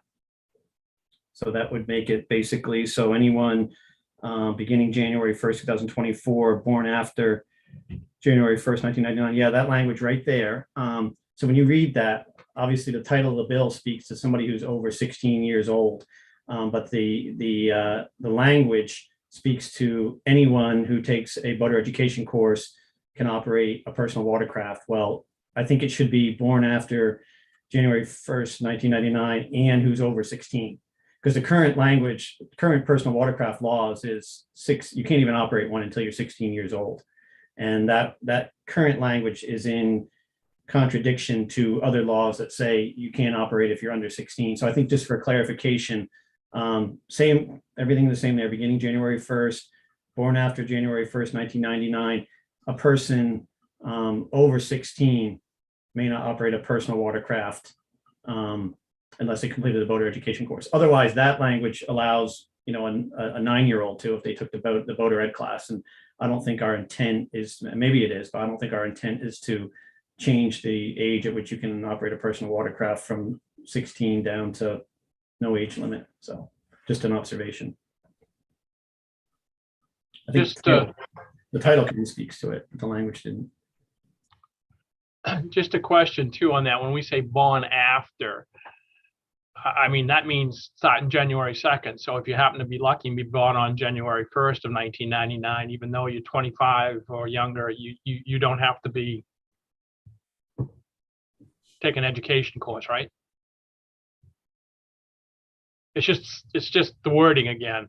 I mean, technically, if I'm born January 1st and you're born, I mean, I realize you could say the same thing about December 31st, but don't really mean born on or after January 1st. Julia, language wise?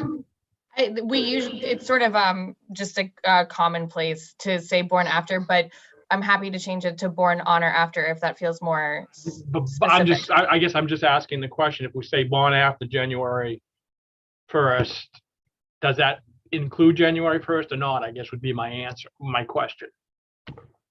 I think I mean, technically you have a point that would be if you're born after January 1st, and then I think it's considered to be, it might be a legal term of art that is considered to include that date. That's what I'm asking, right? But I can see that there's a technicality that January 1st would not be included in that language. I can look into that and Yeah, make sure if that it it's needs to be changed, yes, please. absolutely. Other questions for Julia or the department? Does someone want to make a motion? Mr. Senator Chair, Danny Martin. I would move this LD as amended and also as further amended by what the Colonel mentioned. And if the motion is seconded and clears committee work, that we further review during language review. Okay. I'll second that. Been moved and seconded. Any further discussion? Seeing none. Linda, please call the roll. Representative Lyford, Yes. Representative Mason, Yes. Representative Hepler, Yes. Senator Curry, Yes. Senator Black, Yes. Senator Dill, Yes. Representative Landry, Yes. Representative Terrio, Yes. Representative Danny Martin, Yes, Representative Ordway, No, for reasons stated. Representative Alley, Yes. Representative Nedu, Yes. and Representative John Martin. He has not returned. Okay, so that makes 11 in favor, 1 opposed, and 1 absent. Representative Ordway, do you want just straight out not to pass, or do you want to amend it, including tidal waters for your own? I would amend it to include tidal waters. We either believe in safety or we don't. Okay, so your vote is ought to pass as amended, and your amendment is adding tidal waters, correct? Correct. Yes. Thank you. Okay, so on LD 1663, an act to improve boating safety on main waters, it passes as amended. And I will close the work session on LD 1663. Julia, anything else to come before us? No. No, Senator. Linda, anything? No, are we doing the, our chairs and leads afterwards? Chairs and leads afterwards, yep. Then I'll send that out as soon as I shut this down. Okay. Okay, can I have a motion to adjourn? Motion to adjourn. Moved and seconded, all in favor, none opposed.